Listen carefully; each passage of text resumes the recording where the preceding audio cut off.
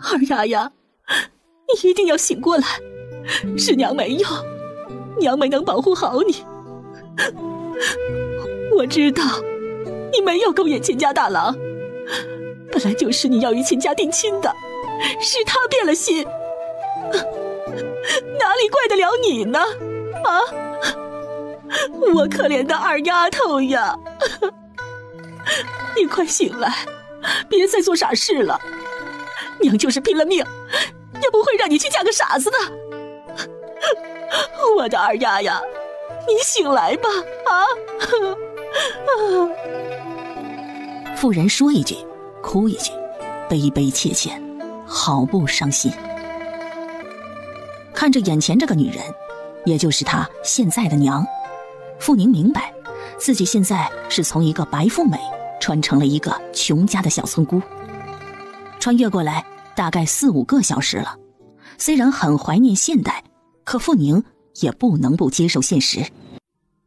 虽然眼前的自己是一个性格倔强、性格内向、家境贫寒的小村姑，但至少有命在，对不对呀？而且年轻了好几岁呢。现在的她才15岁，好年轻的人呢，要学会满足啊。只是想到现在这处境，傅宁实在是牙痛。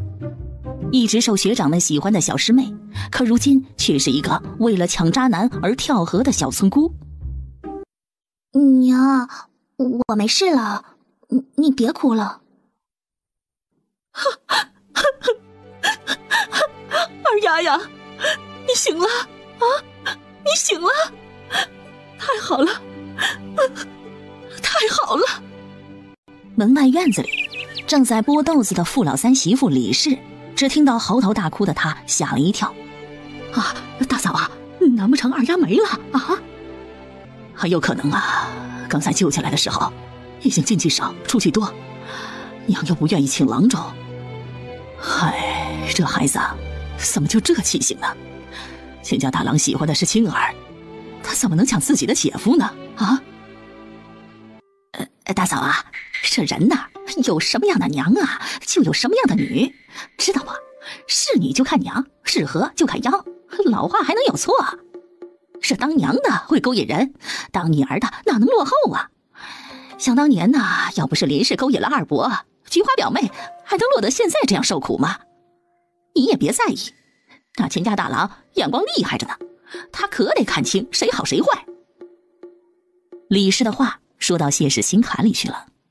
虽然真相是女儿抢了侄女的亲事，但要是被人说到，那就不太好了。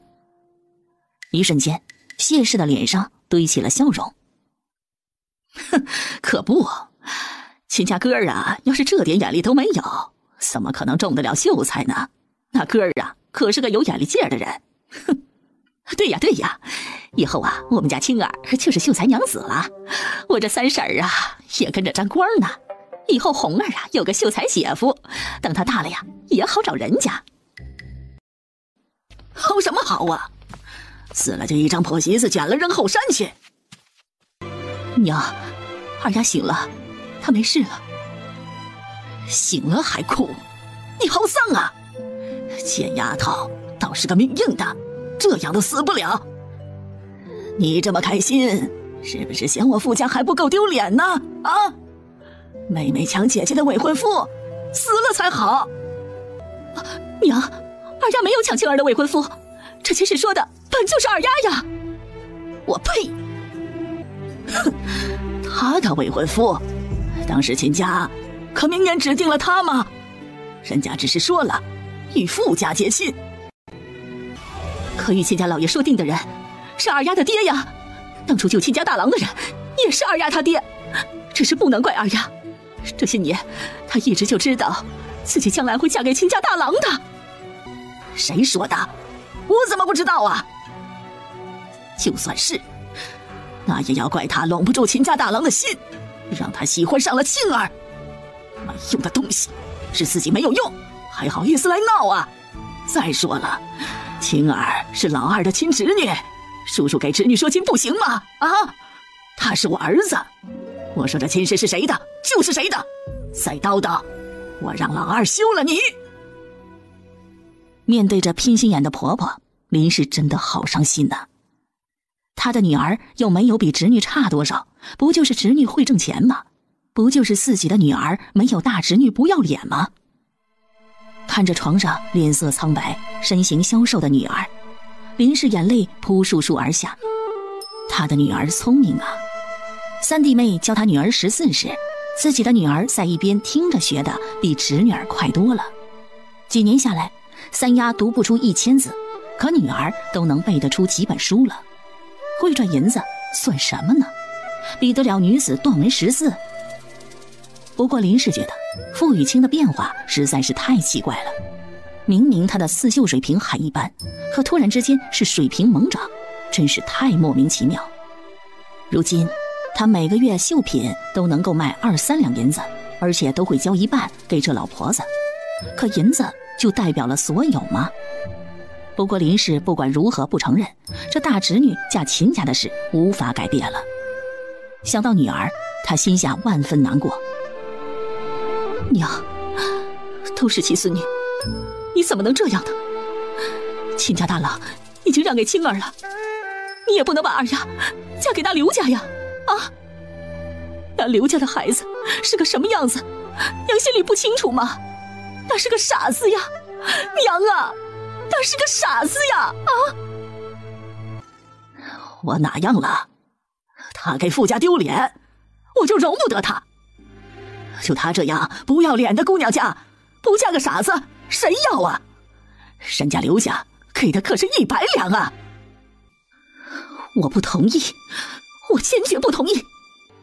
由不得你不同意，你算什么东西呀？这个家还轮不到你做主。给他收拾好，明天就送他去刘家。休想！谁要把我女儿嫁给一个傻子，我跟他拼命！来呀，要拼命是吧？啊，李玉，敢跟老娘好？行，你有种就朝老娘这里撞过来！娘，你走开，我来捉。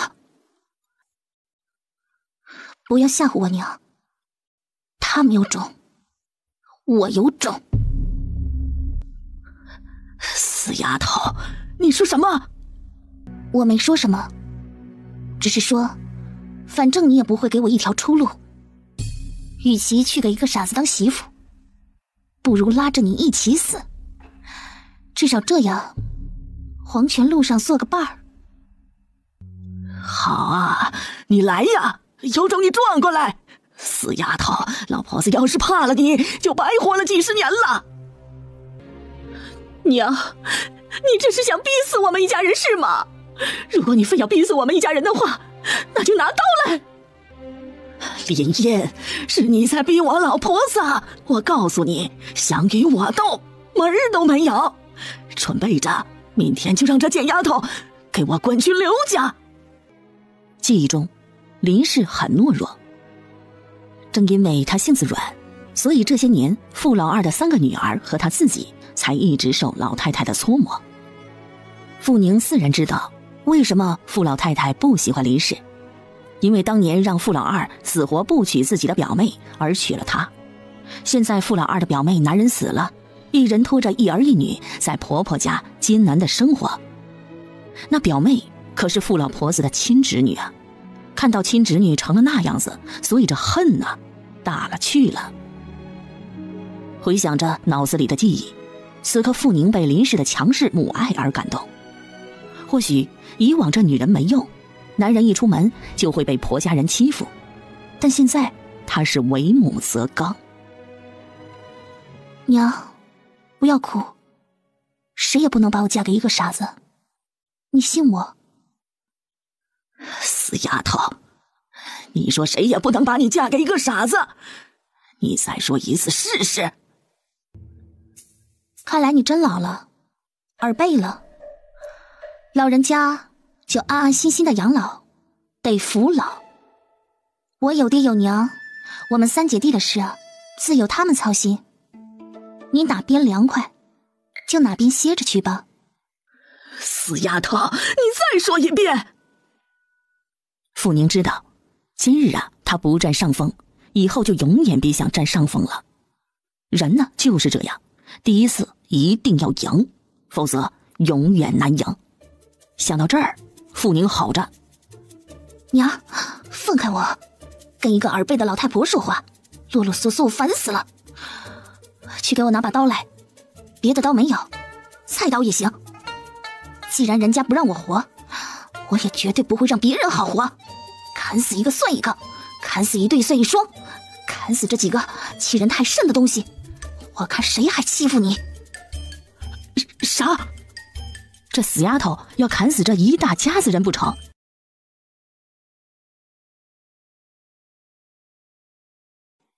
哎呀，二丫看来寻死一次之后，这脾气见长了哈。李氏这个人呢，真一个心机婊。记忆中的这个三婶啊，很让人厌恶。来找死是不是啊？行，本姑娘成全你。三婶，我脾气是不好，但我从来不做那种笑里藏刀的事。我可比不得三婶你啊！表面上说大伯娘这好那好，背地里却骂她粗俗、无耻、泼妇。傅二丫，你胡说八道！我什么时候说过大嫂的坏话？你记性真差呀！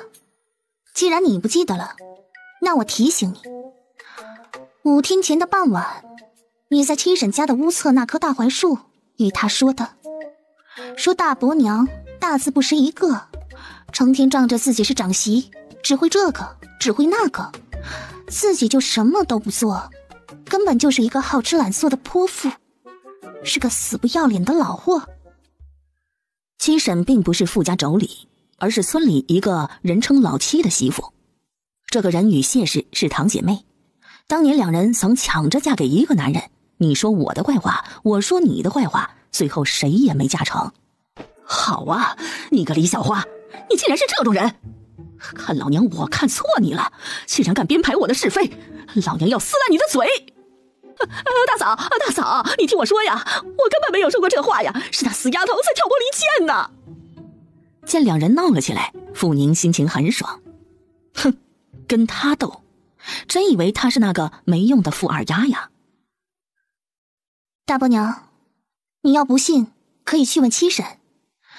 我可以发誓，如果这些话要是我编排出来的，让我不得好死。三婶，你敢发誓吗？你要是没说这些话，你就发誓五弟将来娶不到媳妇。五弟傅运喜，李氏唯一的儿子，让李氏拿他唯一的儿子发誓，那不等于要他的命？死丫头，我绝你祖宗反了吗？要这么咒你堂弟呀？你实在是太恶毒了！李小花，我又绝你家祖坟了吗？要你如此来践踏我？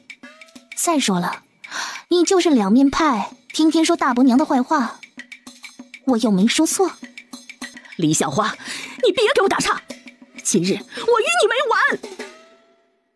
傅宁之所以拿李氏开刀，就是因为李氏这个碎婊心碎坏，而谢氏却非常的彪悍。为了让这两人反目成仇，省得以后合力欺负林氏，于是他再加一刀。大伯娘，那天他还说了，大姐2个多月前大病之后变成了另外一个人，应该是鬼附身了。七婶问他怎么回事，他说以前大姐根本笨得很，绣花绣成一个疤，可突然一病之后，一手绣功变好，肯定是被鬼缠了身了。他还说不知道这只鬼是不是恶鬼，得想个办法烧了他。这一下谢氏完全疯了。唯一的女儿傅玉清，如今这么能赚银子不说，还要给秀才当娘子，那可是傅家的心头宝啊。这李氏竟然敢拿谢氏最宝贝的女儿开刀，完全是挖了他谢家的祖坟呐！李小花，我要杀了你！谢氏还真彪悍呢。这一会儿，傅宁觉得自己一点都不讨厌谢氏了。大嫂，你听我解释啊！我呸！李小花，我不听你的狡辩，今日我不收拾你，你真当自己是个葱了？我有说错吗？大丫以前你天天都骂她笨，说她比猪都笨。她学的绣花手艺还是我教的呢，她什么样子我会不知道吗？啊！现在她的手艺突然变好了，不是鬼附身，那是什么呀？我提醒了你，可你却说呢我是嫉妒，我这不是担心大伙儿都被鬼害了吗？李小花，你才是鬼的，你才是只恶鬼！竟然敢这样咒我的大丫，我与你没完！娘啊，现在秦家就要来下聘了呀！他竟然这样诬陷雨杏，他这是居心不良啊！谢氏一叫，傅老太太觉得严重了。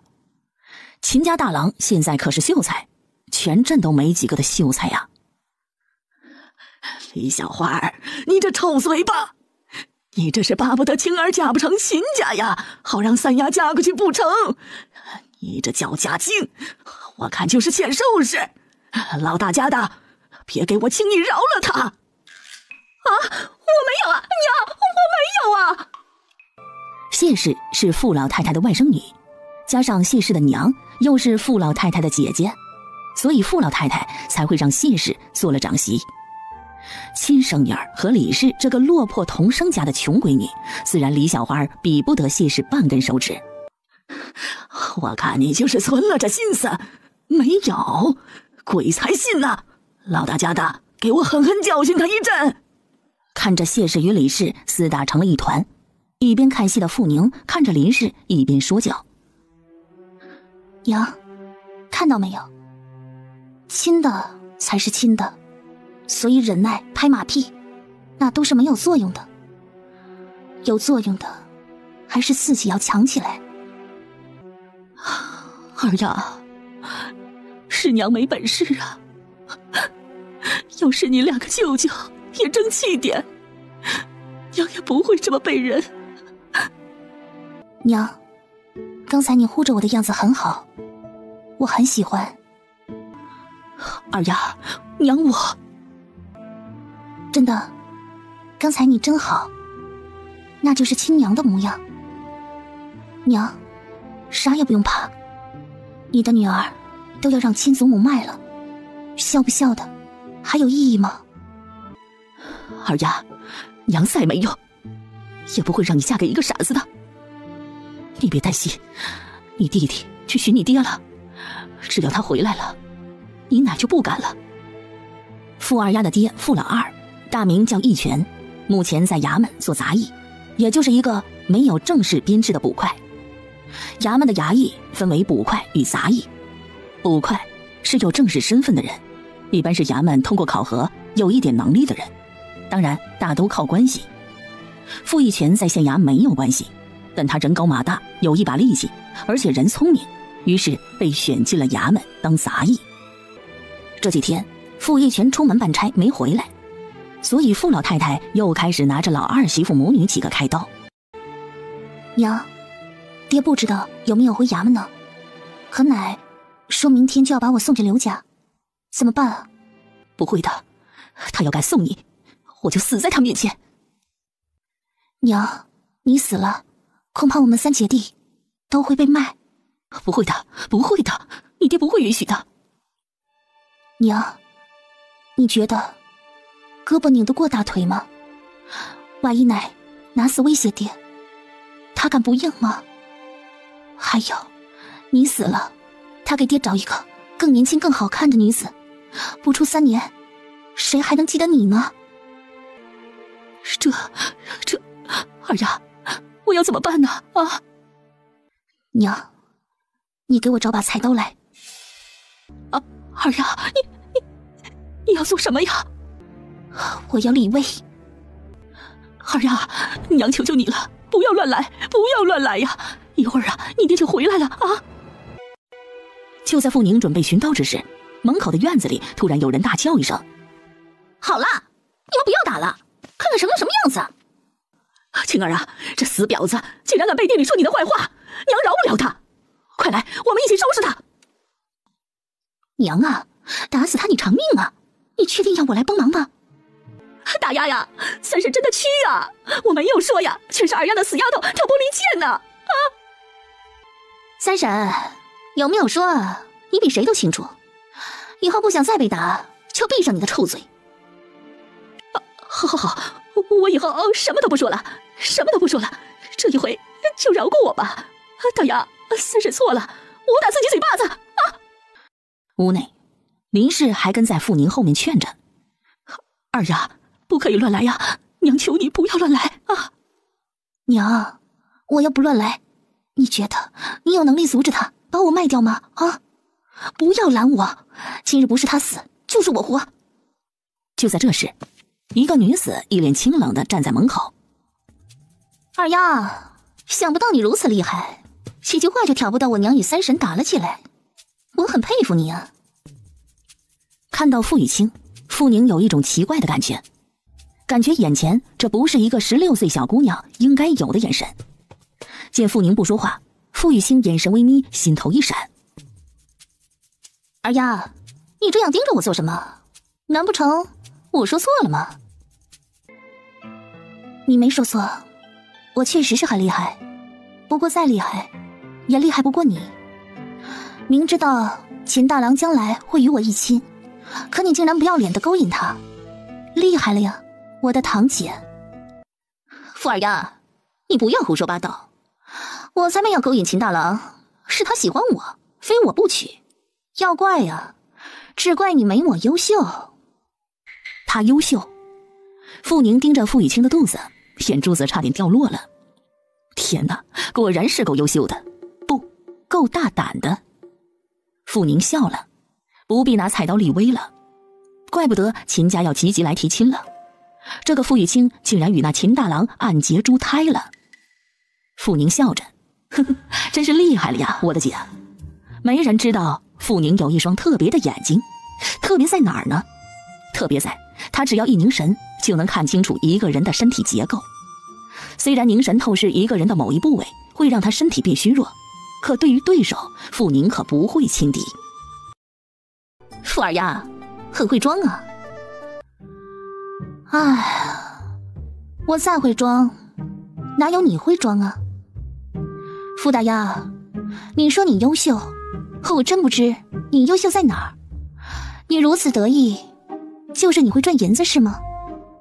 哼，我比你优秀的地方多了去了，哪止这一点呢？我没你好看吗？没你能干吗？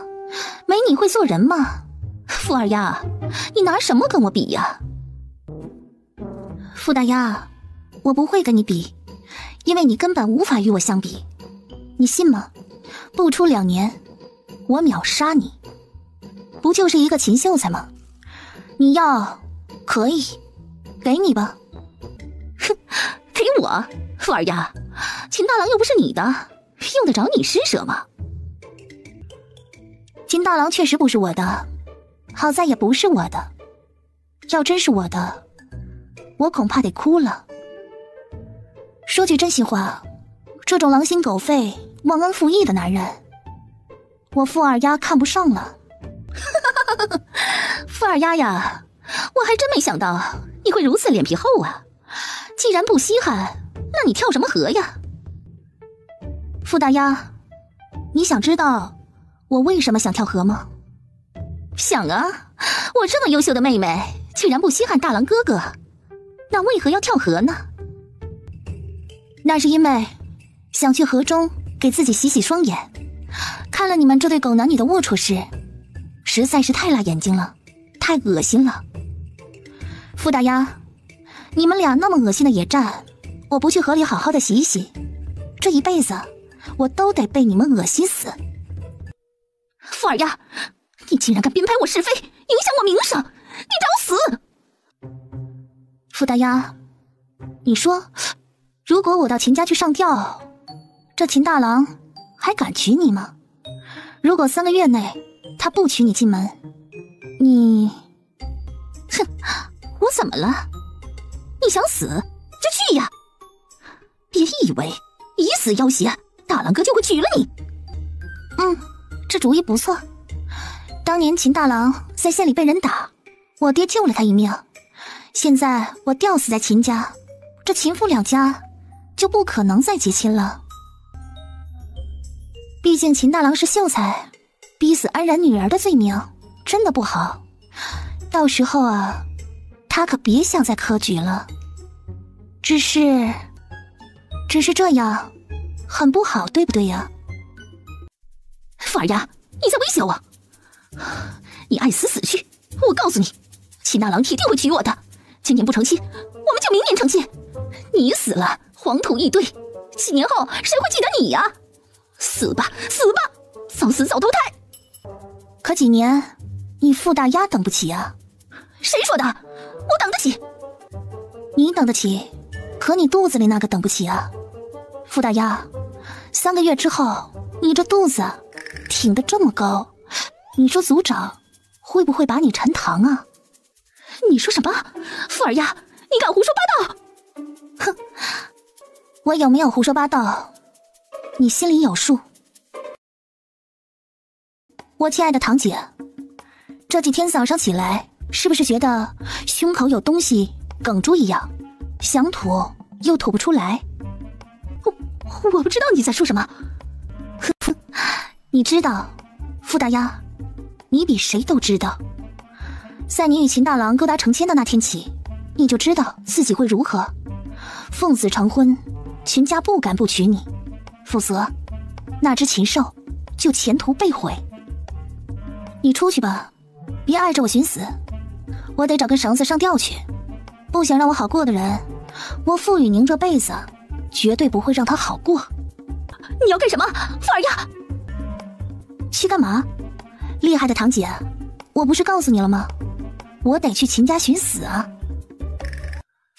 当然了，我还要去告诉全村人，傅大丫抢妹夫，勾引自己未来的妹夫，还暗结珠胎，败坏风气，这样全村的人都知道你傅雨欣有多不要脸。不，我要让全县人都知道你与秦大郎的丑事，一个学子污了名声，哼，考取人，我呸，考死人还差不多。行，我看你们成亲敢抢老娘的男人。傅大丫，你胆肥了。不许去，傅尔牙，你不许去，我警告你，你不可以去。哼，傅大丫，你说不许去就不许去，你脑子有洞啊？脚在我身上，嘴在我身上，我要去就去，我就要让世间人知道你傅大丫是个多么不要脸的人。不让我去可以，要不你现在掐死我，好以命偿命。死？傅雨欣可不想死，重活一世，他要活得好好的，他要报复那个害他的人。想起上辈子，傅雨欣就恨不得立即杀了那谢继承。那个骗子骗了他的感情，榨干了他的血汗，最后为了娶那个秦家那个小寡妇，下毒害了他。他的仇都没有报，如何能死呢？而他要报这个仇，他必须嫁给秦大郎，因为他将来会中举。举人老爷那是县令大人的座上宾，谢继承那个小秀才连秦大郎的一根头发都比不上。还有秦霜，秦大郎那个寡妇命妹妹，他也不会饶了他的。傅尔牙，你说要如何才放过我？亲爱的堂姐啊，放过不放过的，真心不能这样说。其实到底是谁放过谁呀？傅大丫，秦大郎现在是个秀才，将来有可能是个举人或进士老爷呢。你说嫁给他与嫁给刘家那个傻子谁更好呢？不是我不放过你，而是你根本就没想过放过我呀。傅尔牙，直接说你的要求。没要求啊，我就抱着宁死的决心了。傅大丫，你走吧，既然你不让我痛快，我绝对不会放过你的。尔牙，我求你了，行吗？别闹了，闹下去你与我都没有好结果。我求你了，求求你，你有什么要求只管提，只要我能办到，我一定给你办到。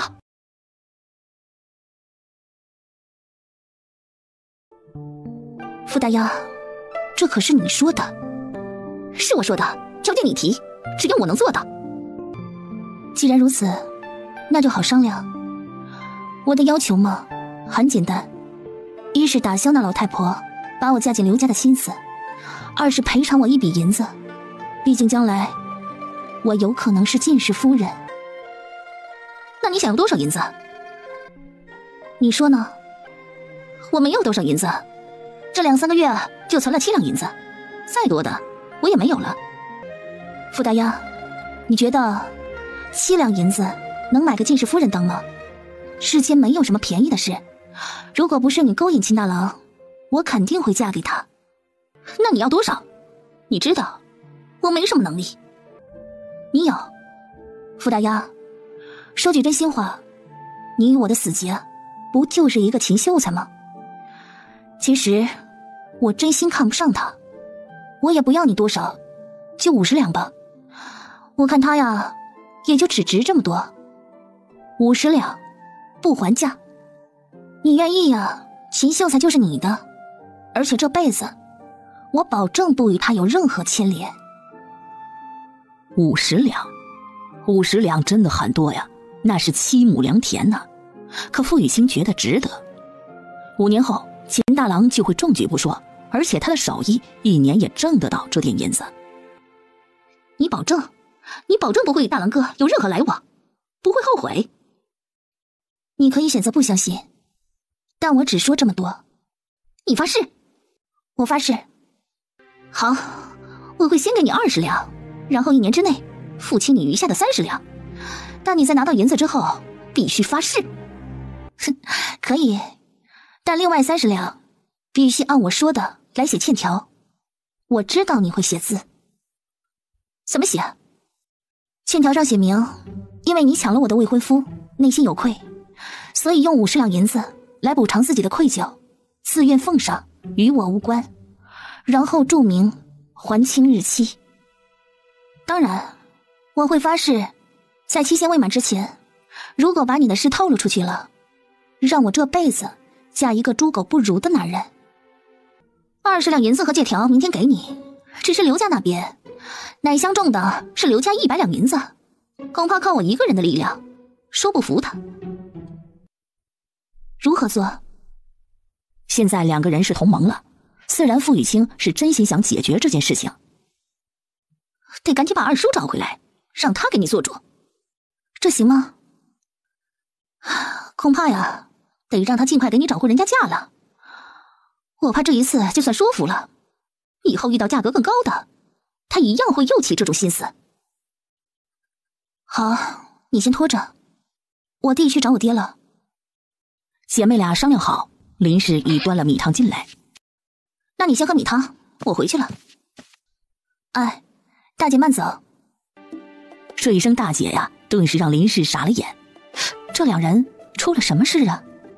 今天早上2人因为秦家要来傅家提亲的事，2人差点打起来，现在这是和好了。二丫，你与他和好了？娘，有个好消息告诉你，他跟我道歉了，说是他真的太喜欢秦秀才了，所以才想嫁他。现在他们两情相悦，他准备补我50两银子，请求我成全他。反正也是一只白眼狼，我留着也没用，于是就同意了。50两？二丫，你的意思是，你把秦大郎以50两的价格卖给了大丫？对，娘没理解错。不过，娘，你小声点，别让那老婆子听到了。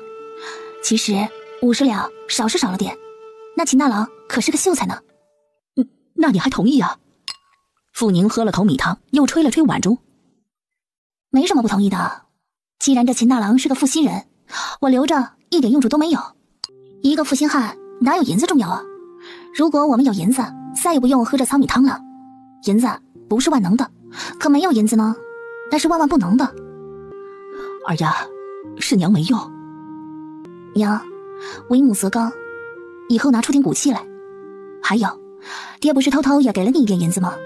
在家里不能吃，抽了空带着弟弟妹妹出去外面买点好吃的给他们，毕竟他们在长身体。大伯家几个我不能说什么，毕竟他们才是奶的亲孙子孙女。可三婶呢？你看看她多狡猾，同样都是富家儿媳妇，3妹4妹5弟，哪个不比我们长得壮？娘对不起你们，以后我会给你们弄点好的吃。差不多了，傅宁清楚以林氏的性子只能说到这儿了，一下子说太多了，他肯定也会怀疑自己变了个人。二丫，你说大丫真的能说服你奶吗？不能。不能？不能。那老婆子是个见钱眼开的老货，她恨死我们这一房，哪能放弃得了100两银子？啊，那怎么办啊？二丫呀，那怎么办呢？啊，不行，你不能待在家里了，你走，你去你外婆家。外婆那身体，我要去了，恐怕她会吓得出病。娘别怕，一会儿爹回来了，我们一起想办法。实在不行，娘你帮我把菜刀准备好，她怕死。二丫，你变了好多啊。娘，我已经是死过一回的人了，再不变，除了死，就只有被卖的份儿了。我想既然我连死都不怕，那还怕什么呢？娘，经过一事，我能变坚强，你应该高兴。别哭了好吗？你去看看粥好了没有？我光喝米汤，真的不顶饿。林氏一听，立即站了起来，擦去眼泪。我这就去。伤到哪儿没有啊？没事，没想到李氏这个贱货，竟然当面一套背后一套，我算是看错他了。青儿，你跑去那死丫头那干嘛？娘，你以后别去惹二丫了。你能不知道她那个性子吗？都说会叫的狗不咬人，她那种闷性子的人，千万别去惹。我怕了她吗？娘啊，这不是怕不怕的问题，而是你也清楚这门亲事的前因后果。那又如何？有你奶在，你二叔还能翻了天不成？如果二丫真恼了，跑去秦家门前上吊呢？哼，他爱死死去，死了更好，什么活着看着心烦。娘，他死是小事，可如此一闹，大郎哥的名声没了，这科举就要出问题了。你想想，这事儿要是闹大了，吃亏的是谁呀？那你说怎么办？我想了想，决定补偿他，而他呢也答应了，以后再也不会闹了。然后傅雨欣把刚才他与傅宁交战一番得到的结果换了个说法与谢氏说了。50两。娘，你想想，将来秦大郎要是中了举，我可是举人老爷的夫人了。邻村的陆举人你听说过吧？他一中举，县里许多的妇人都来巴结，送地的送地，送屋子的送屋子，那穷鬼陆家立即成了县里的妇人。青儿啊，那秦大郎真的能中举吗？娘啊，他去年中秀才的时候差一点就成了小三元呢，你放心吧，他肯定中的。说服你奶，我可以答应，只是这50两银子也太多了吧？这个家是你奶奶在当啊，娘手里可没什么银子。这一点呢，傅雨欣心里清楚。这些年他亲娘手上是有一些银子，但因为自己大哥都18了，他得思量着给自己大哥呢。纵使大哥读书读不成，可长子自然得看重些。娘，你借我10两吧，先付10两，其余的他同意我欠上1年。你知道我现在这副绣品一旦绣完全能卖得了20两以上呢。真的？当然是真的。那好吧，便宜那死丫头了。娘，那奶哪便呢？谢氏站了起来，我这就去跟你奶说，还有李氏那贱货，我可不会就此饶过他。娘，收拾人的法子有很多，动脑筋再收拾。什么脑筋呢？三丫也14了，要嫁人也能嫁了。哎呀，还是我女儿聪明啊！行，老娘这就去。李小花啊，老娘我收拾不了你，我就不姓谢。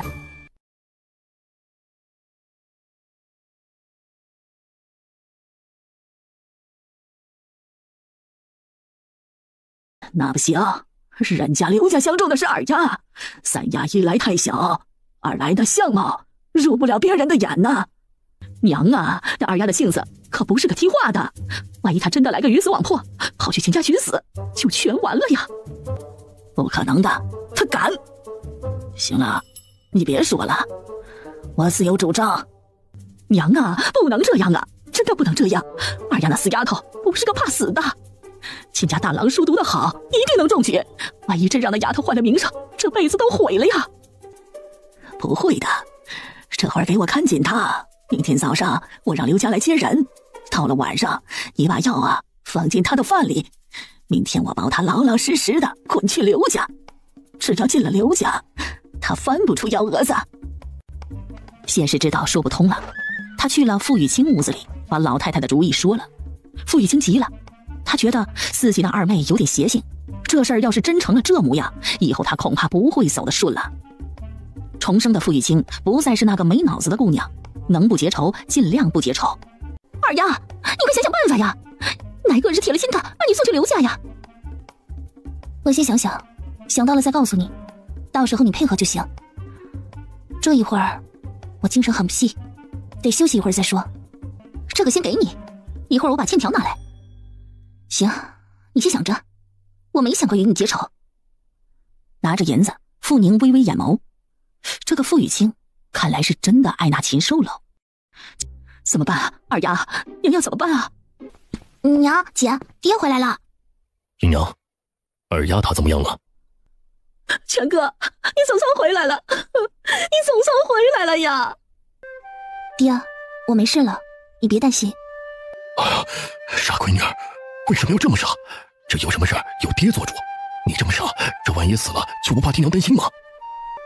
爹，是女儿一时想不开，让您和娘担心了。爹，我现在没事了，真的没事了。哪能没事啊？全哥，娘说明天就要把二丫送去刘家。别担心，我不会同意的。全哥，你说服不了的，怎么办啊？怎么办呢？我不能让二丫嫁一个傻子，我绝对不会让她嫁一个傻子的。爹，得想个法子，要不然奶拿死威胁您，你不可能反抗得了他。放心，你只管顾好自己的身体，爹一定会处理好的，绝对不会让你嫁给一个傻子。我也不嫁秦家。不嫁秦家？二丫，你是不是在赌气啊？爹，赌气绝对没有了，可不嫁他是真心。他变心了，爱上了堂姐，这种负心汉我是绝对不会再嫁的。爹，这世上男子又不止他一人，我可不想真的来个姐妹抢夫的丑事。姐妹抢夫，这名声要是传出去了，以后女儿就算嫁进了秦家，恐怕日子也不会好过。身为男人，傅义全太清楚男人的固执了。他很清楚，如今秦家大郎如果真是喜欢上了大侄女，就算他以恩要挟把女儿嫁进去，恐怕秦蜀的心里也不会有他的女儿了。啊，爹有主意了。就在这时，门口传来一个声音：啊，竟然连娘都不去看，好有孝心呐！娘，你回来的正好，这死丫头这2天你不在家呀，往死里折腾。我竟吵去了秦家，还挑河威胁我。我告诉你呀，是秦家相中的是大丫，你要敢阻拦这亲事，老娘我与你没完！还有，这二丫也被刘家相中了，明天就送去。娘，这事儿恐怕不成了，这刘家就回去了吧。老二，你说什么？不成？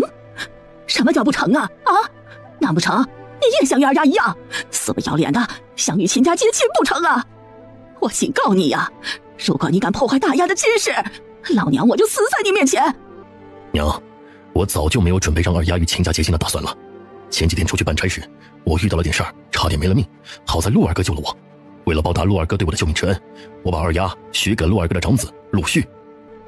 你说什么？你把二丫许人了？是的，已经许了。陆二哥已经给了信物。说罢，从怀里掏出一只银钗。傅老婆子一看到这银钗，顿时吐血了。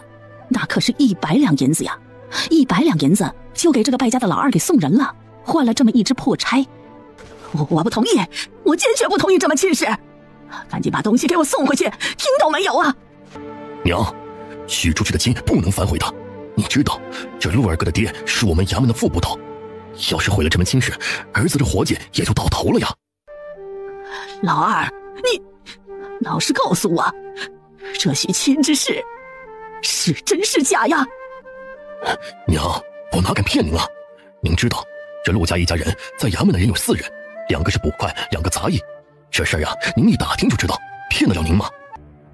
行，老二啊，你是个有种的。好，你要本事敢威胁老娘，行，这事我应了。明天让陆家就把人接走，以后啊，这死丫头永远也不要回傅家了。娘，明天怎么行？这可是结亲，不是玩家家。怎么不行啊？如果不行，那你们这一家呀，就准备出族吧。好，明天就明天，我让陆家来接人。啥？傅义全的话一出，傅宁完全傻眼。明天我就要嫁人了，得到了承诺，心情很不好的傅老婆子出去了，而屋里林氏心急的不行。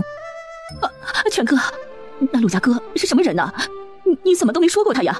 突然把二丫嫁过去，他能对二丫好吗？啊？那陆续今年19岁，因为想考秀才，所以还没有定亲。去年院试时，他恰逢生了病，没有考好。这今年应该是没有问题了。媳妇儿，你只管放心，那是一个很好的哥儿，这高高大大的，人也礼貌。陆家有陆二哥在，这宁儿去了陆家，一定不会受委屈的。真的吗？全哥，他们会对二丫好吗？这么好的孩子，他能看得上我们的二丫吗？傅义全知道自己媳妇没见过陆续，他与陆启谦是好友，但因为双方在家中都不受重视，所以没请人到家里来。但他相信，只要自己媳妇见过了陆续，他一定会中意这个女婿。放心吧，那孩子是个好孩子，他会对二丫好的。我这就回去找陆二哥，晚饭之前一定回来。啊，那你快去吧，与陆二哥说一声啊，二丫是个好孩子，请他家一定要善待他。好，那我去了。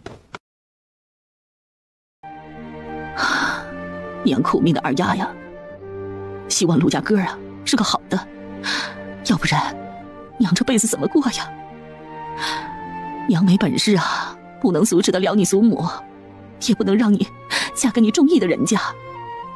你别恨娘啊，这里有10两银子和2件衣服，明天你一起带走。二丫，你一定要记住娘的话，到了陆家要尊敬公婆，要爱敬小姑与小叔，要对旭哥温柔体贴点。我相信他们会对你好的。娘，银子不用给我了，相信我们以后都会过得很好很好的。傅雨欣给的20两我暂时带走，等余下的30两拿来，我会给你留15两。记着，弟弟妹妹长身体，可不能让他们饿着。不，娘不要你的银子，银子你都拿着，做媳妇不易呀，可不是在娘家当女儿。要不是娘没本事，哪能让你这样嫁了呀？二丫，陆家哥的爹呀，是你爹的好朋友，曾经他有恩于陆二哥，相信你爹的眼光，那陆家哥不会差的。你好好听娘的话，到了陆家把你的脾气收一收，凡事忍一忍，慢慢会好起来的。娘的教导我记住了，放心吧，我一定会过得好好的，一定会让爹娘脸上有光。那就好，你能这样想啊，娘就放心了。这话才落下，一个小姑娘冲了进来。娘，姐姐要嫁人了是吗？姑娘家长大了都得嫁人，雨珠长大了也得嫁人，你是舍不得姐姐是吗？姐姐，我不要你嫁人，你不是不要脸的人，你没有跟人抢未婚夫，我知道他们是在胡说的。娘，姐姐不要嫁给傻子，我不要她嫁给傻子。你姐姐呀，不是嫁傻子，她嫁的呢是一个很好的哥哥，是你爹爹给她找的人家，乌鸦放心啊。娘，那个哥哥真的很好吗？当然了，你爹爹呀给你姐找的哥哥肯定好。太好了，我姐姐不是嫁个傻子，而是嫁个很好的哥哥。我不是傻子姐夫的小姨子了。乌鸦，谁告诉你姐姐我要嫁一个傻子了？就是3丫姐和4丫姐，他们说你以后就是傻子的媳妇，还说那个傻子又丑又老，又拉屎尿在身上，可恶心了。傅3丫与傅4丫，我靠，这对姐妹看来是恨上他了。傅宁拍拍胸口，好在呀，不用嫁给傻子了，否则这对姐妹还不乐坏了。陆续呀是个读书人呢，田一爹还说他一定能中秀才，而且陆家也不差。就是不知道啊，人长得帅不帅？要是再帅出天际，他就赚了。那只禽兽呢，长得可真入不了他的眼。陆续上午干完农活回来后，吃了中饭，休息了一会儿，正准备下午读书的他，却没想到竟然从天上掉下来一个未婚妻。他心里很不喜欢。爹，我不想成亲，求您别勉强我。旭儿，你19啊，你堂兄在19的这一年都要当了爹了，不要说不成亲的话，这成了亲一样能读书的。爹，那我等今年秋考完再成亲，行吗？旭儿，你傅叔叔对爹有恩，他求上门了，爹没办法拒绝。你知道的，你傅二叔这个人从来不轻易求人的人。爹也不想逼你啊，只是这二丫的祖母下了死令，她若是明天不嫁，后天就送她去刘家，你也不忍心看着她被迫卖给一个傻子吧？爹，那就不能让二弟娶她吗？反正是娶，二弟也是你儿子，不行吗？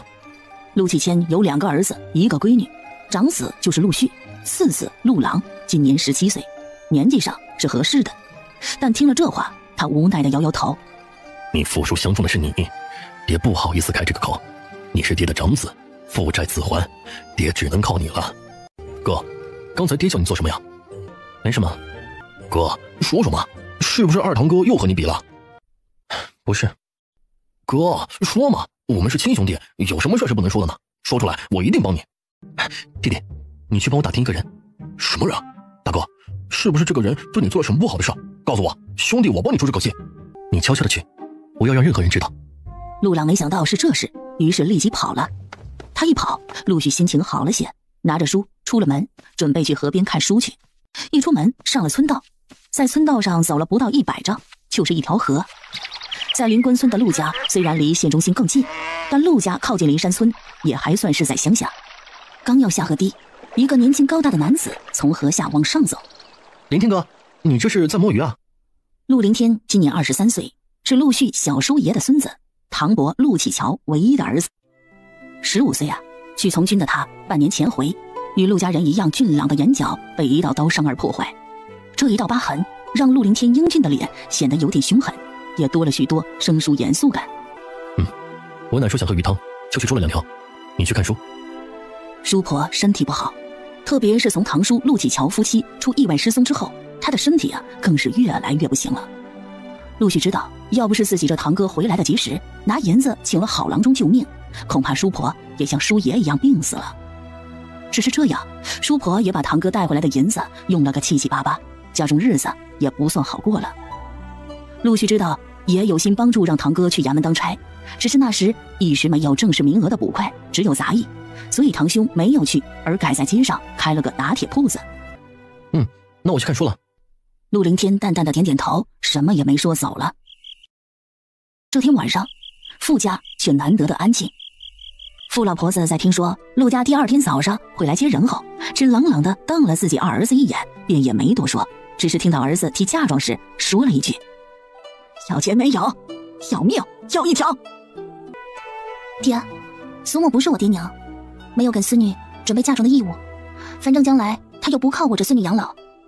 行了，没有嫁妆，女儿我也没有压力，这样淡情点好，将来我日子好过了，她也不会说我没孝心。话虽如此，可傅一拳还是很难过。他左手交叉着右手，不停地交换着搓着，一个大汉子眼眶都红了。爹，这样真的很好，人淡情点才不会指望什么，您别难过了，行吗？死丫头，你什么意思？什么叫指望啊？你难不成以为我老婆子还能指望你不成啊？没什么意思，既然祖母没有给孙女出嫁妆的义务，那么出嫁了的孙女也没有孝敬你的义务，都一样。哼，靠你孝敬，老婆子我不如靠膝盖。那就好了，这么多人都听到了，我也就放心了。我就怕呀，将来我发了大财，你老婆子看着眼红呢。最好了。我呸！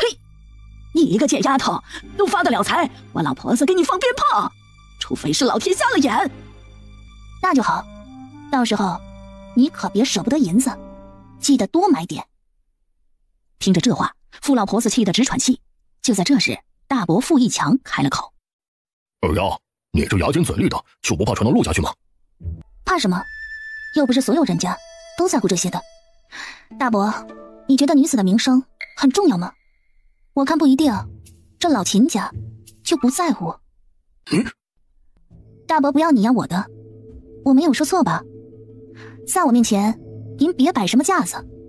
祖母要把我卖给傻子当媳妇的时候，你可没说过一句公道话。这些年，我爹要不是1年把工钱都交出来，这个家恐怕连饭都不会给我们吃了。可我爹又有什么过错呢？不就是娶了我娘，娶了他喜欢的人吗？就因为这样违背了祖母的意思，我爹娘受的是什么罪呀？大伯您会不知道吗？您说过一句公平的话吗？别跟我讲什么仁义道德，我不听你们这一套。儿女轻视，不就是奉行父母之命、媒妁之言吗？怎么会没错？是吗，堂姐？大伯说的没错吧？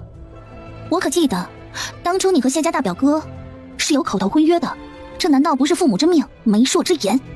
死丫头，行，就你能耐，不把亲祖母放眼里，也不把亲大伯放眼里呀！我看你会过得好。这样的祖母，这样的大伯，我眼睛太小，放不下。至于以后的我会多好，其实我不知道，但我相信，至少1年之后，我会保证不吃糙米，不吃杂粮，不穿旧衣，不住破屋，连肉都不想吃。果真的，你脑子被水浸坏了。是与不是，反正你都没得沾。好，老娘看着，看你淘米过日子。你这辈子恐怕是看不到了。而此时陆家陆续听到陆朗回的消息时，顿时脸黑成了墨汁。爹，您觉得这样的姑娘我还得娶吗？旭儿，我知道委屈你了，可爹已经应下了，你就忍忍，这实在不行，等你有了功名之时再找过一个好的，行吗？啊，二毛啊，别人的话呀也不必太相信了，或许人家故意败坏他的名声也不一定。等雨宁那丫头来了，慢慢引导吧。人家故意败坏他名声，她一个小姑娘又与人无仇，谁会去败坏她的名声呢？引导抢姐夫的姑娘，这样的人也能引导得来。心中的怒汉的陆续知道没办法拒绝了，眼神阴暗起来。爹娘，明天可不是什么黄道吉日啊，那先接过来再说吧，至少先让他离开傅家再说。爹啊，我想与你说说话，行吗？想和爹说什么呀？爹爹，你与陆伯伯的关系很好是吗？生死之交。哦，那是很好很好的了。爹爹，你见过陆家哥哥很多回吗？见过好几回了，是个好小伙。二丫，你别担心啊。那你了解他吗？见是见过好几次，没打过交道。不过看着是一个挺懂礼节的年轻人，既然是读书人，那肯定为人是没得错的。仗义每多屠狗辈，负心多是读书人。我爹虽然没读过1天的书，可我爹大义。爹，我说的对不对呀？那当然，人活着就得大义，这没义的人猪狗不如。这秦家大郎是读书人，他不仅做得出忘恩负义之事，还能不顾脸面的与大堂姐勾搭在一起，所以我对读书人并没有信心。二丫，你想说什么你就说什么，直接和爹说，爹听着呢啊。爹，我想说的是，与陆家这门亲事，如果女儿说的不对，你再指正。这一说呀，父女俩说到很晚。哎呀，祥婶儿，恭喜了，恭喜了呀！哈哈哈哈啊，是孩子他江姨呀，快进来，快进来！哎呀，老婶子，秦家来下聘了，让人来接聘礼吧！啊，马上来，马上来！老大、老三，秦家来给雨欣下聘礼了，快点让人来接客！全哥，娘真的太过分了，太过分了！别哭了，省得二丫难过。她就是这样的人，你气成这样，亏的还是自己呢。他们，秦家，婆婆。好了，今天二丫出嫁，你也别总哭，女儿总要嫁人的是不是？我们应该替二丫高兴啊，她家的陆家不会差的啊。二丫，我们先吃早饭吧。爹娘不让她看，可傅宁早看到了。今日秦家这是来给傅雨欣下聘，不是说3天后吗？站在门内看着天空的傅宁明白了，恐怕这是傅老婆子故意而为。昨天自己忤逆了她，于是就给她一个下马威。二孙女今天出嫁，连炮仗她都不许二儿子放，大孙女今天下聘，却是热闹非凡。呵呵，傅宁一声冷笑，这是傅老婆子在示威，给他的二儿子一家人示威。敢不听老娘的话，老娘让你后悔一辈子。哼，傅宁除了呵呵，真心无语了。生活呀，是要有仪式感，可光有仪式感的婚姻就幸福了吗？死老太婆，看看到底最后谁后悔。爹娘，我不会难过的，你们放心，并非是排场大就一定会嫁得好。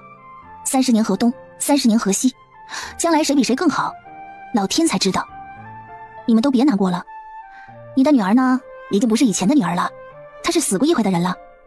这世间呢，已经没有什么看不开的，我们越难过，别人越会舒畅。你们进去吧，我去看看这秦家有何等风光。二丫，咱不看得了，行不？爹啊，我是真心的要看看我自己一会儿会不会真的不难过。你给我一个机会好吗？女儿啊，是越来越有主意了。经过昨天父女俩的谈话，傅玉泉知道眼前的女儿与以前的女儿仿佛换了一个人，一个让他更喜欢的女儿。好啊，那你看，爹不拦你。一进门的秦蜀也没想到一来就看到了傅宁。刚刚收拾着准备嫁人的傅宁看起来与寻常不一样，本来就很漂亮的她今日竟然有点灵气逼人。秦蜀有点恍惚，他一直知道原来准备与他成亲的姑娘是这个，只是他实在喜欢那知人冷暖、谈吐有礼、气质良好的傅雨清。这小姑娘虽然很漂亮，可却太瘦太瘦。哎呀，大郎啊，快进来快进来，这边喝茶。谢氏看到秦蜀就是打心眼里喜欢，女儿说了这小伙子喜欢她，而且发誓非他不娶。这一会儿还真是丈母娘看女婿越看越欢喜了。看到谢氏，秦蜀收回目光，立即作揖。谢谢婶子。哎呦，不说客气话，以后啊我们就是一家人了。大郎啊，赶紧来，你奶呀准备好了茶帖，快进来尝尝。陆续把牛车停好进来的时候，正好看到谢氏看秦蜀那一脸喜气的表情。他怔了怔，这不是秦蜀吗？他这一会儿来这里做什么呀？送嫁吗？他不知道啊，傅二丫因为他而跳河了吗？就在陆续愤怒之时，傅义全出来了。徐侄子，这边。陆续看了看那热闹的正屋，再看看这清冷的侧屋，顿时眉头拧成了团。徐叔叔，我来接人了。徐侄子，你爹没来吗？我爹今日当差，来不了了。这么急，家里也没办法准备，所以就我来了。听到这话，傅义全心里咯噔了一下。这侄子好似不太乐意啊。虽然心里很难过，可傅玉泉想到昨晚女儿的交代。爹，到了陆家，我不会这么快与陆家哥哥成为夫妻，而且这么急，恐怕陆家也不可能办喜事。等过上几日，那陆家哥哥要是真心愿意娶我，我就嫁他；要是他不喜欢我，你把我的户籍给我自己，到时候我认了陆伯伯为义父，您看如何？认了也名声受损了，可对于女儿的名声与嫁给一个傻子相比，傅义全接受了前者。想着是自己强求别人，他忍住心底的难过。哎，进来吧，虽然急促，可你婶婶该做的事还是得做。先进来喝个茶，认个亲吧。看着傅雨清，想到昨天晚饭时的事，他冷冷地问：有事？二妹啊，对不起，今天的事真的不是我本意，与你何干啊？今日这事可是你主导。虽然不是，但我也觉得难为情啊。我没想到苏木会这样。二妹啊，说真心话，我没想过与你结仇。哼，我也没想过与你结仇。结什么仇啊？为了一个男人吗？傅大丫，世间好男子多的是，既然你喜欢，就拿走好了。二妹，刚才那个人就是陆家哥，我未来的二妹夫吗？这个我真说不定，是与不是，得看将来。什么意思啊？今日傅家并没有嫁女是吗？你是说，今日你不是出嫁？是不是出嫁，得看将来我与陆续两人是否能走到一起。如果他人好，我会努力与他走一起，那就是出嫁。那如果他人不好呢？那就一别两宽，各自安好。这世间，女人又不是没有男人就活不下去的。傅大丫，缘分这种事很玄，就好比几年前我就认定自己会嫁进秦家一样，可现在呢，我却被姓陆的人接走了。既然都要离开傅家了，有句话送给你，算是我给你的礼物。靠人人跑，靠山山倒。女人呢，只有靠自己才能活得通畅。对不起啊，我是真的喜欢他。二妹啊，你还小，不知道喜欢是什么感觉。喜欢一个人，不用说，我懂。我只是不懂，问世间情为何物，直叫人生死相许。二妹啊！傅雨欣正想说话，却被一声打断。你们在聊什么呢？丁儿，二丫妹妹。恭喜秦秀才心想事成，祝你们百年好合，幸福一生。大姐，我得走了。傅雨欣也不想与傅宁与秦蜀多接触，特别是今日的傅二丫，真心的漂亮。她连连点头。下回我来陆家看你啊。傅宁知道傅雨清这是客套话，他不会来，自己也不喜欢他来。至少傅雨清对于真正的傅二丫来说，他是抢她未婚夫的仇人。于是他没有回应。看着傅宁的背影，秦蜀感觉很古怪。晴儿，她是不是变了？大郎哥，我二妹呀，就是这个性子。我祖母逼着她今天嫁人，却没有任何准备。我给她添了点东西，大概她感激我吧。嫁孙女儿不应该做几桌酒席吗？怎么没能客人来？哎呀，我祖母啊，要把二妹送进刘家那个傻子当媳妇。我二叔不愿意，就说他把二妹许给了恩人之子。你知道的，在我祖母心中，除了银子没有其他。要不是我绣工好，每个月能交点银子给他，哪有今日你们上门来的热闹呢？祖母恨着我二叔呢，说他让他损失了100两银子，今天逼着我二妹出门了。大郎哥，对不起，是我害了他。晴儿，不能怪你，要怪就怪我太喜欢你了。以后他如果有困难的话，我们帮他一把吧，也算是我们的补偿了。大郎哥，你真好。不过我堂妹这人性子倔，她心里恨着我们呢。以后啊，还是远着一点吧。她要是真有求，我们再帮助她好吗？你说的对，二丫妹妹那性子确实是不讨喜，而且还有些心胸不宽。我这个当姐夫的自然不好多接触，以后你们姐妹多关心好了。好，我会的，那毕竟是我的亲堂妹。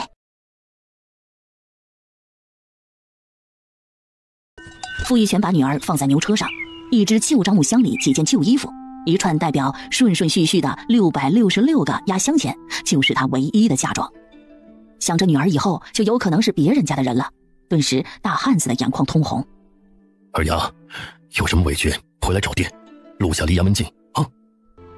坤弟，无压，姐姐一定会过得好的，陆家人一定会对姐姐好的，不要担心我。陆哥哥，你不要欺负我姐姐，要不然等我长大了绝对不饶你。放心，我有一个这么厉害的弟弟，敢欺负你姐的人啊，肯定还没出生呢。爹娘，我走了，以后回来看你们。二丫，到了陆家一定要好好的听你婆婆的话，知道吗？知道了，娘放心，我会记住的。这时陆续已经准备好了，他行了行礼。傅叔、傅婶，我们先走了。牛车慢慢启动，这时不少邻居出来了，见到陆续，立即有人在猜测：哎，这是二丫的新相公，应该是吧？长得挺好的呀，听说呀还是读书人呢。哎呀，可惜了。可惜什么呀？并没人说，可陆续的脸却黑了，看来他真的是捡了只破鞋呀。如果不是为了孝道，陆续肯定立即就把人扔下了牛车，可不能扔啊，就只能屈辱的往回走。到了一个农家大院门口，牛车停了下来。门口一个40余岁的妇人一见他们便朝着牛车走来，嘴里还叫着：哎呀，来了，陆郎，赶紧放炮仗，你可亲你嫂子到了。娘，刚才那炮仗掉了水里，点不响了。刚要跳下车的傅宁一听，眨眨眼，心中的疑问更大了。世上就有这么巧的事吗？接新娘子的炮仗都掉进了水里。再一看陆家这情景，傅宁张着嘴，啥意思？来不及请客可以理解，毕竟太急了嘛。可门口连个大红喜字都没有，这也说不过去吧。突然傅宁心中疑问越来越大，难不成这陆家并不愿意结这亲事？而刚才那陆续也并不是不爱说话，只是不想与自己说话。不会不会，便宜爹说了，陆家的人呢是忠义之人。越来越接近真相的猜想让傅宁就是不想去承认，因为一承认那就是承认自己便宜爹交错了人。虽然傅宁也没有真心嫁，只是陆家这简陋的成亲日表明了人家的轻视，顿时他心中极度的不舒服了。是小宁吧？我是。婶子，您是？我是你婆婆兰氏，这是旭儿的弟弟朗儿，这是他妹妹月美。未来婆婆，既然人家都自称婆婆了，于是傅宁礼貌的叫人。娘，小叔子好，小姑子好。我说傅二丫呀，你不要随便叫，你还没与我大哥拜堂呢，随便叫娘，你这脸皮真厚啊！我大哥说了，他不喜欢你，想要给他当媳妇儿啊，得看你配不配。月美，谁跟你说的这胡话？这亲事你大哥已经应下来了，还有什么配不配的？死丫头，赶紧给我闭上嘴！晚上等你爷他们合了八字回来，就给你哥扫雪吉日。娘，我可没乱说，这是大哥与二哥说的，不关我事。大哥，你说了，你并不喜欢他，是没办法才接他来的，是这样的吧？还说呀？闭嘴！娘，我又没有胡说。大哥，你自己说好了。到了这一会儿，傅宁已经相信了，这陆续来接人，恐怕是碍于自己亲爹要还恩情。只是傅宁有点尴尬了，这陆公子不喜欢他，是心里有喜欢的人，还是真的认为自己配不上他？婶子，家丑不外扬，有事能进去说不？反正也没拜堂。月美妹妹说的也没错，这称呼呢，确实是不能乱叫的，是我考虑不周。小宁啊，对不起，是娘没把月美教好。傅宁一脸苦笑，这是个什么事儿啊？我的便宜爹，你真是为难了人家了。婶子，别说对不起，其实是我家为难你们了，要说对不起的是我，没事的，我不会计较的。见傅宁相貌秀丽，性格大方，礼貌周全，本来不是太满意这亲事的兰氏心中有点难过了。这孩子真的不错。走吧，我们进去再说。四毛，帮你哥把牛车接过去，后院关好。旭儿，你把小宁的嫁妆搬进来。来了。婆婆，这是小宁。小宁，这是旭的祖母，赶紧跟祖母打招呼。与您见过陆奶奶。不用见礼了，反正你是二房的儿媳妇，与我没什么关系。听着这话，傅宁张着嘴合不上了。我靠，这时代的人有个性的好多呀。老人家，你不喜欢妾生的儿子，但最起码的礼貌总得有吧？我又没得罪过你，用得着如此讨厌我吗？小宁啊，陆家的情况呢？你爹都跟你说了吧？刚才那个呀，是陆家的嫡母，而我的男人呢，是妾室王姨娘生的。婶子，不必在意，过好自己的日子就行。你坐会儿啊，我给你倒茶。第一次来陆家，而且是这身份，傅宁客气的说了声多谢。坐在桌边拿着茶碗的傅宁在思考，傅家一时半会儿他是回不去的，现在陆续也是真的不满意这门亲事，这都没事，只是那暂时他要怎么办呢？而且他知道这时代的人成亲啊，讲究的是父母之命媒妁之言，这陆续会不会因为孝顺就勉强自己娶了他呢？这可不好。傅宁可不会嫁一个心不甘情不愿的男人，已经直接 pass 掉与陆续过日子的想法了。可这亲事啊，是便宜爹与陆二伯决定的，听说他是一个非常义气的人，而这种人呢，最要面子，他有什么办法让陆家今天就放他离开呢？喝了水，傅宁朝兰氏笑笑，婶子，麻烦你了。这是你和旭儿的屋子，娘带你去看看。陆续在屋里摆箱子，兰氏让傅宁进去，仔细去看看怎么摆放吧，以后好找。谢谢婶子，那我去忙了。去吧，我去菜园里啊，摘点中午吃的菜。中午男人都不在家，会吃的简单点。您忙。兰氏一走，傅宁立即进了屋，看到陆续在忙，他想了想，陆家哥哥，我自己来吧，你坐一边就好了。傅姑娘，我不是你的什么哥哥，以后请称我为陆公子。这间屋子暂时借你住，暂时我们也不会成亲。以后竟称他为陆公子，我操，这间屋子只是借他住。听到这话，傅宁心中大叫，世间竟然有这种好事，意思就是说，就算一时半会儿他走不了，他与他来个契约啥的也是可以的了。这也太合他心意了吧。幸福来得太突然了，一瞬间啊，傅宁被砸晕了。而陆续见傅宁站着不动，以为他嫌弃他的家，顿时脸更冷了。还杵在那里发什么呆？如果看不上我这屋子，你可以选择离开。我答应了我爹，先把你接进门，要是你自己不愿意，就不是我的事了。陆公子，我们能谈谈吗？怎么，说你两句就不高兴了是吧？陆家是要还你家的恩，可也没理由把你当成娘娘伺候吧。陆公子，首先我很感谢你的牺牲，让你不能满意，是我的错。傅姑娘，你想说什么？有话直说，我最讨厌这种说话吞吞吐吐的人。陆公子，我想问你一句，你真的很讨厌这门亲事，是不是？谈到你喜欢，对，你没得选择，你不喜欢也不行，因为你不嫁过来，就得给一个傻子当媳妇儿。您说的对，我是没得选择，所以我才会更感激你。我也知道，娶一个自己不喜欢的人，会影响自己一辈子的幸福，所以我只想确认一下，是不是你真的很抵触这门亲事？你知道就好，以后安分一些，或许能让你有个落脚的地方。如果不安分，别怪我无情。那陆公子，您不必有情了，您的情还是留着给对的人吧，我傅宁不需要。傅姑娘，你这话是什么意思？就字面上的意思，你的情我承受不起，所以陆公子，本姑娘准备离开，同时感谢您的不娶之恩。傅二丫，你准备离开？你离得开吗？你有地方去，你爹还能来求情吗？陆公子，不用管我有没有地方去，你并不是我的什么人，所以你不用操心，更不用担心。行了，麻烦你让一下，我拿我的东西。就在这时，陆月美站在了门口。哎呦，好大的口气呀！有地方去？我说傅二丫呀，你不就是想让我大哥挨骂，这才故意要离开吗？陆姑娘，你放心，有没有地方去，那都是我的事。至于你父亲那里，也由我解释。你也放心，绝对不会因为这事让你爹难做人。切，那好啊，这会儿啊，我爹不在家，等他回来了，你再走吧。到时候啊，你是自己要走的，我大哥也没责任。对呀，这姑娘说的有道理啊。傅宁不是个性子拔尖的人，也不喜欢与人多说，只不过他决定了今天一定要离开这里。户籍在手，银子在手，他要是这里受这些陌生人的鸟气，笑死10000个穿越人士了。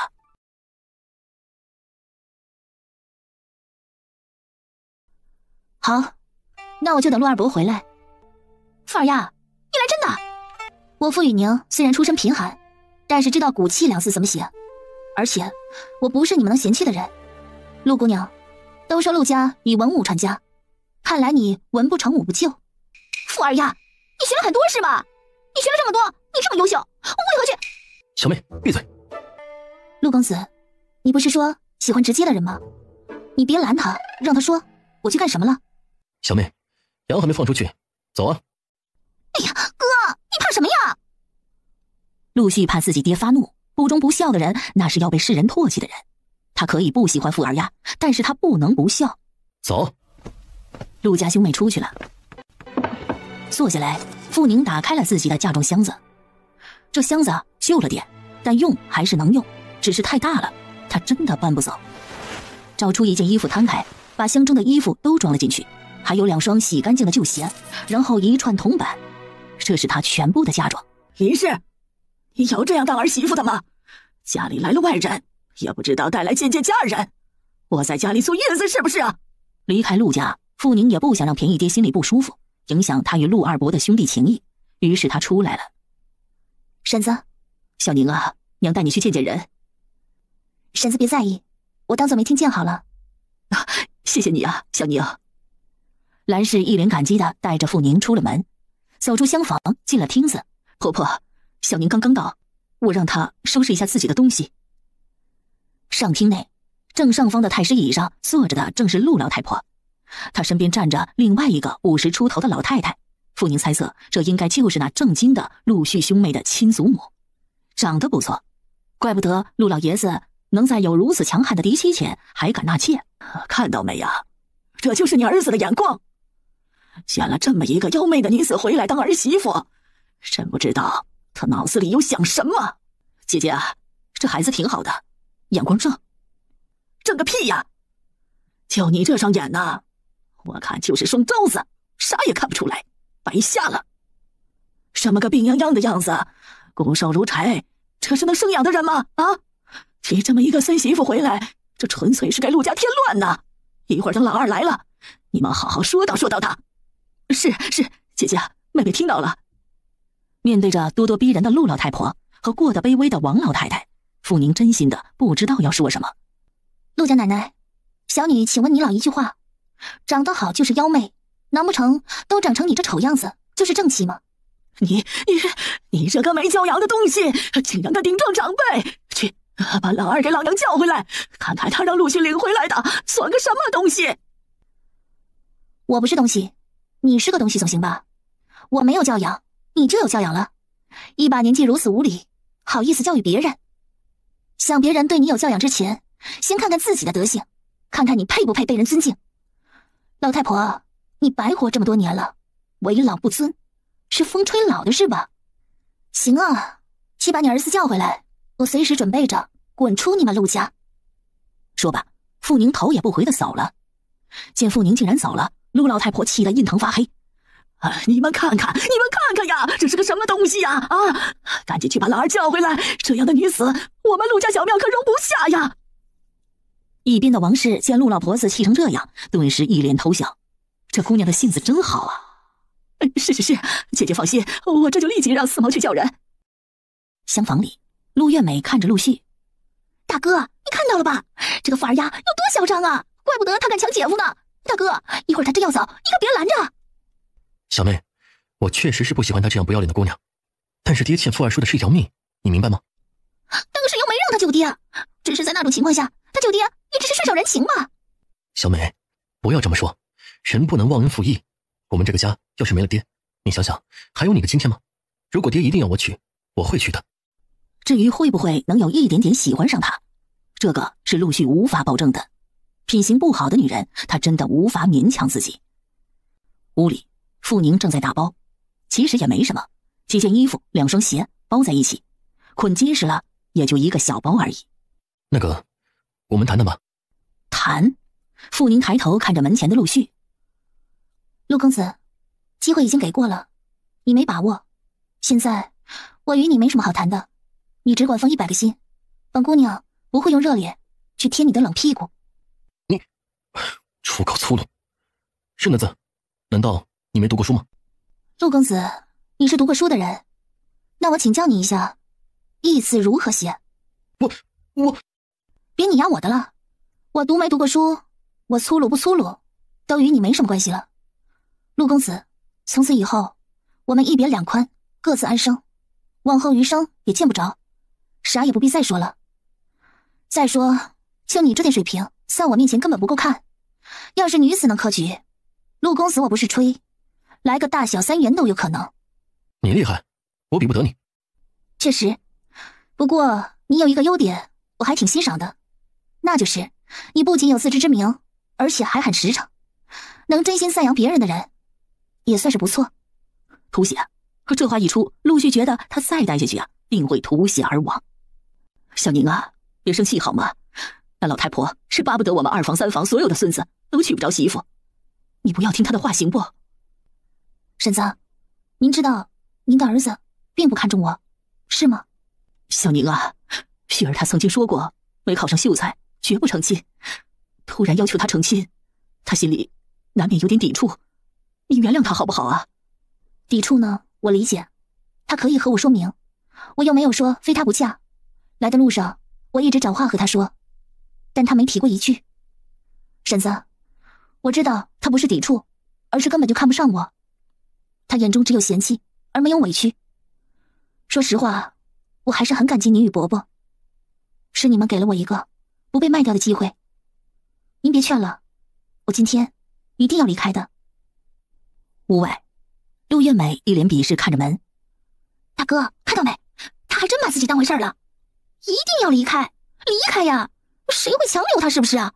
哥，你有没有觉得这个傅二丫感觉有点怪呀？怪什么怪呀？你不是听人说了吗？他这人性子倔得很嘛，要不倔能做出抢姐夫的事来。行了，他要走就随他，我可没赶他走。就是啊，大哥只是警告他几句而已，这么大的性子，像他这种人恐怕不知道温柔贤淑几个字怎么写。大哥，一会儿一定与爹说，这种人铁定不能留，他要走正好。陆月美不停地给自己大哥抱不平，其实是他不想傅宁留下，不为别的，是因为他长得太好。坐在屋里，他瞄到了一本书，这字还不错，只是这文章写的没一点深度。书肯定是陆续的，书中夹杂着一篇文章，桑农论天下。傅宁真心赞叹着陆续的字很好，可对文章的见解却直摇头。以这文采中个秀才或许真的没问题，可要再进一步，1个字难，2个字太难，3个字难难难。陆启谦很快就回来了，一同回来的还有陆老爷子。怎么回事？你不知道衙门现在有多忙吗？动不动就叫人回来，啥事不能等到傍晚落衙了？自然有大事了，没大事能让你们回来吗？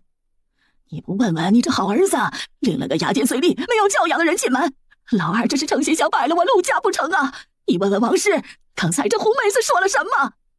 就在这时，傅宁正好出来，他大大方方地站在了堂前，一脸微笑。请问陆家奶奶，我刚才说了什么？你就是一群小子家那大丫头。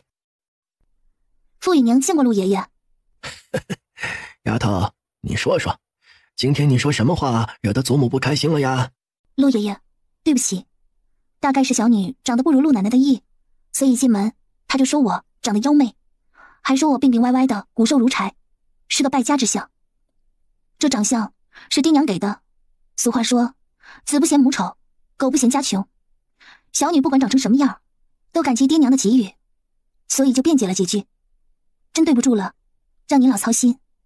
老二，这是您给旭儿选的媳妇儿？对，就是儿给旭儿选的媳妇儿，是义群兄弟的女儿。爹，您看还成不？陆老爷子正要点头，扑通一声，傅宁跪下了。陆二伯，多谢您帮了我爹爹一个大忙，也多谢今天陆旭大哥出面接我出来，让我祖母没有了卖掉我的机会。在这里，我给您磕3个头吧。说完，砰砰砰的，这3个头触地。孩子，你这是做什么呀？你快起来啊！磕什么头啊？快起来！要磕头啊！等选好了日子，你再与旭儿一起磕头啊！可傅宁才不管，磕完了头，他才站了起来，手一伸，从袖筒摇出早准备好的东西。陆二伯，我知道这次的事真的是为难了你们陆家了，感谢您的帮忙。大恩大德，小女子无以为谢，奉上2两银子，算小侄女的一点谢意，请收下。小宁，你误会了，我是把你真正的当儿媳妇接进门的，不是帮忙。伯伯，我不明白你的意思。这还不明白吗？人家没看上陆家呗。陆伯伯，小女知道您的真心，您的仁义，侄女我永远记在心中。但是婚姻这种事不可强求，都说强扭的瓜不甜，不是小女看不上陆家，而是小女不才，知道自己配不上陆二公子，因为有自知之明，所以才不好意思留在陆家，与任何人无关。请您不必介怀，我是自愿退婚的，反正也没成礼，也没交换婚书，这亲事啊，真的一点都不能作数。这银子请您收下，侄女这就走了。听到这儿，陆继谦心里一震，难不成自己儿子跟这丫头说了什么？一瞬间，陆继谦的心里涌上了一股对儿子的愤怒。小宁，这是我答应了你爹的事，你不能走。你这要一走，伯伯我就成了无义之人了。丫头啊，我们全家都商量好了，今天不是大吉之日，等选个好日子才给你们办喜事的。如果你走了，伯伯我这辈子也无颜见你爹了。如果旭儿说了什么不该说的话，我替他向你道歉啊。陆伯伯，您不要多想，陆二哥他什么也没有说，真的是我自己有自知之明而已，是真心话。我很清楚我是个什么样的人，应该配一个什么样的人。侄女与您的公子确实是不相配，强在一起只会结成一个怨偶。至于我爹那里，我去说，侄女我可以保证，我爹不会对您有半句怨言，行吗？不行，小宁，绝对不行，这亲事非同儿戏，不是说结就结，说退就退的，伯伯不同意。傅二丫，你在做什么妖啊？不就是我哥看不上你吗？你这样为难我爹，是不是不想让我爹去衙门做事了呀？大哥，你快来说说他呀！这话落下，啪的一声，一个巴掌落在了陆月梅脸上，而一瞬间，傅宁笑了。救星啊！东方红，太阳升，陆月梅就是他的大救星，他替自己解决了麻烦事，以后啊，他得给他发个大红包。爹，你打我啊！还不给我死回去！姑娘家家的，这里有你说话的份吗？看来我真是对你太好了，让你不知道什么叫规矩。大哥，你看到没有啊？爹为了这个外人，竟然打我！天井中，被点名的陆续的脸色非常难看，不受祖母的喜欢，所以他们兄妹特别有爱。如今因为傅宁唯一的妹妹被爹打了，陆续心里非常不舒服，也不高兴。这下你高兴了吗？陆续冷漠地看了傅宁一眼，追了出去。儿女这样，陆启谦心里极为难受。他一直听话的儿女，什么时候一个个变得这样了？觉得实在是太无脸了。他闭了闭眼睛，爹，儿子先回去了。宁丫头啊，是伯伯无能，对不住你。回去吧，我看这小丫头不错。那个陆爷爷，让您看笑话了哈，您是位好长辈，我喜欢您。小丫头，你很好，老头子也喜欢。老太婆啊，这丫头行啊，可不许欺负她。老人家，您的喜欢小女就多谢了。陆爷爷，多谢您的好意了，以后有机会再来看您。丫头，你还真要走啊？此时不走，更待何时啊？他赖在陆家，想吃香喝辣的吗？对呀，我爹请伯伯帮忙，已经很感谢他了，我可没脸皮总赖在陆家。陆爷爷，世间有句话，人可以穷钱，但不可以穷志。穷钱可能是一时，穷志肯定是穷一世。所以我要走了，而且必须走了，您老保重哈。这丫头话虽然很粗，但理很深呐。看着傅宁的背影，陆老爷子觉得有一点可惜了。傅宁可不管别人可惜不可惜，既然想好了，他就打定了主意，马上离开。手中有银子，还怕没地方去吗？先找一间客栈住下，然后去衙门找便宜爹。便宜爹对城里熟悉，让他帮着找一间安全的屋子先住下来。等住下来后，再想想如何赚银子。赚到了银子，买一个属于自己的院子，精心的整修成自己喜欢的样子，种种花，养养草。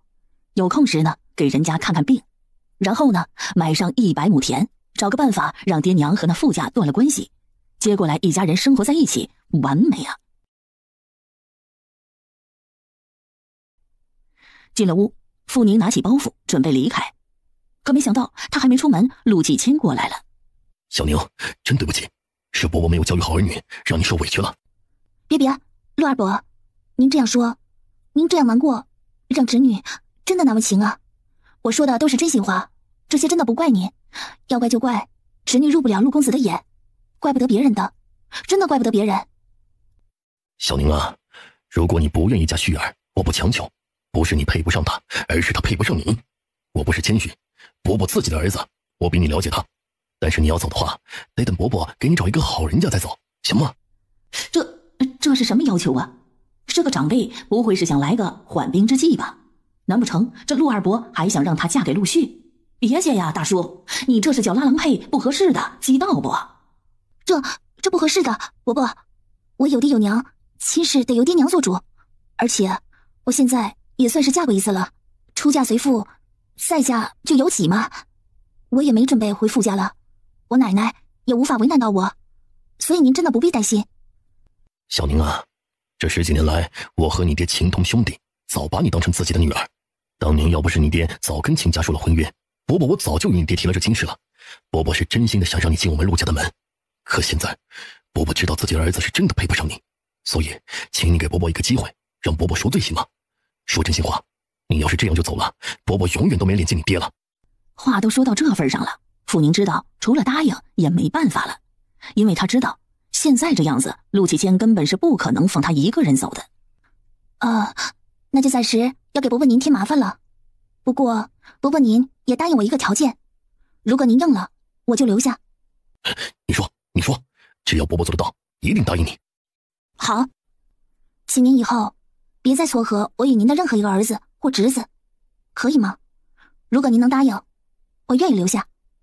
完了，自己家怕是永远失去了这个好姑娘了。傅宁的大方懂礼貌落在陆启谦的眼中，他心里是真的替自己的长子难过。没命啊，可再可惜他也要对得起朋友的嘱托呀。心中失落的陆启谦郑重的点头答应了。而陆续听到这结果后，心里极度的不开心。爹，您就一定要这样吗？旭儿，你不会后悔就好。后悔？可以说陆续是一个极度自负又极度自卑的人，因为这样，所以他极为固执，这也是他死活要靠秀才的原因。爹，我不会后悔的。那就这样吧，既然你实在是无法认可小宁，就当她是妹妹吧。等她出嫁时，我们就是她的娘家。如陆启谦了解自己儿子一样，陆续也了解自己的父亲。他知道父亲是因为爱屋及乌，所以才哪儿都觉得傅宁好。可一个品质有问题的女子，真不是他所喜。知道了。知道这结果，兰氏有点遗憾，他还真心有点喜欢傅宁的。毕竟村子里的姑娘像她这样大大方方又有礼貌，说话温柔，见人就带笑的姑娘真的少见。还有兰氏觉得傅宁瘦是瘦，可脸上有肉，耳朵又大又厚，是个有福气的姑娘。当然，她对陆老婆子的时候真心爽。嗨，雪儿真的是没福气呀。是我一直太纵容他们了，所以他们个个都比我们有主意。大哥，你想办法让他早点嫁掉，我一天都不想看到他。我知道，可一时半会儿的去哪找人呢？不急吧，就当家里来了个客人。小妹，你也别当着爹娘的面对他不好。刚才爹说了，谁要对他不敬就抽谁啊！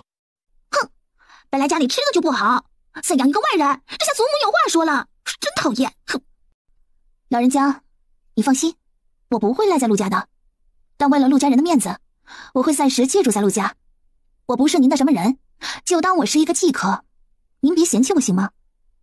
我知道我在陆家是外人，不能白吃陆家的饭菜。以后我在陆家一天出10万饭钱，您看够吗？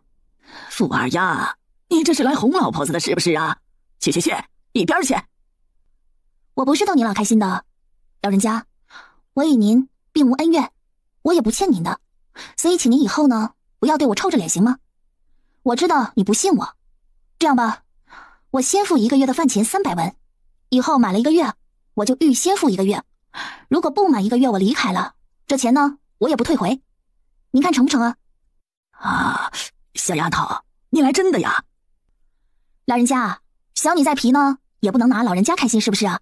我可没有这么无良。来，这钱您数数。啊，那行，既然你只是借住，我老婆子呢也不是什么恶人，就不计较你以前的无礼了。多谢了，陆奶奶，以后呢，给您添麻烦了。或许是没有了那一层关系，陆老太太对傅宁看得顺眼了。没什么麻烦不麻烦的，我老人家呢没那么难伺候，以后饭点到了呀，自己进来吃就行了。多谢，陆奶奶，您真是个善良的老人，我就喜欢您这样真爽的人。以后呢，与您有做到不周到的地方，请您指教。想不到啊，你这丫头啊，嘴儿挺甜的嘛。行，那就这样。有钱能使鬼推磨，傅宁把陆老婆子搞定了。陆家二房突然来个远房亲戚，陆续的堂兄弟们都好奇极了。大白天的他们都不在家，晚上回来，这消息一公布，一个个你看看我，我看看你。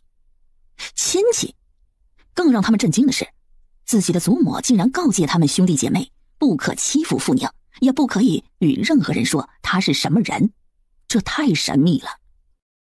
四哥，你等等！陆峰是陆大伯最小的儿子，今年13岁。陆朗知道他要问什么。干嘛？你想问他是谁对吧？你别告诉我，她真的是你表妹啊！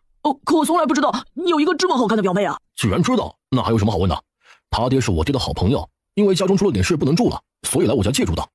什么事啊？据说他今年犯什么流年不利星，别的事没有，就是与家中的长辈犯冲，一定要寄住在与他八字相合的人家家中。那谁与他的八字相合呀？我娘啊，要不然还能有谁？我娘的八字最柔，而她的八字有点硬，刚柔相济嘛。陆峰信了，毕竟才13岁。而陆家大伯屋里，陆晨是非常不喜欢长得太好的傅宁，于是告诫自己的儿媳妇陈梅，记住了，这富家女儿的身份莫透出去，和他们兄弟说，就说她八字硬。娘放心，我知道怎么说的。这个傅二丫虽然长得好，可毕竟是乡下村姑，哪里比得了县里的大户姑娘呢？我相信二弟是绝对看不上她的。给我盯着点儿，别让她勾引了他们2兄弟。不光是凡儿，就是风儿也不行。是。而傅宁却不知道，这整个陆家人因为原主长得好，一半以上的人把他当成了敌人。如今的他最重要的是养身体。第二天一早，陆二伯把几个儿女都叫到了厅子里，让大家正式见个面。二毛、四毛，你们都给我记住，以后小宁就是我们陆家人，是你们的妹妹，所以你们要把她当亲人看。美儿，小宁比你大，她就是你的姐姐，以后不许对她没礼貌，否则别怪爹教训你，听清楚没有？以后有麻烦一些日子，陆二哥、陆四哥、小美妹妹，要是我有做的不周全的地方，烦请多多包涵。哼，装模作样。陆启谦见女儿不受教，手一举。陆月梅与他没有任何关系，傅宁不想让陆家二房因为他的到来闹得鸡飞狗跳。陆伯伯，小美还小，她是真性情，你别责怪她。本来我就是一个外人，她一点都没说错，一时半会儿接受不了，也怪不得她。陆启谦老脸通红，他的女儿比眼前这小姑娘说是差1个年方，其实就差几个月，可两人一比，相差就立见高低了。陆启谦知道当着傅宁的面教训儿女不合适，他脸色漆黑的看了自己儿女一眼，然后气呼呼的走了。娘，你看呐，爹总像个外人。小美，还不给我闭嘴是吗？是不是非得你爹好好教训你才死心啊？什么外人内人的，小宁是你姐姐，以后不许无礼，给我记住，要是让我知道你无礼的话，别说你爹了，就是我都抽你。行了，都去干活去，别杵在这儿了。娘，走了，找打是不是？三兄妹都走了，兰氏朝着傅宁：“孩子，对不起呀，是婶子没把他给教育好，实在对不住你了。”兰姨，我没放在心上，真心的，这一次我是打心眼里多谢你与陆二伯，如果不是你们及时伸出双手拉我一把，恐怕我就是不被卖个傻子当媳妇，我爹娘也得被我奶打掉一屋皮。家家有本难念的经，我不放心上的，您别难过了。小宁啊，你奶奶呀，不是亲奶奶吗？为何也对你这样啊？亲倒是亲的，可因为当年我爹没有娶我表姑，而是娶了我娘，现在我表姑守着寡，扯着一儿一女过得极难，所以我奶就把我们这一房记恨上了。啊，还有这事啊？对呀，这些年呢，我爹娘被我奶打了多少次都不知道，这事儿啊，在我们村里不是秘密。兰姨，你是个善良的人，因为你的眼中有慈光，所以我是真心的感谢你们夫妻，能和你们住在一起一段日子，也是我的福气。以后啊，就安心住下，有什么需要呢，就与姨说，不要把事藏心里。结不成亲，我们两家还是亲戚。我记住了，兰姨，我信你。就这样，傅宁成了陆家的暂记一员。小宁啊，你在吗？兰氏在门外喊他，傅宁立即出来了。兰姨，你回来了。啊，你要的布啊，买回来了。傅宁就几件旧衣服，嫁衣还是自己娘亲的嫁衣。他听兰氏说要进城，这2天他身体啊还没有复原，也不好上街，于是让他帮忙买几块布。看到兰氏篮子里的几块细棉布，花色颜色都按他的意买了，顿时满意的说：“婶子，我只会裁衣服，可手工不行，您帮我行吗？”“行啊，一会儿啊我就来帮你。”陆月美是越看傅宁越不惯，她觉得傅宁就是故意在讨好自己的爹娘，这样就达到留在陆家的目的。可偏偏呢，自己又不能说什么，心情实在不好。于是陆月美出了门，她去了邻居徐家。“青兰姐，你在家吗？我是小美。”“小美啊，你过来了。”“是啊，待在家里啊，天天看到那个富二丫，我就不喜欢。青兰姐，你与我哥怎么样了？怎么没点响动啊？说实话，我喜欢你当嫂子，你要是打定了主意，我帮你。”“你哥哥他又没说喜欢我，我还能怎么样呢？小美啊，我与你来往，只是我喜欢与你当朋友，真的没有别的企图啊。”陆月美就是喜欢徐庆兰这样的人，不是太好看，家里日子又过得不错，这样的人当嫂嫂才不会完全占据他哥哥的目光。“青兰姐啊，我哥哥只是觉得自己配不上你，你知道我家里的情况，所以他才不敢肖想你。小美啊，你说的是真的吗？啊，当然是真的啦，我是我哥的亲妹妹，还能不了解他呀？青兰姐啊，你人又温柔又识字，而且又贤惠，这可是读书人心中最好的姑娘。谢谢你，小美，把我说的这么好，这是我才带1次的绢花，希望你别嫌弃。不嫌弃，不嫌弃，我太喜欢了，谢谢青兰姐。”回到家呀，陆月美找到了陆续。“大哥，你知道不啊？那富二丫让我娘给她做衣服，她自己坐在一边玩呢。这人呐，真的很可恶，竟然指使娘给她干活。”“你也别老是针对她了，反正她在我们家也住不了长久，否则让爹娘知道了又得说你，而且她也没碍着你，就当没有她这个人好了。”“大哥，你看这绢花好看不？”“哪来的？”“嘿嘿，庆兰姐给我的，好看吧？嘿，这可是她亲手做的，她是不是精灵手巧啊？”“小美，这花可不容易做吧？”“那当然了，要是容易做，这一朵能值10文嘛。不过庆兰姐却说很简单，她一天做个10朵都没问题。”“一天做10朵，1朵10文，扣去成本，那一天能进账70-80文，比一个强劳动的收入还高。”陆续看着这绢花出了神。在这春暖花开的季节，傅宁决定去找草药，赚点生活费的同时，欣赏一下这美丽的春景，打发一下无聊。给傅老婆子付了生活费，所以傅老婆子没安排她干活。兰姨，我去外面走走，看看有没有什么野菜，一会儿扯回来加个菜。兰氏知道自己婆婆是个难弄的人，傅宁这样做，婆婆脸色会更好，她这儿媳妇也会好当。她并不知道傅宁给陆老婆子付了生活费的事，见她主动找些活做，兰氏很开心。那你小心点，莫走远了。好的。傅宁边走边欣赏着古代美景。到了河边，他终于发现河边有大丛大丛的金银花、鱼腥草，还有不少没长成的车前草，这些都是很好的良药，药铺里会收。鱼腥草与车前草都太嫩，而金银花开得正好，正是采摘的好时候。找个偏一点、人没太多的地方，傅宁安安静静地摘了下来。哎呀！傅宁正在聚精会神地摘花之时，突然一个人从路上摔了下来。小妹妹，是扎哪里了？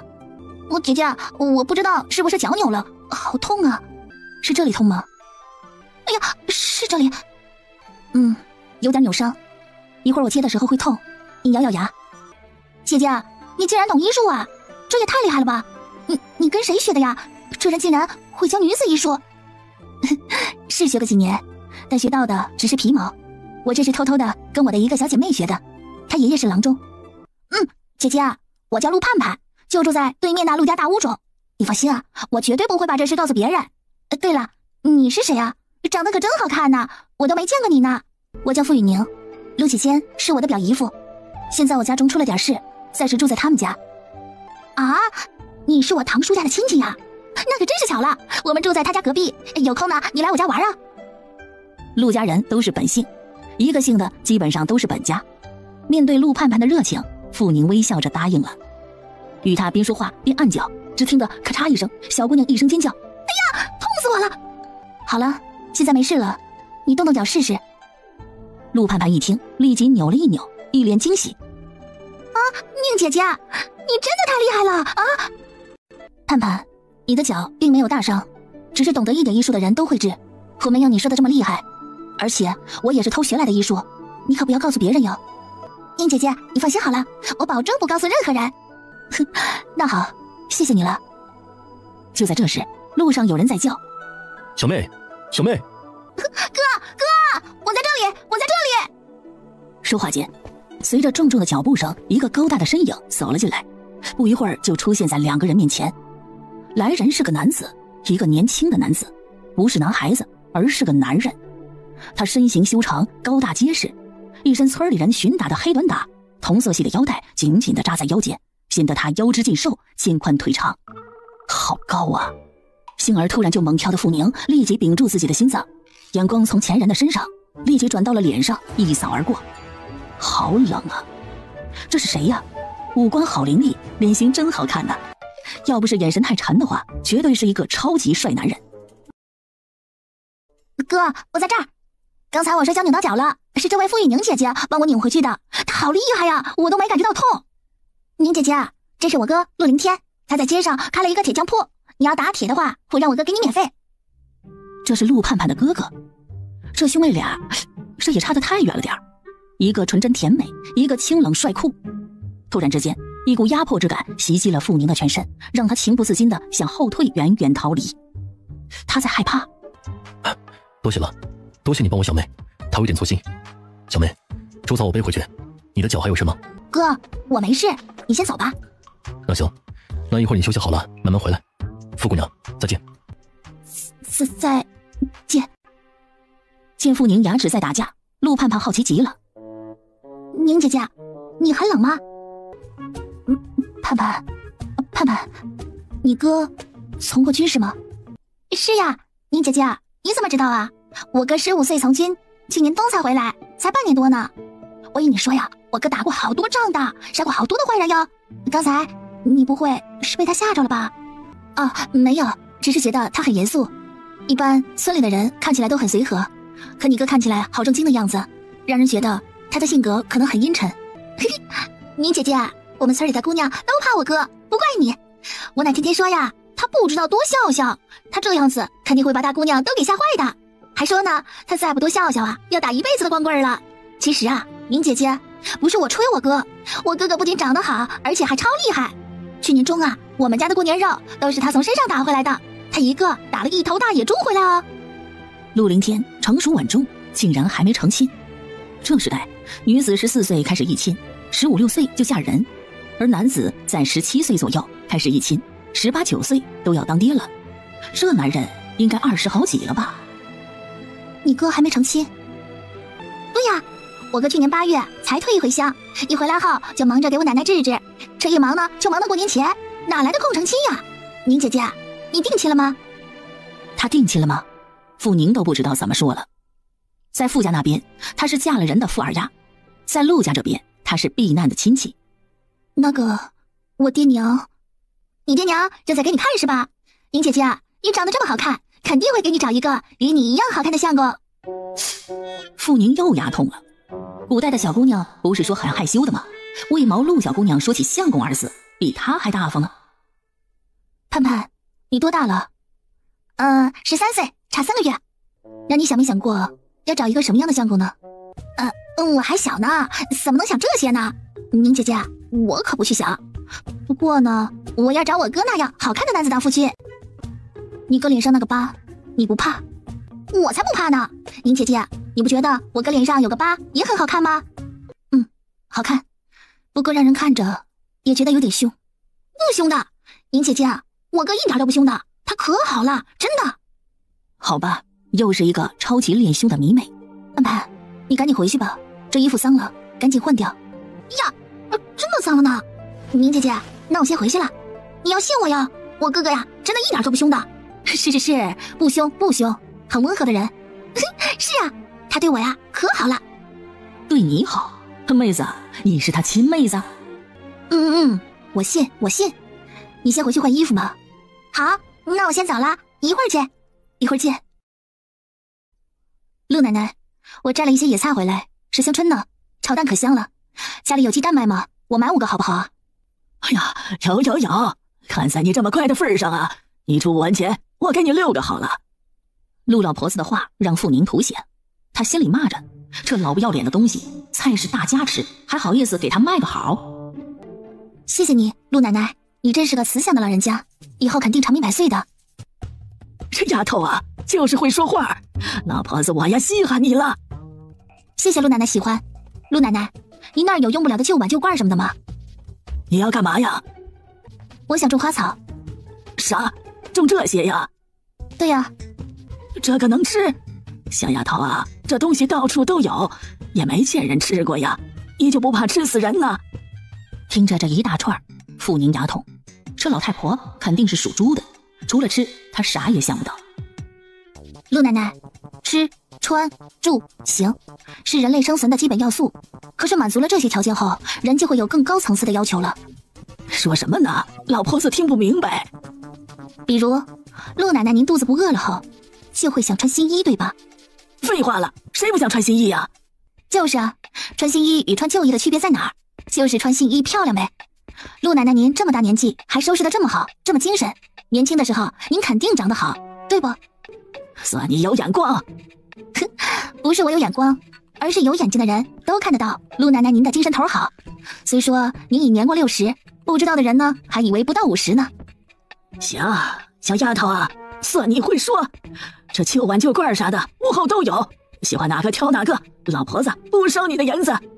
哎，多谢陆奶奶，陆奶奶您真是太好了，多谢了。傅二丫，你真是个马屁精，恶心。陆月美，你知道你现在这个样子像什么吗？像什么？尖酸刻薄、心胸狭窄的泼妇。啊！你再说一次。你这样子真丑。说完，一脸嫌弃的傅宁提着篮子进了门，头也不回。听着这话，陆月美的脸色又青又红，咬着牙，鼓着嘴，阴着眼，喘着粗气，仿佛要吃了傅宁一般。小宁啊，这个花儿能当野菜？不是，这是中药，金银花清凉解毒，是药铺里的常用药。这些是我准备弄来塞着看的。对，你不说呀，我还忘记了，你这是准备晒去卖啊？对，兰姨，我天天坐着也是无聊，能赚一文是一文。小宁啊，你小心点，别让那老婆子知道了。兰姨，你是怕陆奶奶说什么吗？她可是验过拔毛的人呐，要是知道你赚了钱，她心里可不得劲儿啊。这老太婆只喜欢自己有钱，不喜欢别人有钱。哼，兰姨，你放心，我有对付这老太婆的好办法。那你知道就好，我怕你住着不舒服。兰姨，你可别总觉得对不起我。说真心话，我挺感激你和陆伯伯的，是真的。如今我奶奶再也没有机会把我卖了。小宁啊，你怎么就这么懂事呢？啊，你知道吧？你这样懂事，一个心窝窝呀，都替你心痛。哼，兰姨不必替我难过，现在这样真的很好。有兰姨，有伯伯，还有我爹娘都关心着我，现在我真的可幸福了。兰姨，以后我要在您这住上一段时间，把我当女儿吧，随意些。好，以后有什么委屈啊，与姨说，姨会帮你的。哎，我去晒花了。傅宁找出竹旗，把花晒了，然后去了陆家的后屋。这里果然堆了一些旧碗旧罐啥的，只是没几只好的，不是缺边的，就是破口的。这老太婆还想卖钱呢，这丫的老太婆比周扒皮还扒皮。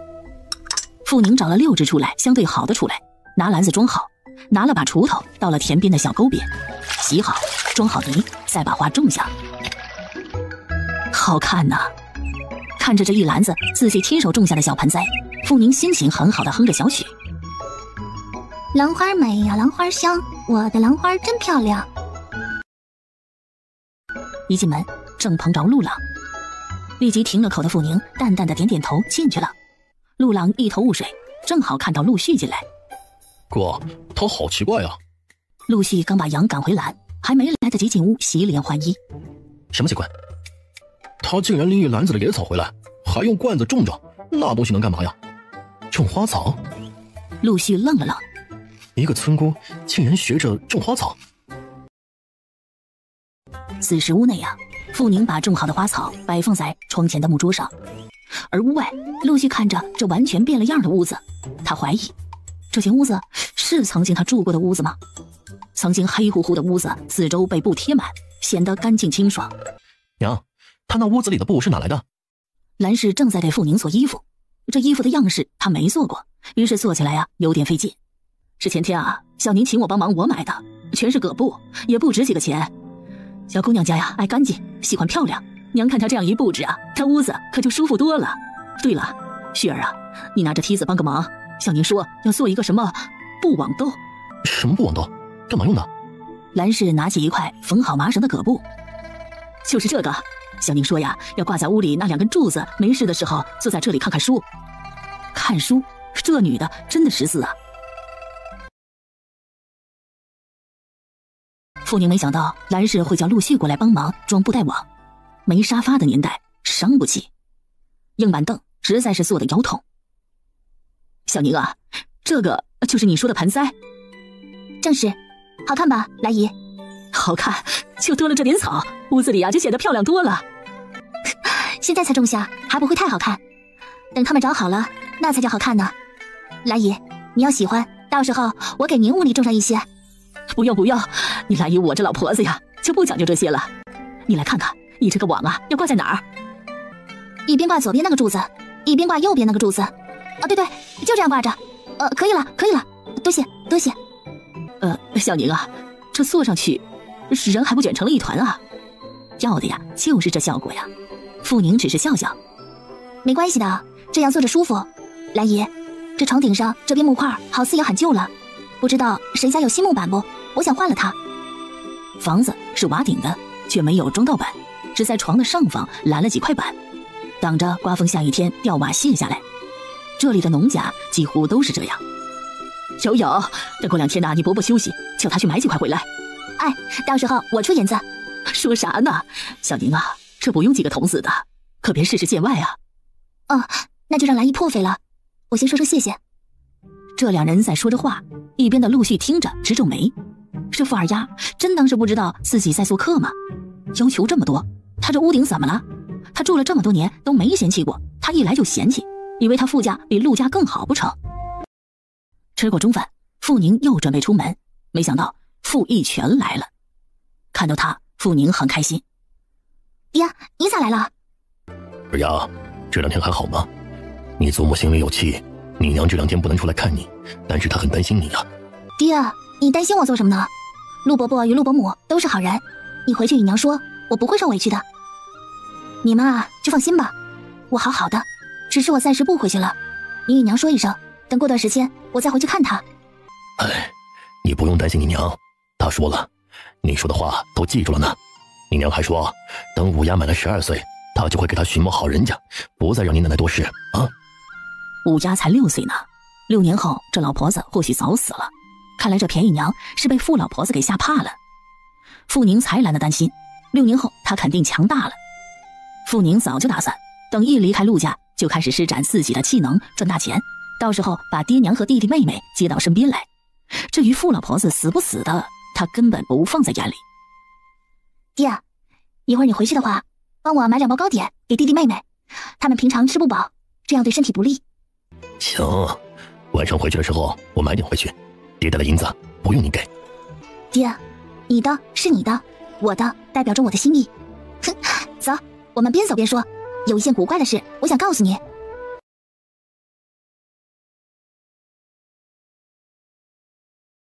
古怪的事，傅逸全心头满是疑问，直到出了陆家大门，上了大路，才问：二丫，你说吧，什么古怪的事啊？爹，我说的时候你可不能惊叫，否则引人注意。放心，你爹哪能这么没定力啊？说吧，爹镇得住。可等傅宁说完，他定不住了。二丫，这是真的吗？陆家这张床真的有这么古怪？是啊，爹，昨天我就想去找你呢，可又想多试试。每天晚上我一觉睡下就入梦，一入梦就有人教我医术，而且还很奇怪的是，一醒来学过的东西一点也忘不掉，仿佛那些话就刻在了我的脑子里。二丫，这是老天庇佑你了，你一定要好好记住，或许将来有大用处呢。傅宁连连点头。爹，我知道的，只是我突然会医术，人家会不会觉得太奇怪？万一又像大堂姐一样，三婶到处说她是鬼附身，那就完了。二丫，过几天爹去求一个衙门的钱老爷子，他是个老仵作，这曾经就是郎中出生，要不是出了点岔子，他也不会来衙门干这活，但是他的医术确实很厉害。爹爹，那这事就交给您了。好，只要你好好学，爹一定支持你。在现代，傅宁主攻的是新型免疫遗传学，它是一门中西医结合、高专精的学术，从13岁选入少年科技大学起，他几乎就是与实验室打交道。世间郎中难学成，特别是女郎中少。傅宁知道自己的主学在这落后的时候，怕是发挥不了作用了。但有着医学基础的他，那些医术就算不能当一名神医，但保他衣食无忧是肯定的。送走了傅逸全，傅宁准备继续去摘花赚钱。哎呀，心情太好就会得意忘形，脑子里想着未来的傅宁，一不小心撞在了别人胸口，鼻子一阵酸痛，瞬间鼻孔一热，完了，这是个啥鼻子呀？陆凌天准备去街上开铺门，现在生意才开始，并不好。他每天去半天，去之前他去了山边挑了一担柴火带过去，可没想到正想着事情的自己被人一头撞上了。你怎么样了？对不起啊，我不是故意的，你的胸太硬，这鼻子又太刺，所以流鼻血了。要不要送你去医馆？不要，没这么厉害，就是得把鼻血止住。怎么止？我能帮你什么？要不要我送你去医馆啊？现在没办法，只能捏着。没事，你别担心，这小毛病啊，不用去医馆的，捏着就行。陆凌天还真没流过鼻血，可他又不知道如何止血，只能呆呆地站在了原地，看着那一截长长的、细细的、白白的、嫩嫩的脖梗，好细呀，好白呀。5分钟左右，傅宁的鼻血止住了。可以了，可以了，没事了。陆家大哥，刚才对不住了，是我走了神，没撞到您吧？陆凌天发现了傅宁的眼神突然间变了，刚才是一只楚楚可怜的小猫咪，可这一会儿就成了疏远陌生人。这小姑娘为何要怕他呢？他真的没对他做什么吧？难不成真的是因为自己胸太硬把他撞痛了，所以他迁怒于他了？蓝氏一见他这胸前全是血，吓了一跳。小宁啊，你这是怎么了？出了什么事啊？我刚才不小心撞着了鼻子，出鼻血了，没事。啊，赶紧把衣服换了，这血迹呀要是干了，可就洗不掉了。你换下来，泡在盆里，一会儿我给你洗。别，兰姨，我自己来。小宁啊，你干嘛语意客气呢？不是说了给姨当干女儿吗？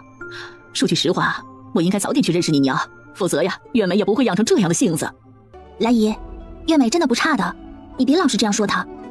个人有个人的性子，她还小，过了1-2年就好了。哎呀，不小了，她就只比你小几个月，14早满了，明年得说人家了。15岁就说人家，自己都是个孩子呢，怎么给孩子当娘啊？傅宁对这时代的人早嫁真心无力，好在这儿陆续看不上他，特别想给他送一幅锦旗，谢谢不娶之恩。把衣服泡好，他进了屋，这一会儿鼻子还是不太舒服，他不准备出去了，于是从桌上拿了一本陆续大约是不用了的书，翻身坐上了布躺椅上，可脑子里却在想着要找几本医书来装样子。正在沉思的傅宁比正忙碌的兰氏都不知道，他们说的话陆月美全听到了。站在门外，他拧着眉恨恨地甩了屋内一眼，然后悄悄地出了门。大哥，屋外的大树下，陆续正在看书，一抬头是妹妹的脸。怎么了？大哥，这是青兰姐做的薯干，可好吃了，你吃点。好吃吗？挺不错的。青兰姑娘真是心灵手巧，这菌花做得好，而且这薯干做的也不错，比娘做的还好吃呢。农家没银子买零食，女孩子又爱吃，于是这薯干就是第一首选。陆月美听到陆续的赞成，她立即说：那是啊，大哥，青兰姐这点手艺不算什么，现在呀，她学刺绣，马上就要学出来了。我听她说呀，她师傅绣了一幅什么花开富贵，光一幅绣品就能卖20-30两银子呢。一副袖口就有这么多银子好卖？不可能吧，这玩意儿不能吃不能看，有啥用处啊？这不算什么，青兰姐说以前还有人绣了那个什么佛光万丈的经文，一幅就卖了好几百两银子呢。这也太能赚了吧？你的意思是青兰妹子这样的也能绣？那是肯定的呀，只是她还没有正式出师，所以绣的东西是师傅的，等她一出师啊，就能赚大钱了。大哥，你们读了书当了秀才，能得多少银子？没银子的，只是个功名而已。那考上了也就一个名声，有什么意思啊？花这么多银子，这么多时间去读书，考了个功名又不能吃不能穿，还不如青兰姐学刺绣呢。那个不是这么比的，考了秀才就有了体面，有秀才功名的人见着县令大人都不用跪的，可自称一声学生。哦，大哥，你不如娶青兰姐呀，你读书考秀才有脸面，她绣花卖钱有银子，你要是娶了她，那不是面子与银子都有了？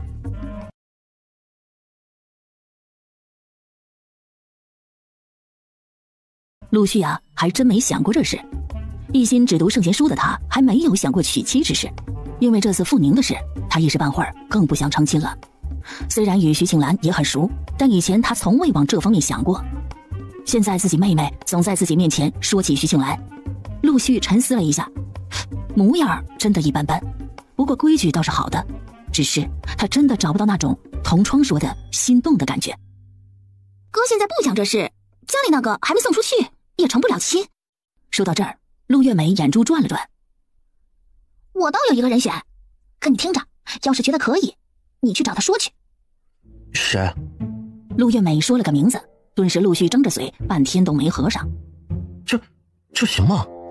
他就算破了相，可家里条件又不差，怎么就不行了？要是他会娶，这富二丫才是掉进佛里了呢。话是这么说呀，可陆续并没有回应。毕竟年纪上相差这么大，而且堂兄还破了相，小姑娘不一定喜欢呀。而一心扑在如何赚银子之上的傅宁可不知道，这兄妹俩呀，在想方设法的要把她嫁出去。陆家今天的晚饭吃得早，陆老爷子看着碗中的炒蛋，好奇地问：这是什么炒蛋？这绿绿的是青菜吗？夹起一筷子吃了吃，挺香的，不是青菜。爹，这东西小琴说叫香椿，是树上长的野菜，说炒蛋最好吃了，还行不？哦，是野菜呀，不错，嘿嘿，不错，香。以后啊，多摘下来炒鸡蛋吃。陆爷爷，这东西吃是好吃，可是吃法不正确，它是有毒的，而且也不宜多吃。富二丫，你把有毒的弄回来吃，你这什么意思你？不会是想毒死我们一家人吧？陆月美的话一落，整个陆家人的眼光都看向了她。看着这傻姑娘，傅宁真心觉得牙痛。他没看陆月美，而是看着陆老爷子。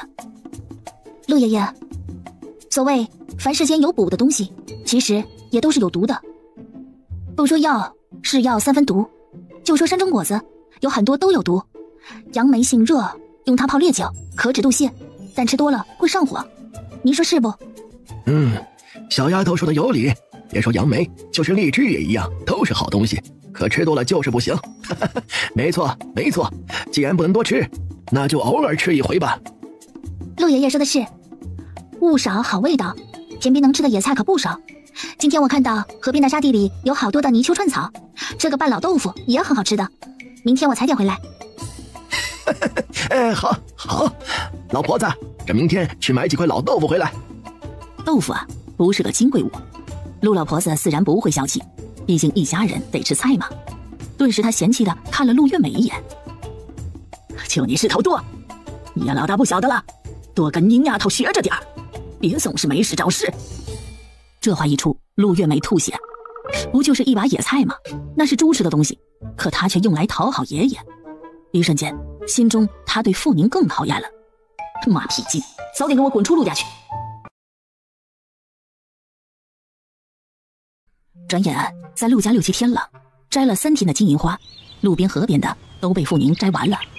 正盘算着去哪儿摘，突然一个小姑娘跑到了他面前。宁姐姐，宁姐姐，盼盼，是我，宁姐姐，前几天我就想来找你的，可我奶有点不舒服，今天就好了。你奶哪不舒服啊？老毛病了，郎中说是老年病，吃了2副药好多了。宁姐姐，那天你帮我治脚，我还没谢你呢。谢什么呀？不用，举手之劳，你别记在心上。那哪能啊？宁姐姐，刚才我哥哥摸了几条好大的鱼回来，中午来我家吃饭好不好啊？傅宁知道自己只要见到那个男子，这原主就是发怵，于是拒绝了。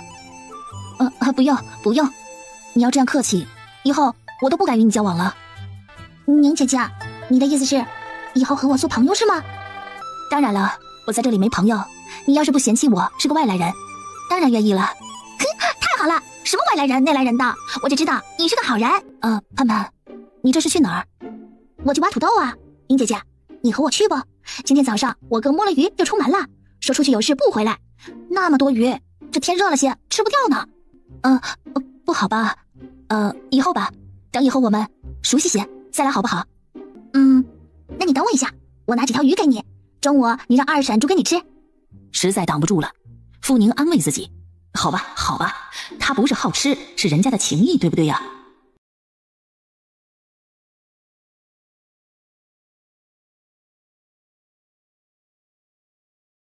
说是几条，看到陆盼盼手中那一条大约有7、8两的样子，傅宁才知道这几条有多少。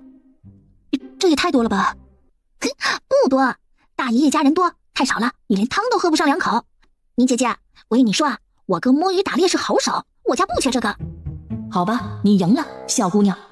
姐是天生的吃货，清一色的石斑鱼，整整6条加起来近5斤。傅宁不知道，这世界的这种河鱼会这么大。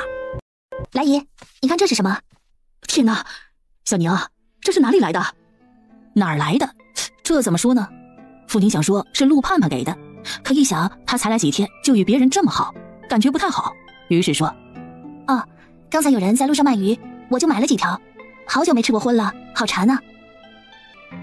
小宁啊，对不住啊，陆家不过年节，是很难吃到新荤的，真是对不住你啊。来姨，说什么呢？大家都能吃，我哪有不能吃的？再说了，傅家的日子过得还不如陆家呢，至少陆家的油盐不缺，而傅家总是连顿饱饭都没得给我吃。来姨，你可别觉得对不住我，要说啊，是我自己好吃罢了。小宁啊，来姨，你知道我是个心直口快的人，我说的都是真心话。要不一会儿你去谁家买点油来，今天中午我们自己吃。吃小灶也不是不行，只要你自己有钱。陆老婆子经常吃小灶，谁也不能说什么。她管家，你有本事你夺管家权呢。看似有6条鱼，可真正的放在大锅里一煮，可蓝氏清楚，这些鱼真要分到桌上，一人连个鱼尾巴都见不着。小宁啊，厨房里还有点油，这一会儿啊，姨就给你煮来吃。吃了没营养的早餐，这1个时辰一过，肚子里已经早馋了。见兰氏一脸内疚，傅宁决定给自己过个瘾，于是笑眯眯的点头：“行，一会儿我们过把瘾。”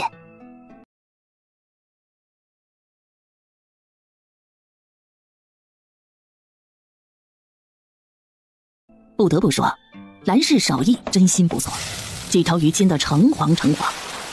虽然没有太多的调料，可加了生姜薄荷的正宗野生鱼味道真的很鲜美。姨，你吃？鱼不吃，你先吃2条，一会儿中午再吃2条。干嘛呢？兰姨，我一个人吃能吃得下吗？来，你吃。兰氏笑笑夹过一条鱼，细细的挑起了刺。傅宁以为他接受了，于是专心的吃了起来。慢点，先吃这条，刺条好了。姨，你吃半条，我吃半条，余下的4条，一会儿中午您烧成汤，给陆二哥、陆四哥和小美一起吃。小宁啊，这不用的。兰姨，您不是说了，以后我就是您与二伯的女儿吗？陆二哥、陆四哥就是我的兄长，当妹妹的可不能吃独食。吃完1条半鱼，傅宁陪着兰氏去打猪草了。哎呦，二毛娘啊，这漂亮姑娘还帮你干活啊！谢王奶奶夸奖，我天天吃我姨的饭，哪能不帮忙干活？王奶奶，你洗衣服呢？是啊，这姑娘啊，人长得好，嘴也甜，这谁家要娶了呀，可就是福气了。托婶子吉言，多谢多谢。我听说呀，这姑娘八字不好，带煞呢，也不知道是真还是假，你们可别被那小脸给骗了。孟子娘，你说谁的八字带煞？孟子娘，村里最的妇人，因为陆老爷子在衙门当副捕头，他不敢惹陆陈氏，可对兰氏却不畏惧。二毛娘啊，我这也是听人说的，说你这外甥女啊，八字太硬。八字硬就带煞？切，这女人呐，八字太硬，不是带煞吗？女人八字硬啊，那可是克夫的。我外甥女只是八字硬，可不是太硬。齐兰花，好好的话，怎么到了你嘴里就成了污水沟子里的水呢？这村子里八字硬的姑娘没有吗？不说别人，就村郑家的大姑娘，当年可是有名的八字硬，但是她现在克夫了吗？人家比谁都旺夫。你这人的嘴呀，怎么就这么臭呢？吃了屎是吧？八字硬的姑娘，只要找到八字相合的男人，确实只是旺夫，没有克夫一说。我说孟子娘啊，你这个嘴呀，真得好好洗一洗，否则被人打歪了，没人给你说句公道话。切，村里呀，也就一个陆大姑娘命好嘛，这村里八字硬的姑娘又不是个个命好。或许我就是命好的那一个。哼，婶子可能不信，不信也没办法。可人都说莫欺少年穷，3、5年后你会看到我的命有多富贵了。这丫头看着呀，也像是个命好的呢。孟子娘啊，你以后可别胡说了，人家小姑娘又爱着你了。走走走，我老人家呀，洗衣服去了。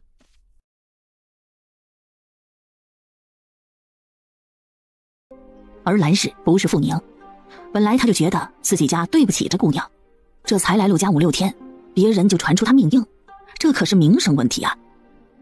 小宁啊，我不会这么罢休的，这命硬的事啊，只是给你找的一个借口，除了家中人知道外，别人也不知道。可这是怎么传出去的呢？不行，我得把月美那死丫头找回来，问问清楚。难不成兰氏怀疑是陆月美传出去的？兰姨，我觉得不是月美传出去的。不是？小宁啊，你为何这样认为呀？月美虽然性子有点尖，可心地并不坏，您可别把她想得如此不懂事。再说了，她要坏了我的名声，让我嫁不出去的话，我一直留在陆家，那不是膈应她吗？兰姨，相信我，肯定不是她。不是自己女儿传出去的，兰氏心头放心了许多。小宁啊，姨一定会给你一个公道的。兰姨，公道不公道的，对我真的不重要。嘴上2块皮，有道东西，人家爱说，说就好了，反正我又不少块肉。那怎么行啊？小宁啊，你是个好孩子，要被人坏了名声，以后谁敢娶啊？不行。反正我要嫁的人只有一个，要是真不敢娶啊，那我就不嫁了。兰姨，是我命中注定的姻缘，那是不会受流言影响的。这丫头啊，心好大呀。兰姨的心沉甸甸，她心里已经打定了主意，一定找出坏人名声的人来给傅宁一个公道。傅宁真没放心上，反正这村里没有她要嫁的人。她开开心心的陪着兰氏摘了一下午的猪草，又发现了不少的能盆栽的植物，欢欢喜喜的弄了回来。余下的4条鱼，兰氏并没有分给自己几个孩子，而是这天晚上，她烧成了2大碗鱼汤，放在了2张大桌上。这是小宁买来的鱼，我烧了个汤。一听有鱼汤，众人的眼珠子都亮了。鱼在这里并不贵，只是这淡水石斑鱼却难得。它总爱躲在深水处的石缝里，没有很好的水性，很好的手艺，那是捉不来的。这鱼的汤最鲜美，就算4条鱼煮成2碗汤也多了点，可并不影响陆家人的好感觉。吃过饭，陆继谦把几个儿女叫来了自己家的小厅中，表情严肃。我只问你们一句，是谁说小宁的八字会克夫的？可不是我说的，我可巴不得她马上嫁掉。陆郎也立即表态，他可不会乱说。陆续脸色不太好。爹，这乱传的人一定是居心不良，您的儿女没有这么差的品德。不是你们就好，我希望你们是我所希望的那样，可以有性子，但别没品德。小宁丫头在我们家这几天，你们心里应该清楚，她不比你们差在哪里。啊，爹，你忘记她做的事了吗？你不怀疑传这话的人不是我家的人吗？小美，那天的事儿可只有我们家里人知道，别人又不知道，怎么传啊？是啊，那天家里啊又没有外人，不是家里人说出去的，谁又会知道小宁住在这里的借口？当时说的只是小宁的八字相对他祖母的八字硬了些，犯的是流年不利星啊。娘，你就是善良。啊，小美，你快说吧，你觉得是谁把这事传出去的？还有谁呀？肯定是我呗。看到傅宁俏生生地站在门口，兰氏老脸通红。小宁啊，你别这样说自己，姨相信你。小美妹妹，你怀疑我是不是？难道不是你吗？傅二丫，你别给我否认！死丫头，你再敢乱说，我收拾你！小宁是傻的吗？她自己传出自己克夫的名声，她不想嫁人了吗？她就是这样想的，名声坏了，别人不娶了，而你们明知道她不是克夫命，就会让大哥强行娶她。娘，你问她是不是这样想的？这话一落，陆继谦咻的一下站了起来，举起手就要教训陆月美。伯伯，小美妹妹有这种想法，这很正常，你不要打她。小宁，您走开！这死丫头太没教养了，我收拾她一番，她不知道什么叫教养。伯伯，她想的也没错呀，毕竟陆家比傅家好很多。你想想，世间哪个姑娘不想嫁一户比自己娘家好的人家呢？你生气，那是因为你觉得我好；小美妹妹不信任我，那是因为她不太喜欢我。但不管如何，这事根本就没有对错，只是想法而已。伯伯，只要你心里清楚就行。从外来看，或许陆家是比傅家好，甚至自己的儿女都这样想。可是陆继谦不是年轻人，他看事不会看表面，眼前的小姑娘恐怕比他想象中还要聪明。这样的姑娘要是儿子错过了，他会不会后悔一辈子？可惜了，在大不由爷呀。小宁，你放心，伯伯一定帮你找一户比陆家好、男子比旭儿优秀的好夫婿的。那就多谢了，伯伯。侄女要真是有那样好的命，一定每年3节都给您拿酒喝。好好好，伯伯拜见了一个女儿，福气来了。送节的人只有女儿或妹妹。陆继谦知道，这姑娘恐怕真心的不想嫁给自己儿子了，好可惜呀，他的儿子怎么会这么没眼光呢？兰氏说，非得把这乱传坏傅宁名声的人找出来，而傅宁却没这想法，他是真的不在意这种虚无的东西。而这些条件而不愿意娶她的人，他还真没想过嫁。我不要吃米饭，我要吃肉包子，我要吃肉包子。哎呀，这会儿家里没有肉啊，明天再给你包肉包子，好不好啊？娘，他有钱，让他去买。别胡说了，二丫姑姑哪来的钱呢？好了，一会儿娘去买肉，中午给你炖肉吃，好不好啊？他有钱，昨天还买了鱼呢，怎么今天就没钱了啊？他有，娘，他有，让他现在就去买。奶奶，要不您给我几个大钱？我哪来的钱呢？二丫头，你要是有钱呢，买2个肉包子给小宝解个馋行不啊？陆奶奶，我是有钱，可是我的钱要留着当嫁妆。有人在外面传我八字硬克夫，要是我再不留点银子当嫁妆，恐怕真要嫁不出去了。你说啥？谁在外面胡说八道的？不知道啊，我要是知道，真想问问他，难道他是神仙吗？能知道我克夫？别听那些嘴长的胡说八道，老婆子我可只说你八字有点硬，比你祖母的八字冲，可没说你是克夫命啊。那是啊，陆奶奶这善良的人哪会乱说呀？说我的人绝对都是心地恶毒之人。大伯娘，您说是不是啊？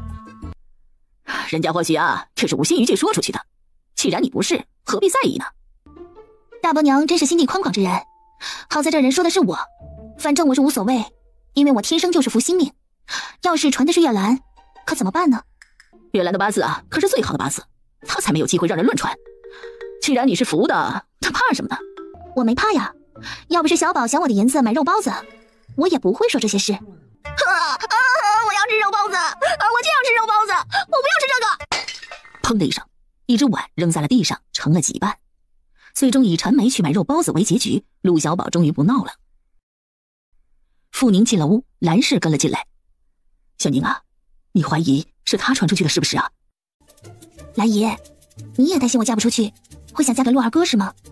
小宁你我知道你不讨厌我，也不排斥我给你当儿媳妇，那你还担心个什么呢？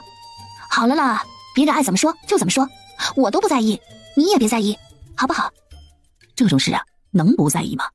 人家好好的闺女托给自己家，没能报了恩不说，还让人坏她的名声，他们夫妻哪来的脸见朋友啊？你又没有得罪他，为何这样去说你呢？小宁姨对不住你呀。兰姨，你别这样你难过我也不舒服。你和陆伯伯对我有多好，我能心里没数吗？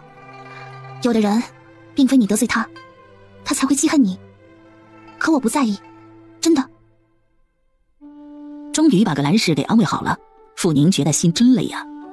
老天让他穿越而来，是让他来寸斗的吗？老天爷不会这么坑吧？宁姐姐快来，这是我哥今天早上刚烤的土豆，可好吃了，来你吃2个。不用了，我刚吃过饭呢。就我伯婆家的饭能有吃得饱的早饭吗？宁姐姐，我不是看不起他，那人实在是小气。可别让他听到了，要不然教训你。我才不怕他呢，以前我哥没回来的时候，他老欺负我奶奶，说什么他命硬，克夫克子克孙，这人不是个好人。听到这话，突然傅宁想，那他的传言不会是那老太婆传出去的吧？这老太婆真心的让人恶心。其实傅宁不知道，他还真冤枉了陆老婆子，这话不是他传出去的。盼盼，现在好了，你哥回来了，他再也不敢欺负你了。那是，有我哥哥在，谁也不敢欺负我们。宁姐姐吃呀，很好很好吃的。盼盼，你有好的总想到我，真的太谢谢你了。昨天的鱼真的好吃，多谢了哟。不用谢，你帮了我都没说这么客气呢。而且这鱼我家经常有的吃。宁姐姐要不你来我家大伙如何？真的可以吗？作为吃货，傅宁有点受不住眼肉了。可一想还是算了吧，人家家中还有一个没娶妻的兄长呢，他要去了，别人肯定又说他在勾引男人了。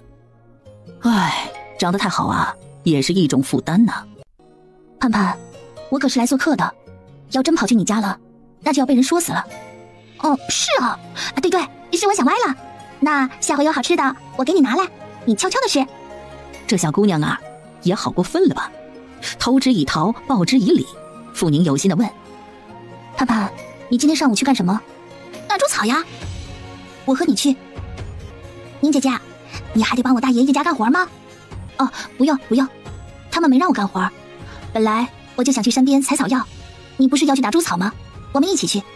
有猪草我们就打猪草，有草药我们就采草药。行，我去拿东西，一会儿去叫上徐三妹。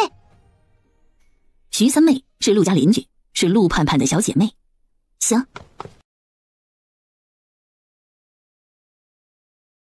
陆盼盼去拿背篓了，傅宁站在门口等他，没想到出来的竟然是陆凌天。你好。见傅宁竟然在发抖，陆凌天拧眉，他有这么可怕吗？你在等盼盼？并不是傅宁怕陆凌天，原主这货没出息，他真是没办法，忍住心底那股莫名的害怕。傅宁尽量放松自己，镇定下来。陆大哥下地不下地，打柴火。出去太阳大，戴个竹帽吧。傅宁想说他没有，可没等他说完，陆凌天进了门。一会儿出来的是陆盼盼，他背着背篓，戴着一顶竹帽，还拿着一顶竹帽出来了。宁姐姐，我哥说你没戴竹帽会晒痛脸，我给你戴了一顶。谢谢，很漂亮。你也觉得很漂亮是吧？我跟你说呀，这是我哥做的，他最厉害了。啊，你哥还会做这个呀？我哥当然会做呀，我哥怎么能不会做呢？我跟你说，我爷爷会竹艺，也会木工，我哥5岁起就跟着学了。宁姐姐，他可聪明了，10岁的时候做出来的东西比我爷做的还好呢。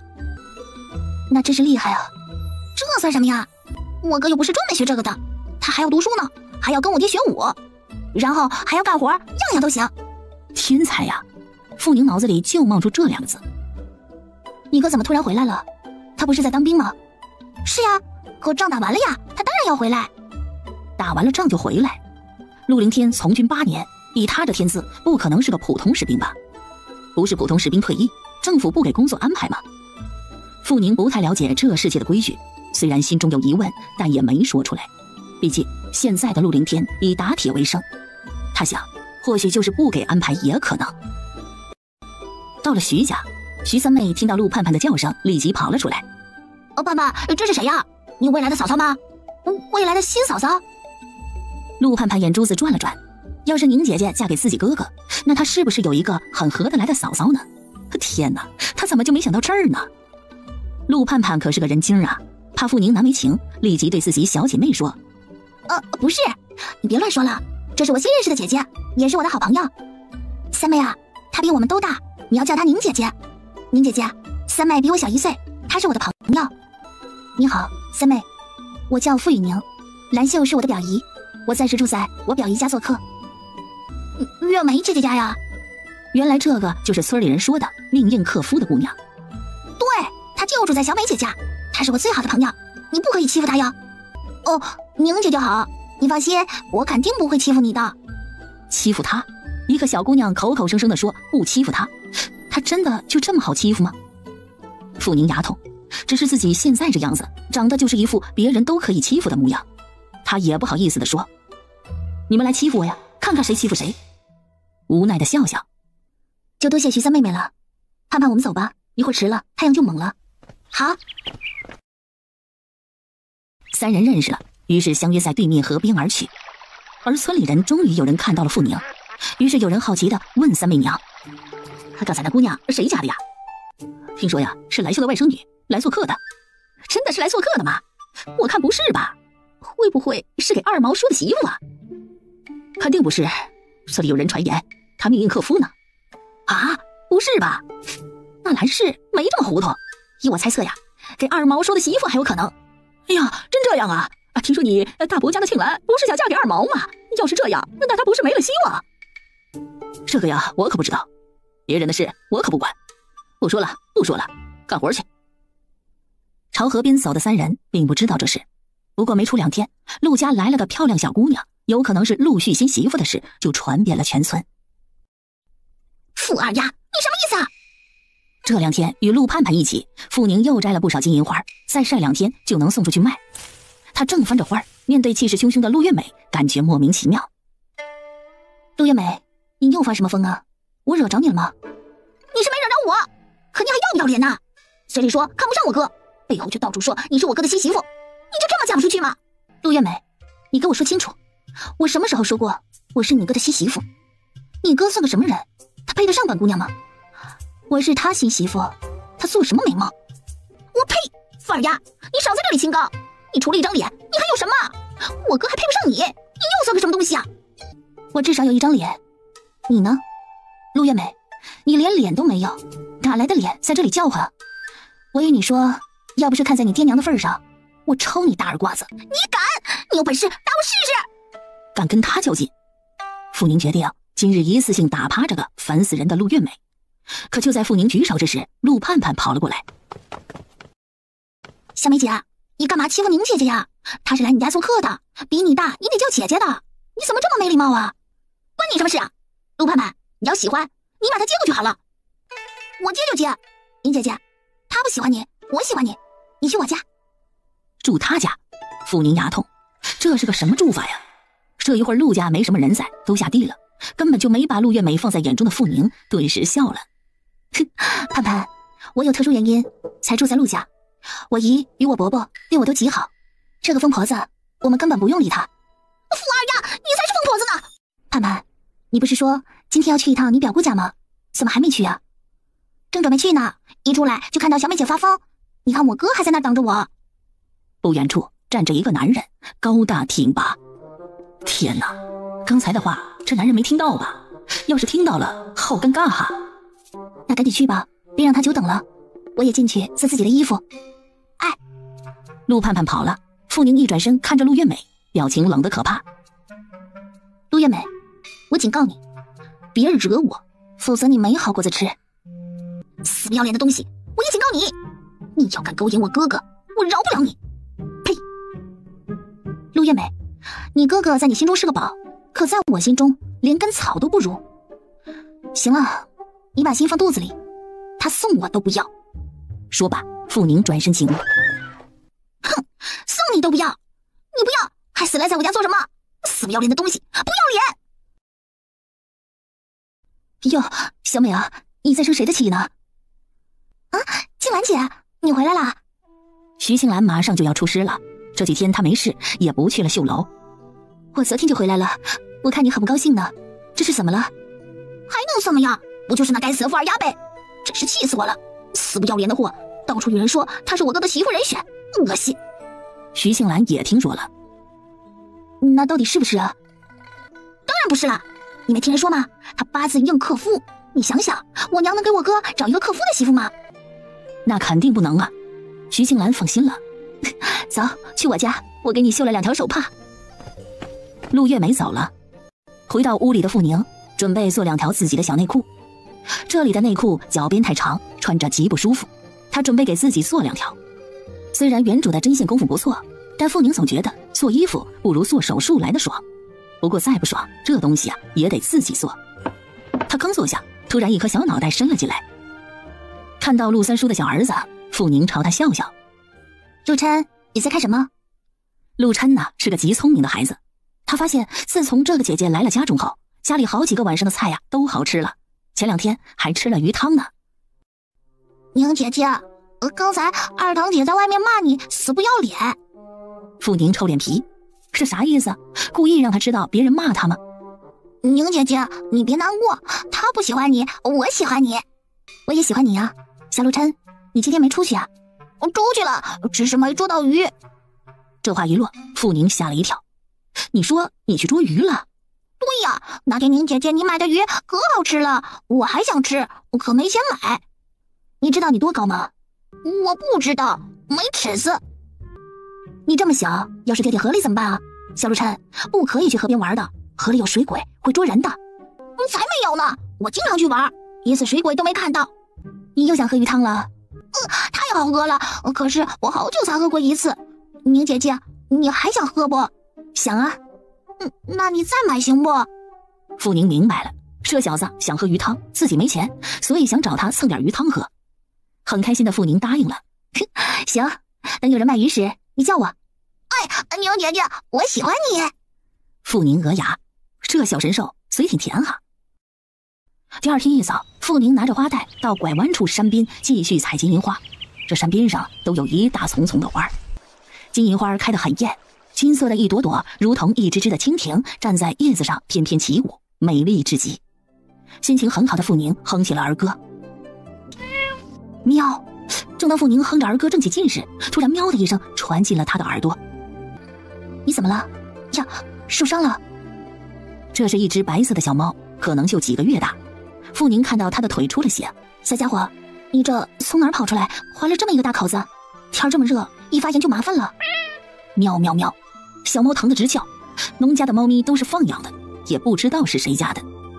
等等，姐姐给你摘点草药敷一下，等一下哦。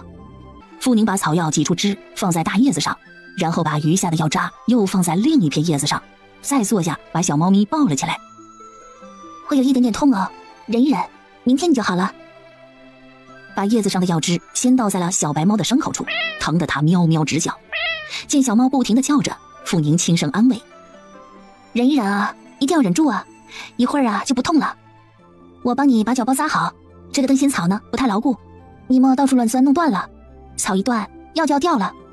这个药敷要上3个时辰，你的伤口才不会发烂了，要不然的话伤口一烂，你就得变成一只瘸子猫了。你长这么好看，将来长大了一定是一只最漂亮的小母猫。可小母猫是个瘸子，那就没有猫公子喜欢你了。变成一只老猫姑娘，那是没有猫公喜欢的哟。傅宁一脸温柔的与小白猫叨叨着，他一点都没有发现，在离他不足10米远的山路上，脚边放着一捆硬树的陆凌天正坐在那边吸口气。看着眼前这小姑娘温柔的表情，听着那哄孩子的口气，陆凌天的嘴角情不自禁地往上扬。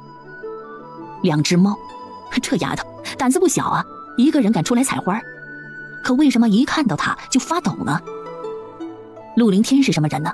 他的眼光非常厉害，而且他发现傅宁怕他不是装的，而是一种发自内心的害怕。这是为什么呢？他没想过吓他的。坐在大树下，陆凌天盯着前面不远处的那小身影，久久未动。给小白猫包扎好，傅宁站了起来。姐姐要赚钱，你自己玩啊。要是你觉得无聊呢，我唱歌给你听。哎，你一只小猫听得懂歌吗？傅宁想了想，终于想到一首。呵呵，小家伙，你成精了，竟然会唱歌呀！你厉害了哈，我的小白白。看着前面不远处那笑得前仰后合的小姑娘，陆凌天傻了眼。这个真是那个一见他就吓得颤抖的小姑娘。小白猫走了，傅宁不知道他去哪儿了，又唱又跳还要摘花，半个上午他真是累得不想动了。这破身体得赶紧好起来。累了。这一声啊，差点没把傅宁七魂吓掉3魄，捂住砰砰直跳的心。他看着陆凌天，你怎么在这儿啊？我在山上打柴火，碰巧一只傻兔子撞在那树上死了，正好我也饿了，就烤了它。我一个人吃不了，你要不要来一点？烤兔子？天哪，肯定好好吃吧！香辣兔丁、衢州兔子头、红烧兔子块、小炒兔肉。一瞬间，傅宁发现自己脑子里全是他吃过的好吃的兔子菜。我不吃了，你吃吧。不吃啊？那就算了，一会儿吃不了我扔了。我奶奶不让我拿了烤的东西回去，说吃了上火。扔了？一对上吃，傅宁就一点志气都没有。他一脸大义之情。扔了也太可惜了，要不我还是帮你吃掉好了。小丫头，明明想吃得急，非得这么矜持啊！陆凌天不知道为什么，刚才看着那瘦弱的身体，就想着去打野兔子、烤兔子。这可是他活了23年从来没做过的事。应该是这小姑娘太瘦了，看得他心疼。人呢，总是有同情心的。陆凌天如此想。那就多谢你了。去，你去那边坐着，我马上就来。傅宁立即过去了。带水了吗？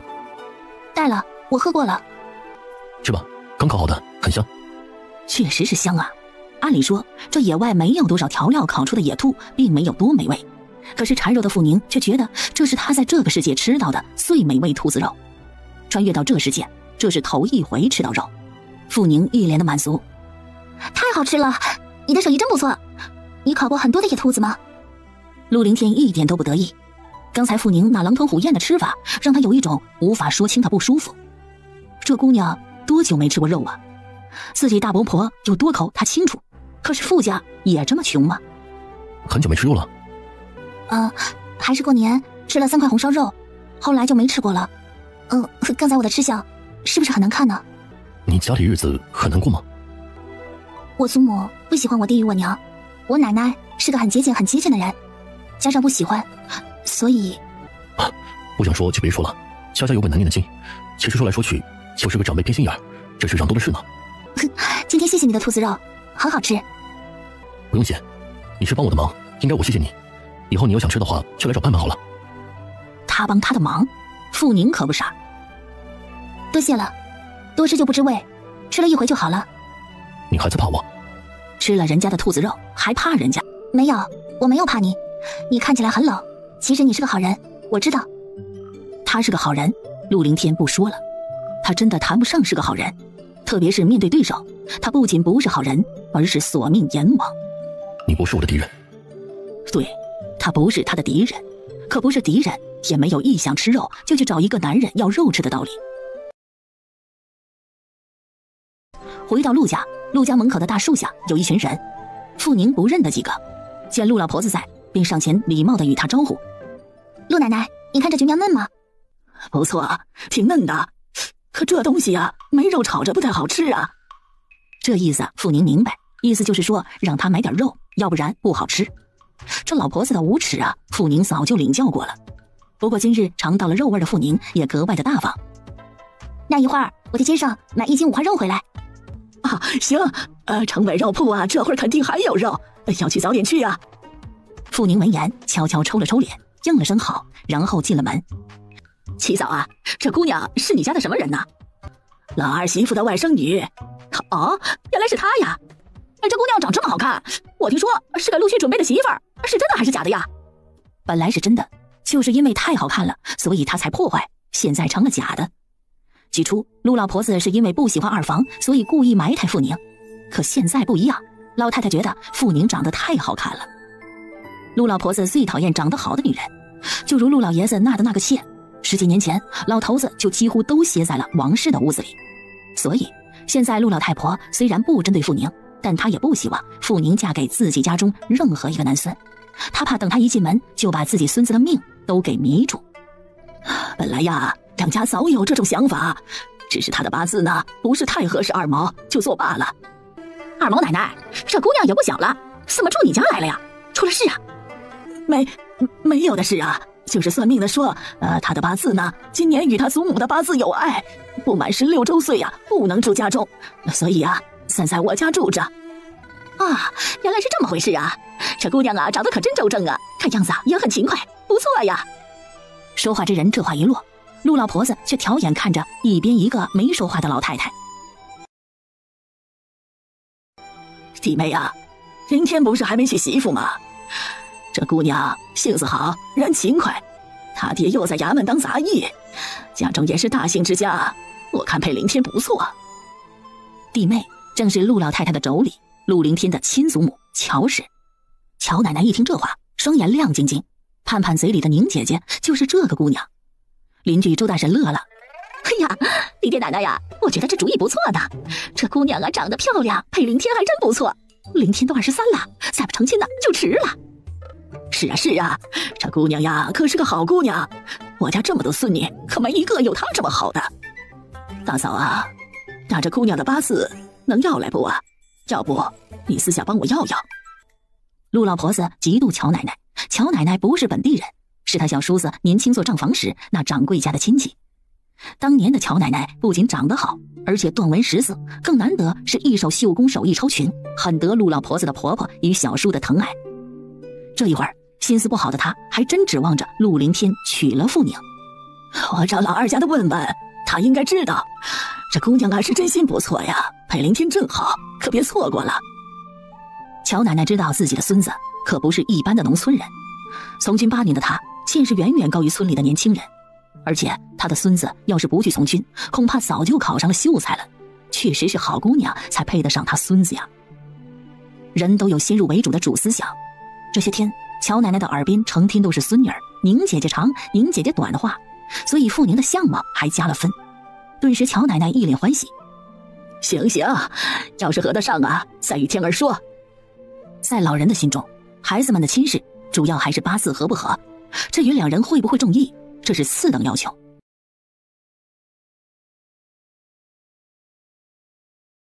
傅宁不知道陆老婆子也急着想把她给嫁出去。把蕨菜放好后，她找了只盘旗，把花倒在上面，放在了太阳下，然后把那些晒了几天的翻了翻，揉了揉它的干湿度，觉得差不多可以收起来了。而此时陆续在路上堵到了背柴回来的陆凌天。凌天哥，你忙吗？还行，你有事？有些事儿想与你说说。不远处有棵树，两人到了树下，找了个石头坐了下来。什么事？说吧。是这样的，我爹欠朋友一个恩情，我与他八字不合，他又看不上二弟。凌天哥，他相貌性格都还好，而且他爹还是衙门的杂役，为人很爽直，他这样住在我家也不是个事儿，你能不能帮帮我？陆凌天明白了，这堂弟说的人就是那个救小猫咪的小姑娘傅雨宁。突然间，陆凌天眼前浮现出一张变化莫测的脸，泪汪汪的，小猫咪似的，小孩子似的，毫不做作却容易满足的，明明害怕却又故作坚强的，心间感觉有点说不出的毛毛感觉。陆凌天不知道为什么从来不把女人放在眼中的他，突然就记住了那张千变万化的脸，那样的清晰，那样的难忘，是因为那小丫头长得太好。对，不得不承认，陆凌天见过的所有美人中，他觉得那张小脸长得真是好看呢。那小姑娘真的是八字原因而弃住在陆家吗？不知为什么，陆凌天有一种感觉，这个堂弟是看不上那个小姑娘，他说的一切都是借口。这么好的姑娘，他竟然看不上，凭什么呢？这感觉陆凌天觉得好奇怪，高兴、生气，陆凌天弄不清了。他的脑子里只有那张千变万化的小脸，语气不由得冷淡了许多。陆旭，小辈的亲事得由长辈做主，所以我无法答应你。晴天哥，那如果我叫我娘与二祖母说呢，这样行吗？他们又不是那小丫头的爹娘与亲人，他们凭什么做主她的亲事呢？真当自己太能耐了不是？反正陆凌天心里不太舒服了。他站了起来，弯腰拎起一大捆整整齐齐的柴火。再说吧。堂哥，这是什么意思呀？再说是什么意思？是行还是不行啊？他怎么有生气的感觉？是他也知道那傅儿的传闻，所以觉得自己受了侮辱不成？陆续很清楚，大他4、5岁的堂哥从小就很优秀，是爷爷口中称赞的对象。要是真如此，陆续不安了。天儿回来了。盼盼，你哥回来了，赶紧摆碗筷。哥哥，你下午去街上的话，帮我买几束绣线回来好吗？把样线准备好，晚上我给你带回来。饭菜上桌，四方桌上只有3个人，乔奶奶坐上方，陆凌天与陆盼盼对面而坐。看着身着布衣也掩饰不了他一身正气的孙子，老人家若有所思地开了口：天儿，现在都3月了，眨眼就是中秋了。老话说呀，中秋一过就是年，这一年呢就没了。你7月份就要满23了，再不成亲呢，别人都以为你有什么毛病呢。奶这边呢有人介绍了几个姑娘，等奶给你合一下八字，到时候你先看一下。奶，你合吧。天儿，你答应了？不过得我看入眼才行。想着今日才头一回见着孙女嘴里不停夸奖的人，而现在孙子却开口答应了他说亲，乔奶奶心儿扑通扑通直跳。难不成那姑娘才是孙子的缘分？陆盼盼一见自己哥答应让奶给他找媳妇了，顿时也很开心。他笑眯眯地看着自己哥哥问：哥，你喜欢什么样的姑娘啊？没想过。哥，你喜欢性子好的还是长得好的？是瘦的还是胖的？没想过。你自己娶媳妇，这也不想那也不想，那你叫奶如何给你看啊？奶，你看哥。就是啊，这也不想那也不想，这怎么找媳妇啊？天儿啊，得想想啦，自己会喜欢什么样的人，告诉奶，奶呢按你喜欢的去寻嘛，这样就简单多了。陆凌天不知道为什么今日都有人跟自己提这事，他确实是一时半会儿没想过成亲，而且脑子里除了一张小脸，他真的对什么女人都没有印象。想好了再告诉你。行，你想好了呢，奶就按你的想法去找。第2天，傅宁收起了第1批花干，他小心地装进了布袋里，准备挂在墙上，明天上街拿去医馆卖了。这东西医馆都会收，就是价格的高低而已。哎呀，陆琛，摔到哪儿了？好痛，宁姐姐，我的手好痛啊！你别怕，姐姐给你弄点草药敷敷，一会儿就不痛了。好。喂，你在干嘛？范儿呀，你还真是厉害呀，在大人面前装得很乖巧像只猫，背后竟然欺负个孩子，真当是2面3刀的小人。小琛，你在这等会儿，姐姐摘点草药。好。2人不理他，陆月美气呼呼地进了屋。娘啊，你赶紧去看看，那个富二丫在欺负三叔家的亲毛呢。美儿啊，我与你说，别总是针对小宁，她比你强多了，没你这么不懂事，会欺负一个孩子。娘现在变成别人的娘了，一点也不疼她了。陆月美听了这话，心里恨得不行。傅宁表现越好，就越衬托出了她的不优秀，所以她越来越不喜欢她了。小琛，擦上去会有点痛，但一会儿就会好，咬咬牙忍着，知道吗？我知道，宁姐姐，我不怕痛，我也不嫌弃你。谁嫌弃我了是吗？三堂姐与我大姐说你是个坏女人，没人要就想强嫁给旭哥哥，他讨厌你。那小琛觉得姐姐是个坏人吗？不是，宁姐姐是个好人，你不会凶我，而且你来了后，我们吃了鸡蛋，又吃了肉，我们都喜欢你。可小美堂姐经常凶我，还会打我。以后小心点，别老是摔倒，万一摔断了手脚，就成了残废了。像凌天哥哥那样的残废是吗？小琛啊，谁说你那个凌天哥哥是残废啊？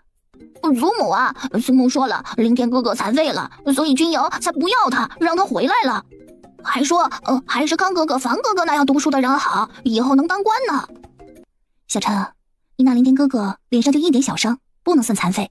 要像断了手做不了事，断了腿走不了路，瞎了眼什么都看不到的人，那才叫残废。那我以后不乱来了。下一个孩子还真是不好意思。可傅宁小时候在农村里长大，13岁之后才离开。他知道农村里的孩子上树掏鸟，下河摸鱼那是常事，要让他们不做，不太可能。七毛，叫你放牛，你死在家里做什么呀？奶，我爹把牛进去犁地了，我有割牛草的。割了牛草就行了嘛，地里草都长那么高了，就不知道去拔掉，真是除了吃就什么都不知道了。好吃懒做的东西，想着你们浪费粮食。陆琛，宁姐姐和你一起去菜地拔草去。宁丫头，山根下两洗澡的草很多，七毛这孩子不叫不做事，所以呢，我才安排他。你要是累了，就少做点，让他做好了。陆奶奶，没事的，您去忙吧。小宁啊，你这是去哪儿了？傅宁简单的把刚才的事说了一下，兰氏深叹一声：陆家看起来是个大户大姓，其实呢是个实实在在的农家，家里30多亩地，如今都自己家种着呢。你是来做客的，却让你干这个，真对不住了。兰姨，这忙得过来吗？这么多地，就这么几个人？没什么忙不忙得过来的。平常孩子他们三叔、大嫂、三弟妹和我做，农忙时呢，几个在衙门的混工回来做，还能凑合。兰姨，我去烧水，你先坐会儿。小宁啊，那辛苦你了。兰姨，可别跟我说客气话，你不是说我就是您的闺女吗？你坐会儿，一会儿就好。行，我就坐一会儿，你辛苦了。陆凌天拒绝给个明确的回答，这让陆续心情很不好。他怀疑是傅宁的名声传进了自己堂兄的眼中。突然见到傅宁这一身清爽的样子，顿时他眉头拧了起来，一脸的不高兴。披头散发，成何体统？真是没有教养。他说他没有教养。听着这评价，傅宁真的是非常非常生气。他冷冷地看着陆续：陆公子，撒着你说不像样子，披着你又说不成体统。那么请问一下陆公子，不过是在家中头发披着或撒着都不行，那怎么样才算有教养？你这样莫名其妙的发火，就是有教养了吗？面对傅宁的质问，陆续脸一甩走了。什么人呢？神经病，自己没教养还好意思来教训我，哼！陆伯伯，我以前村里有位老人家教过我医术，只是学的不多，所以我爹会帮我再找个师傅学学。丫头，那你学了多少了？不多，但是看个头脑鼻塞还行。那已经很好了，这姑娘家的有些手艺很好很好。林丫头啊，你爹可有说找谁带你啊？他说想找钱伯伯带带我。我跟您说的是，万一与钱伯伯说好了，我就搬出去住。那不行，林丫头，你一个姑娘家的住在外面，那绝对是不可以的。你想学什么，只管去学就好。我与你爹说好了，以后你就是我闺女，要是银子不够用你也只管说就是。这不是银子的问题，住在这儿实在是太别扭了。傅宁还想争取。陆伯伯，我是想……我知道，月美那孩子是有些尖酸，但你不必管他。要是他敢对你不礼貌，伯伯来教训他啊！宁丫头，伯伯已经答应你爹了，一定给你找一个更好的人家，再把你送出门的。而且你爹也说了，他把你交给我。现在你这样要搬出去，你爹会不放心，伯伯我也难见人呢。好吧，傅宁知道谈判失败，不能马上离开陆家，他心中深觉可惜。那就要继续打扰伯伯与兰姨了。今天不早了，您早点休息，我下去了。你也早点休息吧。陆继先把3个子女叫到了屋内，脸色极为不好。叫你们来是想与你们说，人不能忘恩负义。你们父叔对爹有救命之恩，如果不是他，也没有你们的今天。所以以后再让我知道谁让小宁那丫头不痛快，小心我收拾你们，听到没有？听到了，听到了，听到了。既然听到了，那就早些睡觉。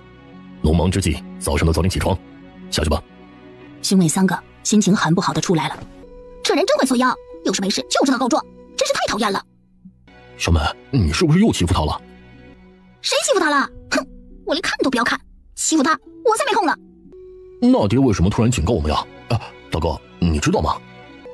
行了，以后离他远点就是了，反正他在我们家也住不了多久。三兄妹黑着脸去睡了。可从陆家夫妻屋里出来就进了屋睡觉的傅宁，根本不知道有他训子女这一幕。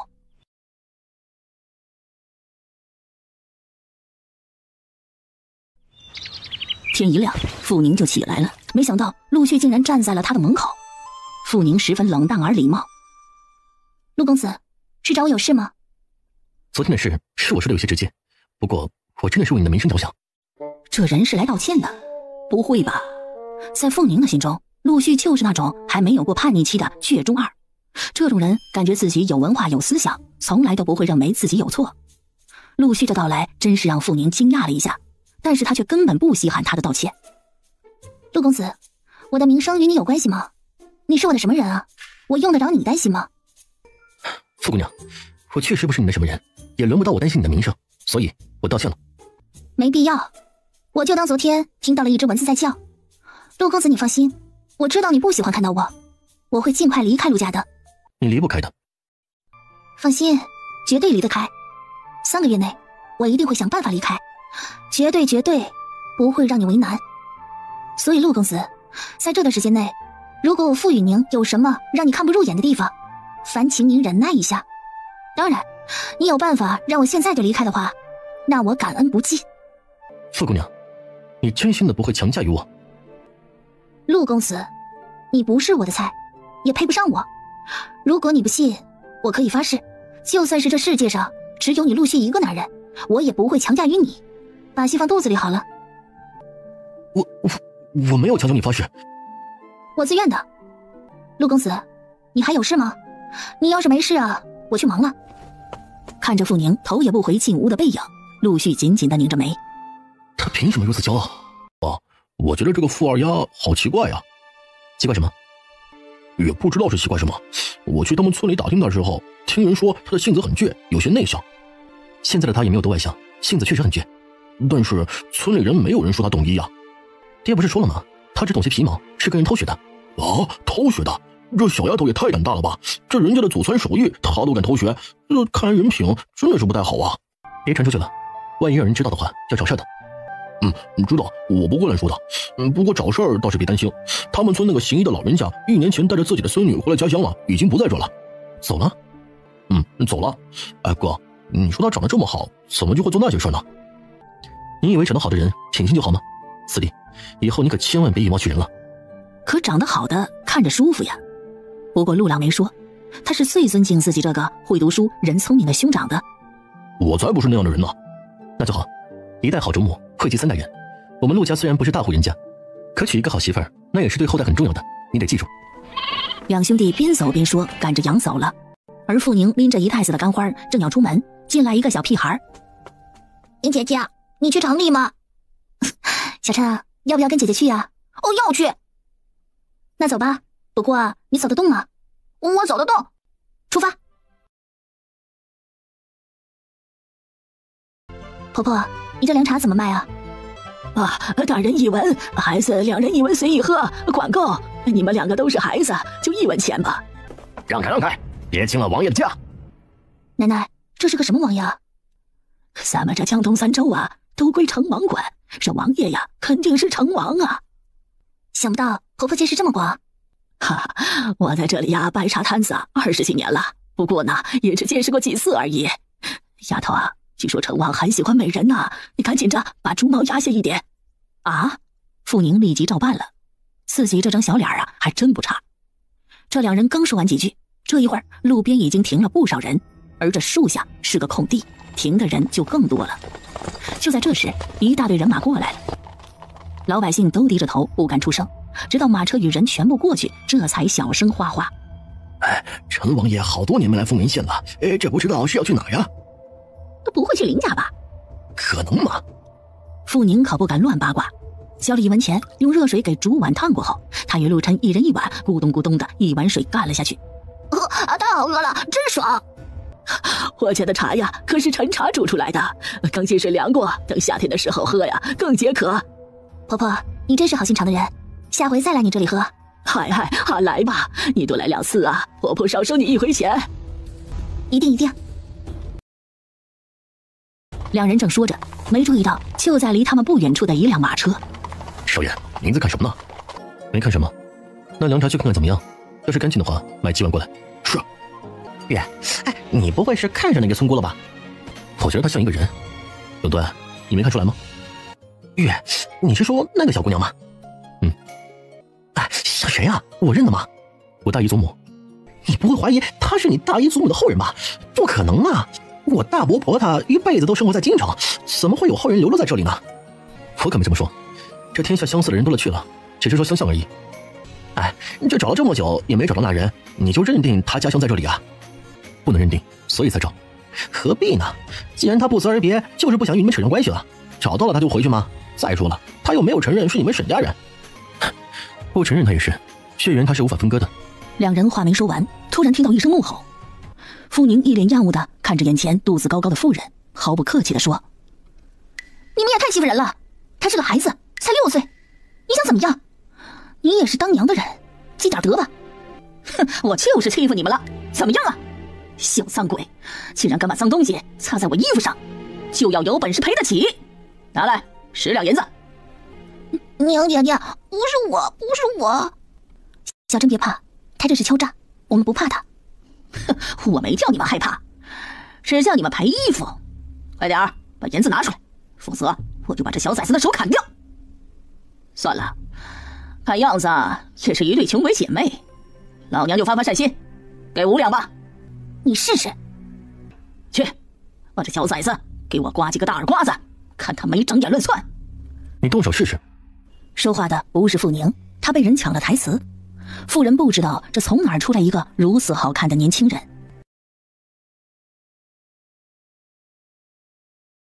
“你是他什么人？”“路见不平旁人铲，想要银子是吗？”“你想干嘛？”“没想干嘛，只是想叫你给孩子积点德。”“你可别乱来啊，我可没得罪你。”“那他们得罪你了吗？”“这小崽子差点撞到我了。”“不是没撞上吗？”“可他的手挨上了我的衣服，把衣服弄脏了，不该赔吗？啊！”这时茶婆子开了口：“江三媳妇啊，这小伙子说的对呀，你还是替肚子里的孩子积点德吧，小心老天再不保佑你，让你生个儿子。这孩子刚才只是被人撞了一下，才沾上你的衣服的，哪里就把你的衣服给弄脏了？一件半旧的衣服，竟然要人家5两银子，你当人家的银子是大风刮来的呀？啊！”这老婆子再次开口。蒋氏妇人又见沈玉这人不像个穷人，这才骂骂咧咧地走了。“刚才多谢公子正言，小女这边有礼了。”“姑娘不必多礼，我兄弟仅举手之劳而已，而且在下看姑娘也并不害怕呀。”“那也得多谢，人不可忘恩负义。”“姑娘，在下与兄弟是来这里寻人的，能请教姑娘几个问题吗？”“请问吧，只是我家离县城有点远，不如这位婆婆知道的事多。”“没事在下只想问一句，姑娘祖上可是本地人呐？有没有祖母外祖母什么的，或爹娘什么的，是京城来的人呢？”“小女还真不知道。这位公子，难不成是我们姐弟这2人与你们所找的人长得很相似吗？”“是我想多了，只觉得姑娘有6分与在下的一位长辈相似。其实她这一生也没有出过京。”“人家一生都没出过京城，哪来的民间私生死什么的？”傅宁张着嘴合不上了。这人不会是想泡妞吧？“刚才多谢了，小女有事就不多陪了，再会。”傅宁拉着陆琛走了。“月，他把我们当奴子了？”“是你问的太多了。”“我这不是为你问的吗？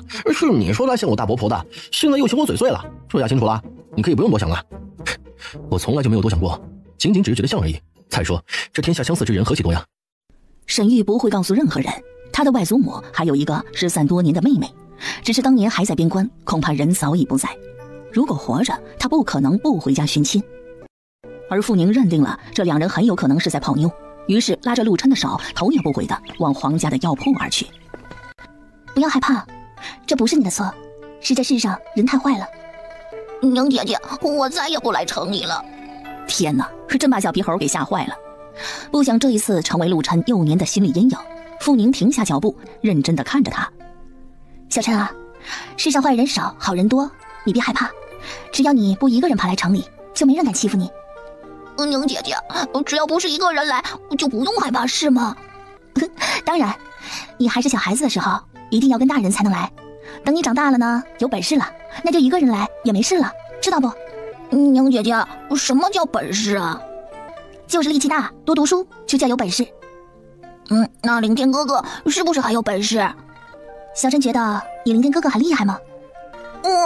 凌天哥哥一个人能打很大的野猪，可厉害了。而且我爹还说，要是我凌天哥哥不去打仗的话，他肯定中了秀才。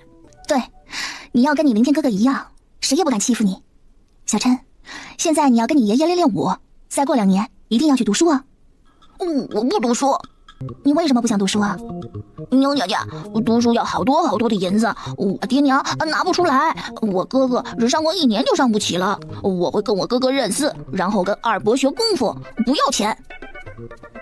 这么小的家伙就知道省钱，果真是穷人的孩子早当家呀。这时代上学不是那么容易的事，并不知道自己想错了的傅宁清楚自己现在也不是大款，他可不会豪气地说，银子没关系，你上学我送。见陆琛已经忘记了刚才的事，他才拉着他进了黄家的药铺。小哥哥，我有点金银花，不知道这里收不？哎，姑娘，这是你自己采制的金银花吗？是的，要吗？哎呀，你这个弄得不错呀，你等会儿我叫掌柜的来。面相不错，花叶也不多，要了。姑娘，这散药价格不高，一斤40文如何？低了。凌天哥哥。是凌天兄弟啊，你认得这姑娘？亲戚。行，看在是凌天兄弟的份上，这一斤50文，以后姑娘啊有多少，黄某就收多少。哎，凌天兄弟，你来有何事啊？给我一罐火山药膏。你烫着了？哎，先让我看看，要是烫的厉害了，光服药可不成。没多大事，就几个泡而已。哎呦，不行啊，太厉害了！凌天兄弟，你这伤得喝下2剂下心火去炎症的药，否则会发炎溃烂的呀。黄掌柜拿来了药，正准备给陆凌天涂上。黄掌柜，这水泡最好挑破来上药，这样效果好。挑破？姑娘，这水泡要是挑破了，可就不容易结疤了呀。挑破了水泡不容易反复，就按他说的做。傅宁站在一边静静地看着，等药抹开一股药味在他鼻边散开，他轻轻地蹙起了眉头。这火伤药的成分也太差了吧，这药抹上10天，这伤啊怕也好不了。等陆凌天的伤抹好药，拿着捡了的中药走了，黄掌柜才给傅宁称药付钱。拿着一串钱在手，这是整整5天的成果，一共180个大钱。傅宁吐槽，要是这样干下去啊，他就最多只能粗茶淡饭过清贫日子了。掌柜的，我要买几味药。哎，姑娘，你不只是认得药，还懂得医术啊。小时候跟着一位长辈学过几年，后来我自己看了些医书，懂得的不多，比不得你们这些真正的郎中。你要什么让铁牛给你捡，都便宜2分好了。铁牛，听到了没？听到了，您就放心吧。姑娘要这药是做火疮药吗？是想准备一些，这天一热一烫又起火泡，家里地面又小，有备无患。你想的真周全。哼，多谢夸奖。捡好药，傅宁带着陆琛出了门。你有比药铺更好的火疮药？我是有一个方子。不是说了吗？不用怕我，我对你没有危险。我真没有害怕，只是我也不知道这是怎么回事。对了，我手中这个药膏，你要是觉得不行，那我就扔了。也不要扔，对付小烫伤应该有用。只是我能配一种更好的火伤药。如果……话没说完，傅宁发现自己手里多了一锭银子。明天送来，来得及的话，早饭后在我家门口等我。看着这大步迈出的背影，傅宁愣了愣，然后看看手中的银子，一脸傻愣愣的牵着陆琛又回了药铺。啊，姑娘，你还要买什么呀？小哥哥，我想着反正要做这么一点点，做起来也烦，想着再买一些这些药一起做。民间的土方子很多，但总没得药铺的药膏来得好。铁牛猜测傅宁用的就是土方子。那是，多也是做，少也是做，这一次不如多做点。家里人多，这药一时半会儿也坏不了的。却说陆凌天则回到店里，突然有人来了。头，沈家有人来了。谁？沈大公子沈玉。头，你属下瞧，这沈家恐怕是不会死心的。随他，别让他打扰到我家人，把他的视线引向别处。哦，知道了。等来人一走，陆凌天拿起刚才淬好水的刀，对着光看了看，眉头拧得更紧了。这玄铁已经打了几十遍了，为何还达不到撕破的程度呢？两人回到陆家，陆琛已经拿着糖去炫耀了，傅宁则拿着半斤糕点进了蓝氏的屋。兰姨，我把晒干的药都卖掉了，卖了180文，这是我给您买的绿豆糕，您尝尝。哎呀，竟然卖了这么多钱呢！小宁啊，你真厉害呀！一个劳力一天只能赚个20-30文，你才5天就卖了100多文，不错呀。兰姨，明天要不与我一起去摘？哎呀，我去不了。明天早上啊，做好家务，不下地就得进菜园子，3天呢还得扯1天猪草，做1次饭菜，根本空不出时间来。那我自己去。药铺里说了，只要草药打理得好，他们都要呢。啊，那你小心些，莫走远了，莫到无人的地方去。知道了，兰姨放心，我会小心的。啊，对了，刚才我在药铺里买了点凉茶，去煮点喝，我有点伤风了。啊，那赶紧去，到小灶上去煮好了。傅宁正想如此，点头出去了。为了不让陆老太太多事，他把另外半斤绿豆糕给了她。果然那老婆子什么闲话也没说，甚至还给了傅宁1碗想要的泡臭鸡蛋的陈年水。准备治火伤药的傅宁并不知道，他赚了钱的事落在了陆月梅耳中。大哥，你说这个人有多坏呀？他这是利用陆家在私房啊！大哥，你说我们家每个人只要得了钱，谁敢不交7成给祖母啊？可他倒好，吃陆家的用陆家的，咱私房钱。不行，这人不能再待在陆家了。能不能待，那不是我们能做主的事，我们又不能赶他走。小美，记住爹的话，他是我们家的客人，不喜欢没关系，他没惹你，你也不要找事儿。客人个屁呀，那根本就是只马屁精！竟然给死老太婆买糕点，还让娘给她做衣服，他这是搞不清状况啊！大哥，你说家里突然多了个人吃饭，奶怎么没跳起来呀？以前外婆家来个人，奶奶都要甩脸子的，可这些天这竟然一句话都没说，难不成爹另外交了银子给奶？确实，以奶奶爱钱如命的性子，家里多了一个人吃饭，他怎么可能不跳呢？不跳不骂的理由就是他爹另外交了银子了。不得不说，陆月美这一句话戳到了陆续的痛处。想到自己3事不中，而堂弟陆凡说今年3事必过的得意，一瞬间陆续的心情就真的很不好了。走吧，我们回家。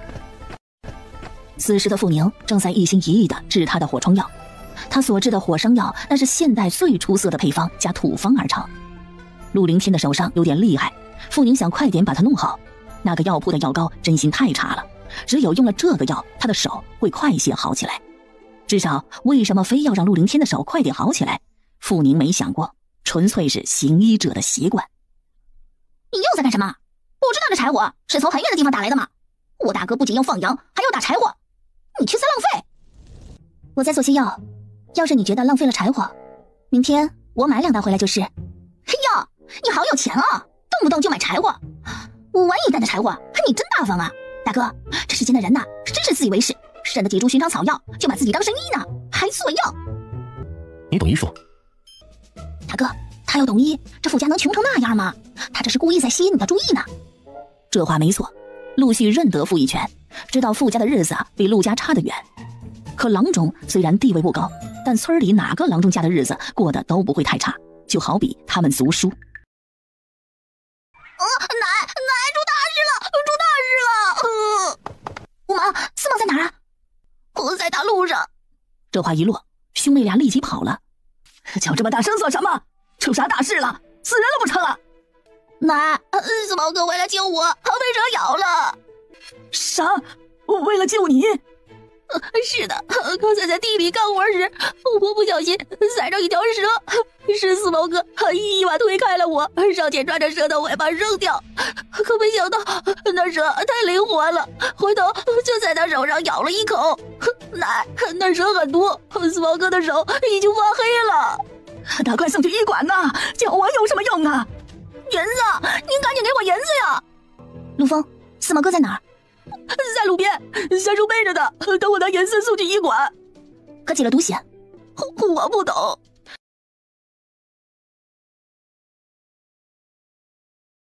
等他到了路边时，蓝氏几个都跑来了。四毛，四毛，你不要有事啊！啊！此时陆朗的蛇毒有点入心了，听到蓝氏的呼叫，他睁开眼。娘，没事，一条小蛇而已。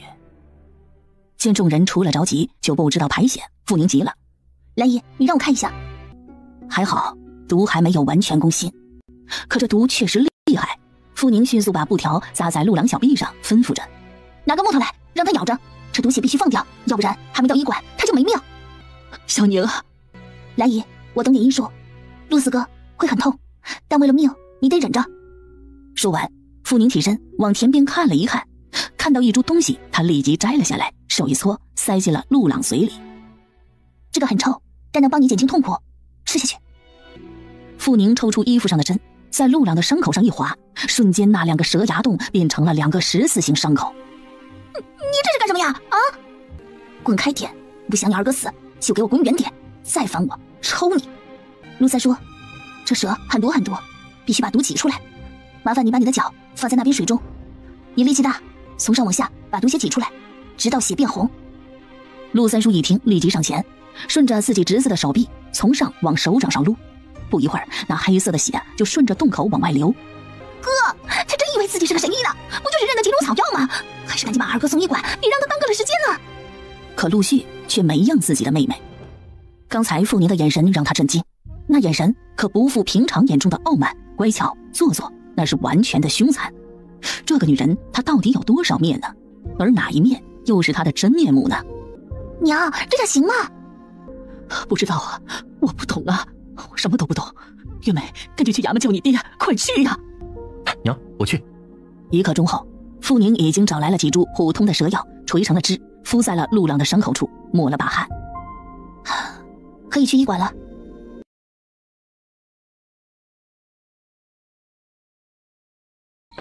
傍晚的时候，陆家人都回来了，甚至陆朗也回来了。小宁，谢谢你，是你救了四毛一命。没有，我那样只是缓解他的蛇毒攻心，谈不上。陆喜谦清楚，可不是这丫头说的那么轻松。刚才在医馆里的郎中说了，这蛇极毒，要不是这毒血放得快，而且还上了极好的蛇药，自己儿子怕是有大事了。甚至郎中还说，这人找的蛇药很厉害。小宁，伯伯舍不得你出家门了怎么办？如果可以的话，再给旭儿一个机会行吗？陆伯伯，我并没有你想象中的那么好，我是一个很有个性的姑娘，不是陆二哥喜欢的类型，而他也不是我喜欢的类型。姻缘之事3生石上早注定，这不是机会不机会的问题，而是有没有缘分的问题。如果说有缘的话，我在他的心中不会是一个讨厌的人。或许是他不知道你的好啊。陆伯伯，我愿意把你和兰姨当真正的姨母和姨父，但是这感情的事强求不得。你现在在这里说让我给你儿子机会，但他是这么想的吗？他的想法真的不重要，我是他老子，这娶什么样的人我做得了主。可我只想提醒陆伯伯一句，这主你是能做了，可这日子你却不能代替他过。世间的夫妻如果是相看两厌的话，日子就难过了。伯伯，你什么也不要说，我一时半会儿也离不开陆家，要是有朝一日他欣赏我，我也欣赏上了他，我会遵从自己的内心，行吗？傅宁这句话并不是代表他真会给陆续机会，只是他不想让这长辈觉得自己不识时务，毕竟还住在人家里嘛。人呐，得有点情商才能让自己好过。行啊，我不相信你，不再强求你了。多谢伯伯。伯伯，我刚才看你走路有点别扭，是不是哪受伤了？哎，没多大事儿，昨天追凶犯的时候拐了一下脚，已经抹过药了，没事了哈。小宁啊，你收拾一下准备吃饭吧。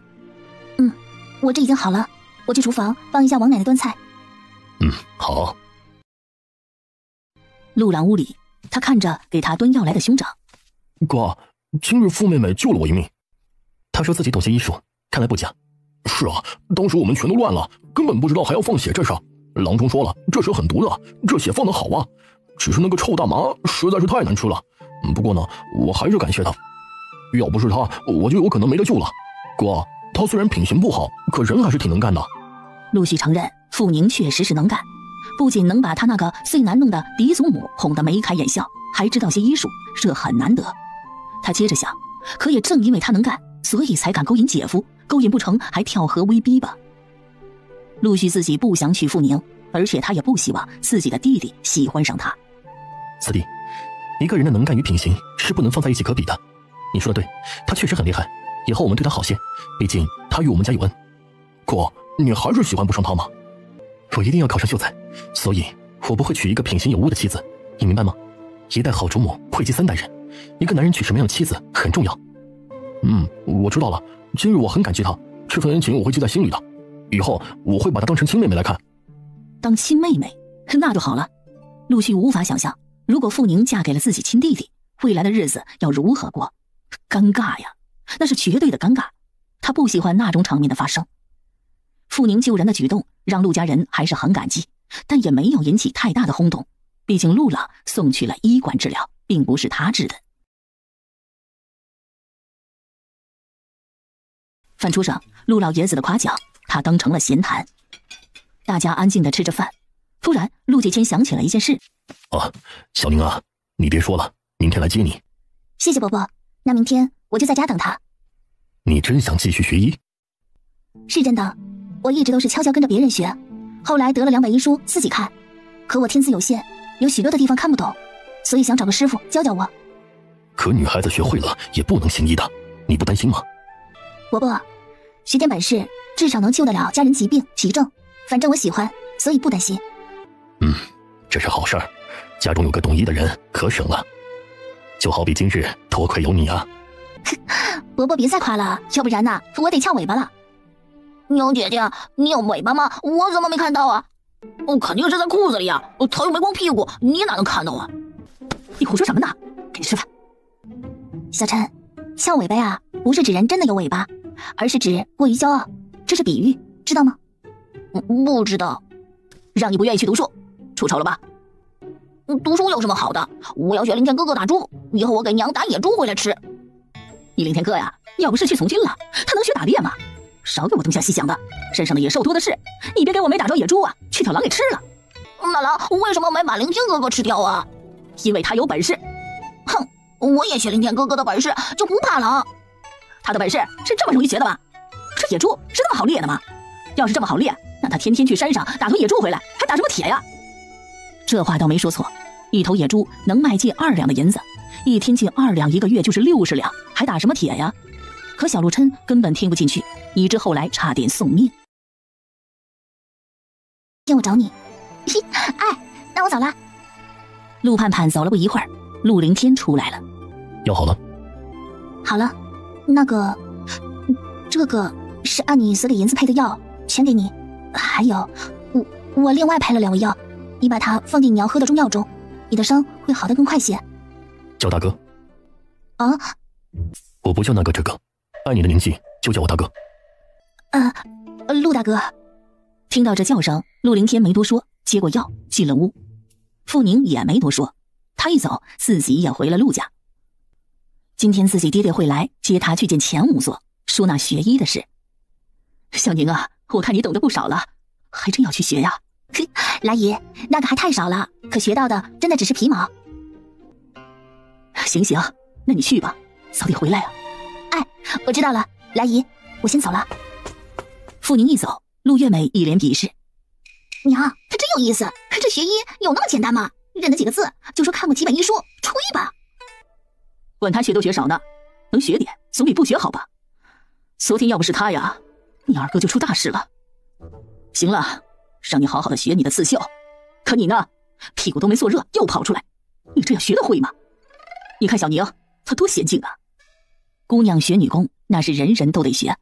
傅二丫也学过，只不过换成了傅宁这个心思后，基本上等同于出手费。当然也不是不会，拿针还行，但绣花却只能绣成一个疤了。爹。二丫丫，这些天在你陆伯伯这儿可更习惯些了吗？爹，还行，来姨与陆伯伯都是很好的人，而且我也给陆奶奶付了伙食钱，她也不多事，挺好的呢。我们走吧。走。陆家离县衙更近，只有2里路，父女俩走了1刻多钟就到了。两人刚一进县衙，就碰到一个人。呀，傅杂爷，这是你女儿啊。二丫，这位是与你陆爷爷一样的张捕头，你叫他张伯伯吧。张伯伯好。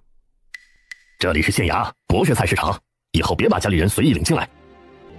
爹，这衙门是老百姓不能来的地方吗？是不是像衙儿嘴里说的一样，衙门八字开，有理无情莫进来？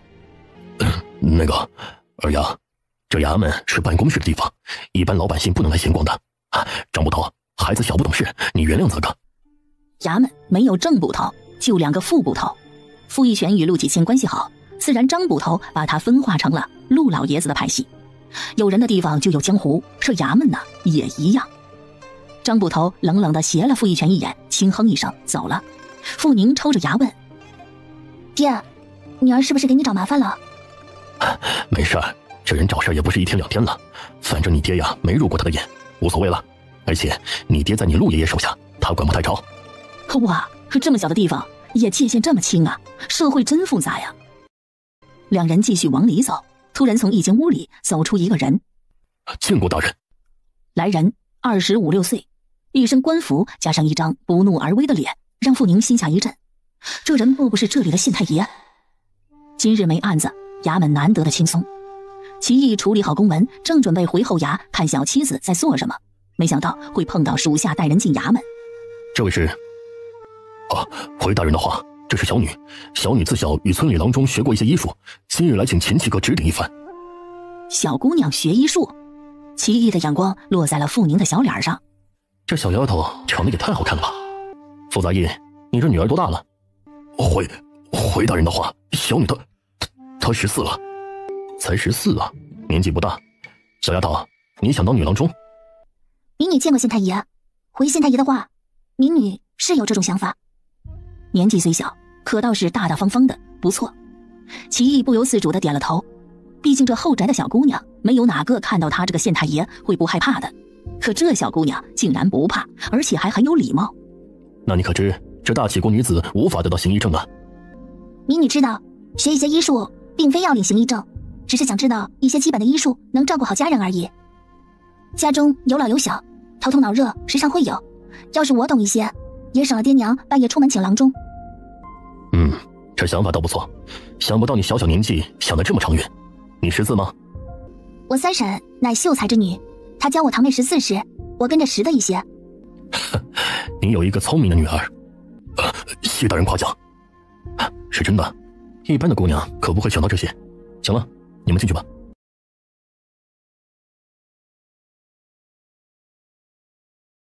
等县太爷出了门，傅宁压低声音问：爹，这个县太爷很可怕吗？县太爷很威严，办案很厉害的，不像是以前的县令。不过他对下属都不错，倒是没有觉得他很可怕。二丫，你问这话做什么呢？我看你刚才说话颤抖，以为他这人很可怕呢。闺女儿，是县太爷盯着你看了好几眼，爹担心了。二丫呀，这下回出来戴个围帽吧。爹，你担心什么？你担心县太爷看上我吗？他年纪不小了吧，能没成亲吗？成亲了，可男子又没规定只能娶一个。爹，你担心他把我抢去当妾？他夫人把我漂亮吗？不是，夫人很漂亮，不止漂亮，而且大气沉稳。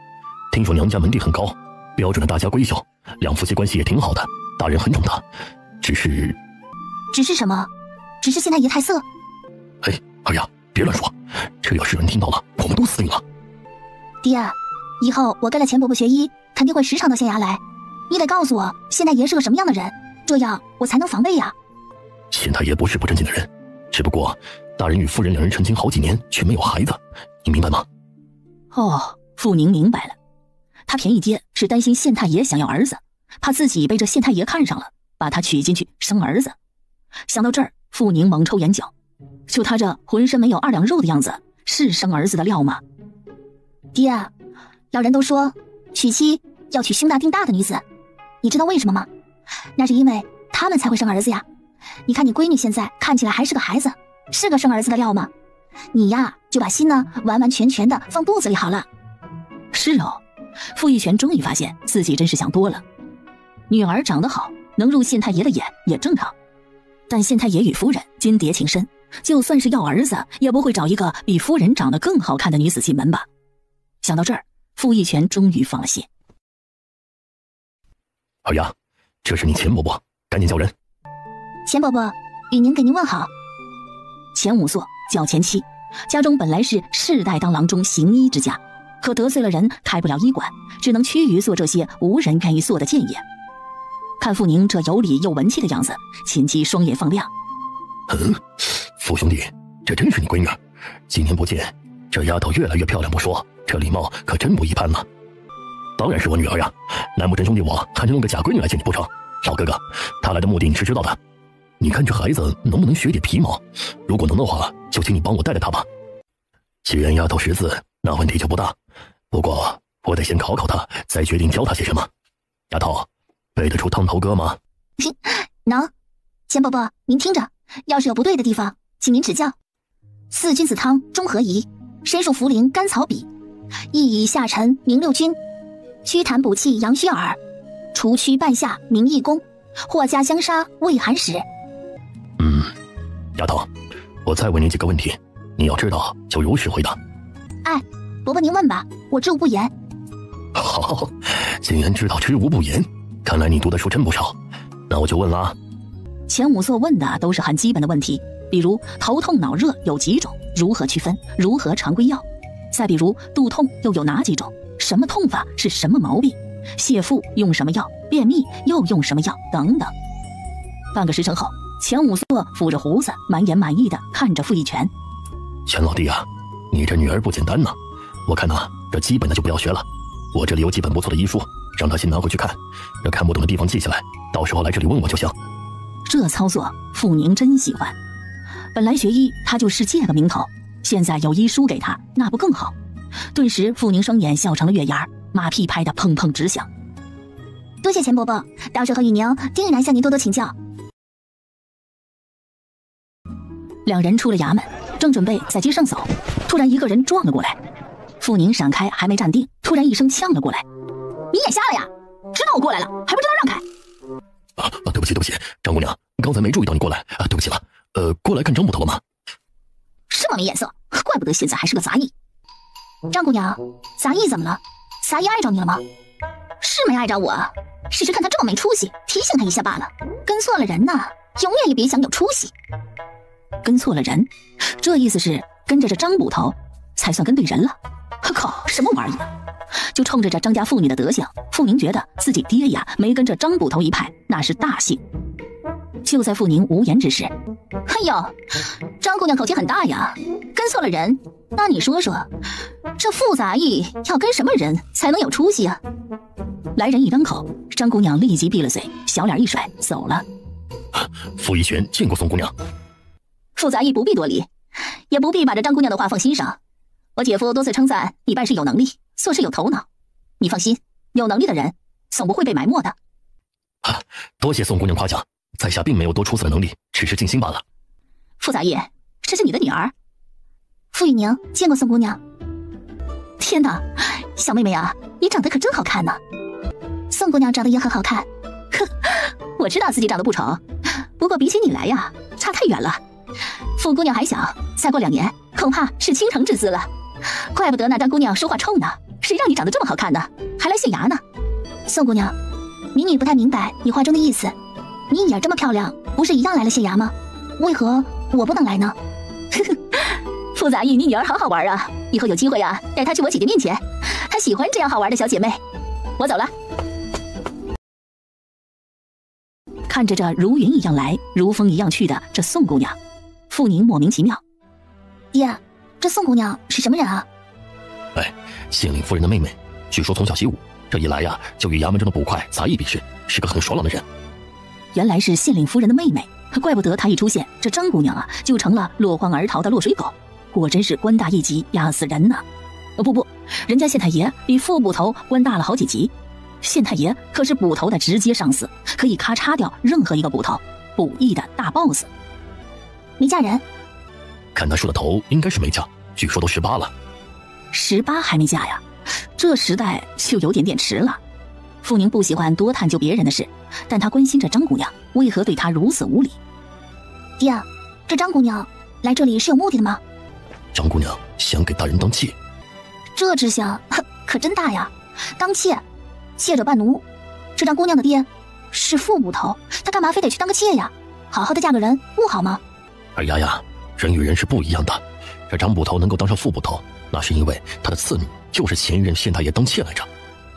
爹，上一任县太爷都50几了，这张捕头的女儿多大呀？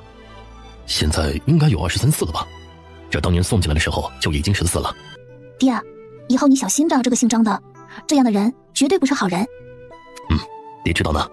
二丫呀，过几天你娘说来看你，到时候爹接你出来。傅宁有点想林氏了。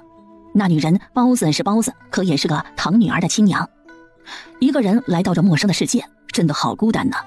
可林氏胆小，便宜爹又是个孝子，那傅老婆子那么凶，找不到适合的机会，林氏肯定出不来。爹，不急的，等娘有空时再来看我。娘来城里也得经过陆家，到时候让小弟进来叫我就好了，省得你特地来寻我。好，走，那边呀有个包子铺，这铺里的包子做得很好，爹带你去吃。傅宁知道这个便宜爹呀，真是个宠女儿的人。肉包子3文一个，一个壮劳力一天也就能赚个6、7个肉包子，他自己恐怕10天都不舍得吃个肉包子。爹，我摘的金银花卖掉了，得了110文。今天我请爹吃肉包子，晚上爹回去的时候再帮我带3个回去，娘一个，弟弟一个，五丫一个，让他们也高兴高兴。好好好，我闺女能赚银子了，爹高兴，高兴啊！爹，你有没有这大人说我的事啊？哎，娟儿呀，爹担心大人会不同意呀。为什么呀？爹，我长得不好看吗？啊？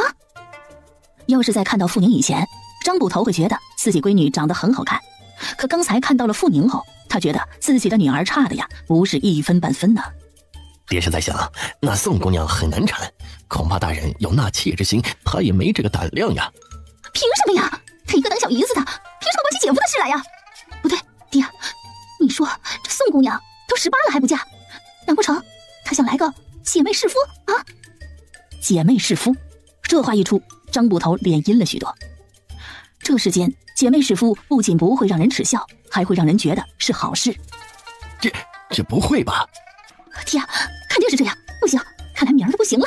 那个姓宋的处处讽刺我，就是因为他担心我抢了他的大人。爹呀，您得想想办法呀！都给大人生了儿子，这捕头的位子肯定就是您的了呀！啊！让爹想想，这是大事儿，绝对不可轻举妄动。爹呀，那你赶紧想吧。却说傅宁与便宜爹出了衙门，两人直接往最热闹的前门街而去。刚拐入前门街，突然不远处传来一阵阵哭喊声：“求求你了，求求你放过我，我不是有意的，真的不是有意的！”做梦，死丫头，竟然敢踩本姑娘的脚，你胆子肥了！小姐，给他2个巴掌，让他知道我林家不好欺负。这声音很凶。傅宁看看傅义全，爹，这林家是什么人啊？二丫丫，林家是县里的大户，不是我们能够惹得起人。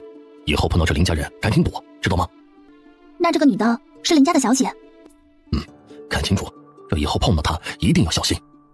鸡蛋与石头那是不能相碰的，要不然鸡蛋会成一滩水。傅宁知道如今的自己不够强大，也没有穿越人世的金手指，在这种人权社会，还是低调为好。爹，那是3丫。傅义全早看到了是自己侄女，可是他知道管不了。这林家的姑娘啊，霸道且凶狠，本是小姑娘间的事，他这大人要掺和进去，恐怕更要出大事。莫管他，大不了让他挨几个巴掌。3丫那性子也是得让他受受教，他跟他娘一样，可不是个心善之人。傅宁觉得便宜爹说的有理，这林家的人惹不得，管不了的事，如果强出头，恐怕会惹祸上身。再说这傅3丫与他亲娘李氏一样，是朵小白莲，表面乖巧，背地里惹是生非，原主在他手中可吃了不少亏。这种人少沾为好，可有人偏不如他们所愿。二伯，二姐，救救我，救救我呀！街上认得傅义全的人不少，他如果真这样走掉，肯定会被人指点。无奈他只能挤进人群，朝灵珠行了一大礼。林小姐，小侄女无状，在下傅义全在这里代表她给您赔罪了。切，你配吗？什么人呢？敢来跟我求情？赶紧给本姑娘滚开点，否则我连你一起打！林小姐，侄女年纪小，没规矩，她不认得您这个贵人，求您高抬贵手，饶她一回，求您了。想救她是吧？行吧，要我饶她可以，你跪在地上学着狗叫爬3圈。傅一泉一听，顿时脸皮涨得漆黑，好歹他也是个大男人，这个林家姑娘竟然如此恶劣，他要在地上学狗叫爬3圈，这是让他以后无法做人呢。怎么不愿意呀？不愿意可以呀，不愿意就滚开一点，少在这里假惺惺。爹，既然林姑娘不愿意饶过三妹，那也没办法，谁让她有眼无珠呢？爹是大男人，也是她的长辈，没有替她受过的道理。走吧，林姑娘也只是想教训她一下，并没有想把她如何。对，是这个理儿，谁找的事儿谁受好了，哪有当长辈的受过的？谁叫这丫头眼瞎呢？命吧！听着众人轻声议论，傅三丫放声大哭：“二姐，求求你救救我，我害怕呀！求求你救救我！我知道你是恨我娘教训过你，可是她也是站在一个长辈的份上，想引导你学好的呀。二姐，不管如何，我们也姐妹呀，求求你帮帮我啊！”三妹，犯了错就得受罚，这是天理。你娘教导我，就算不是我的错，我也受了。谁叫她是长辈呢？可今天我确实是帮不了你。林姑娘与我不亲不熟，她没有理由看在我的面子上放过你。林姑娘，傅雨宁知道您是善良之人，教训我这堂妹也是想让她学好，您随意。这姐妹斗了起来，灵珠起了兴致，她眯眼看着傅宁，看到她的脸，顿时眼中呈现出一种兴奋。喂，这个瞎眼的丫头是你堂妹？对，这是我三叔的长女，叫傅三丫。好啊好啊，堂姐妹呀！你想我看在你的面子上放过她吗？要是你想啊，你就把我的鞋子舔干净，那样我就放过她，如何呀？是她犯的错，就应该由她自己受惩罚，与我没有半个铜板的关系。林姑娘愿意宽容她，是林姑娘的善良与大度。您不愿意原谅她，那就是她眼瞎惹上林姑娘。你想如何？姑娘请便。我不是有意的，是不小心的呀，二姐，你就忍心看着我被人打死吗？啊，求求你了，救救我！一会儿啊，我给你把上脚的鞋都舔干净，行吗？啊，看在一家人的份上，救救我吧！啊，救救我！这时啊，有路人开始议论纷纷，有的说这当姐姐的应该帮忙，不就是舔一下鞋子吗？有这么难？有的人说这当妹妹的也真是过分，这种侮辱人的事能做吗？听着路人的议论，看着灵珠那得意的表情，对灵珠这种仗势欺人的人，傅宁真想甩他几巴掌，让他知道欺负人的后果。可是同样他也真的是厌恶上了傅三丫，冷冷地瞥他一眼：“来人呐，把这臭丫的脚给我打断！”二伯二姐，救命啊！救救我，我们是一家人呐！啊，二姐！刚才只说打2个巴掌，现在却要打断傅三丫的腿，这是个什么事儿啊？世上真的没有律法了吗？林姑娘，得饶人处且饶人，何必处处逼人至死地呢？我就是不饶他，你又如何？怎么想打我？来呀，你打呀！只要你敢举手，本姑娘就敢要了你这只手。灵珠妹妹，这是出了何事呀？就在傅宁恨不得杀了灵珠之时，一个风流倜傥的公子走进了人群中，目上颜如玉，公子世无双。呀，乔哥哥，您怎么在这里啊？正好来县里看看我姑姑，却没想到会在这里遇到灵珠姑娘。见这里热闹，不知出了何事，特意过来看看。啊，没事没事，这姑娘啊与她的堂姐发生了点小矛盾，珠儿呢也正在看热闹。乔公子，你难得来，不如我们那边喝杯茶吧。好啊，相约不如巧遇，既然今日如此之巧，那就请吧。傅宁都没回过神来，他不知道这是不是天上掉下来的救星。一回神时，一群人已经不见了。爹，走吧。傅一泉对自己的侄女是完全失望了，自己闯的祸其实也就2个巴掌的事，可他却非得把他们父女俩拖下水。如果是能惹的人，他傅一泉肯定会出面。只是这林家谁敢惹呀？他要是有这本事，还会是一个小杂役吗？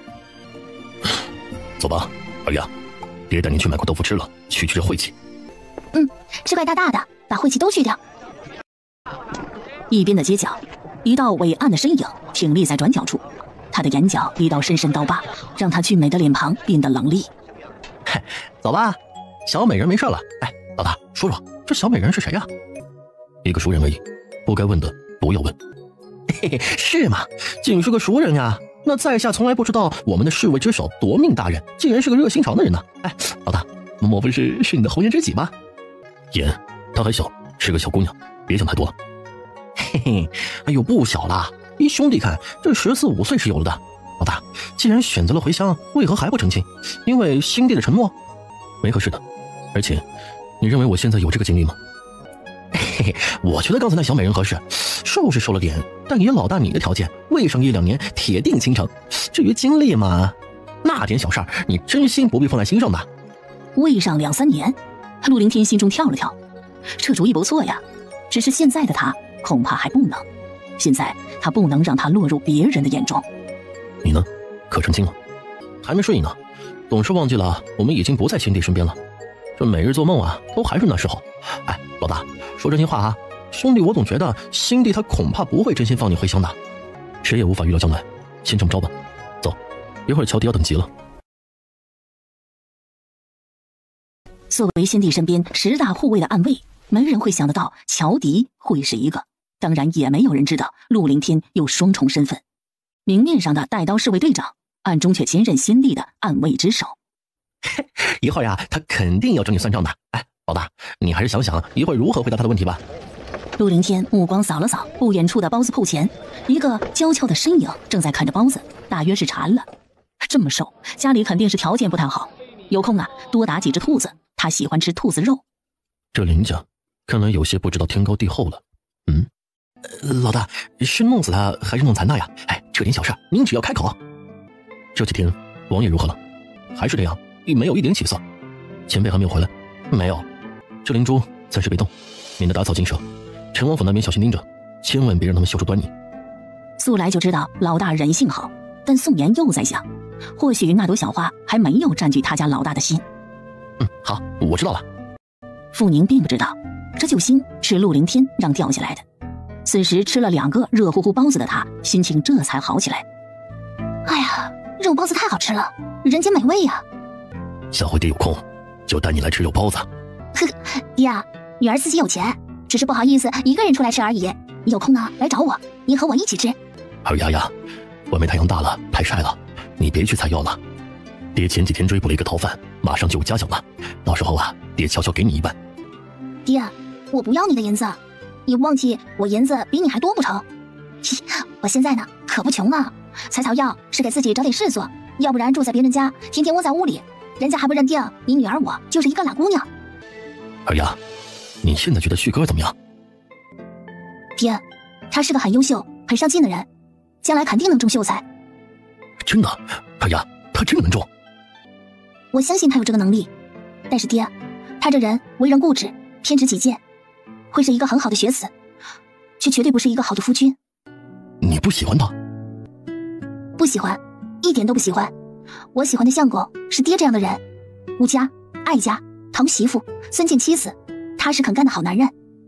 他不需要多伟大，更不需要多发达，只要他有能力养家，能一心一意对待我，和我一起慢慢变老就行。二丫，一心一意对一个女人的男人，都是像爹这样没什么出息的男人，你真的能接受吗？谁说我爹没出息啊？我觉得我爹很好啊。爹啊，并不是有出息的男人都不专一，只不过我没找到而已。爹，其实我还不大，还未及笄呢，等明年这个时候你再来操心我行不？女儿是不大，但明年再操心也迟了点。不过女儿与好友的儿子无缘，他也不能强求，就好比当年娘亲让他娶表妹一样，他无法顺从。爹知道，爹知道，不过呀，爹会多留意好小伙子，到时候给我姑娘找一个好夫君。爹，我先回去了，你去上工吧。没事，爹上午有人帮忙顶班，先送你回去再说。爹啊，那你就回去多休息一会儿，我知道你寻常很累的，这马上又要收油菜了，恐怕奶奶成天都在算计着你的木修呢。爹不累，你们都好，爹就不累。这城里不太平，还是爹先帮你送回去吧。爹，那我还得买些要用的东西再回家，你陪我去。好。直到到了陆家大门口，傅宁才说：爹，你晚上下衙的时候一定记得帮我买6个肉包子回去啊。哎，知道了，进去吧，爹会把你的心意带到的。二丫呀，在陆家多忍耐一些，过上一些日子，等爹安排好了就来接你。傅宁明白傅一泉的意思，既然自己看不中陆续，那他就不会让他在这里住太久。我记住了，来姨和陆伯伯都挺好的。爹，你慢慢来，不着急哈。我明白。可傅宁一进门，却看到院中跪着一个小身影，哭得稀里哗啦。啊，这是怎么了？陆琛啊，你又犯了什么事啊？兰氏正在晒衣服，闻言含笑摇摇头，哼，这孩子太皮了，让他祖母给罚跪。兰姨啊，他做了什么坏事啊？嗨，还能做啥呀？就是个皮。他祖母前几天呢，买了一窝小鸭子回来养的，这小家伙呢，悄悄地捉了一只，说去河里吃鱼，小鸭子不见了。这得罚多久啊？1个时辰呢，现在才1炷香，至少啊还得1炷香才行。天井里全是碎石，小孩子的皮肤又嫩，这样跪1个时辰，一会儿恐怕这膝盖呀要痛死了。可傅宁也没多管闲事，毕竟孩子太皮，确实得惩罚。二者这是人家的事，他一个外人哪好意思管呢？四毛哥这会儿如何？啊，饭后喝了药，这一会儿睡着了。没发热吧？没热，没发烧就好。如果发烧的话，就有大事。腿很痛是吗？好痛啊！傅宁闻言撸起陆琛的裤管，发现膝盖已经肿了，心疼之余又有点生气。这下记住了吗？以后啊，不可以做错事，否则呀，会受到更大的惩罚。我不是做坏事啊，我没有做坏事，宁姐姐，我真的没有做坏事啊。呵呵。小琛，你把你祖母的鸭子弄没了，你觉得自己还没有错吗？我不是故意的，是狗鸭子说鸭子吃河里的鱼就长得快，我想让它快点长大。你奶奶这人呢，不好说话，而且她的东西呢，你不能去动，你不知道吗？鸭子是你奶奶的，长大了呢也不是你的，你瞎操什么心呢？这下记住了吧？陆琛点头表示记住了。傅宁看了看他的膝盖，你娘呢？还有你小姐姐人呢？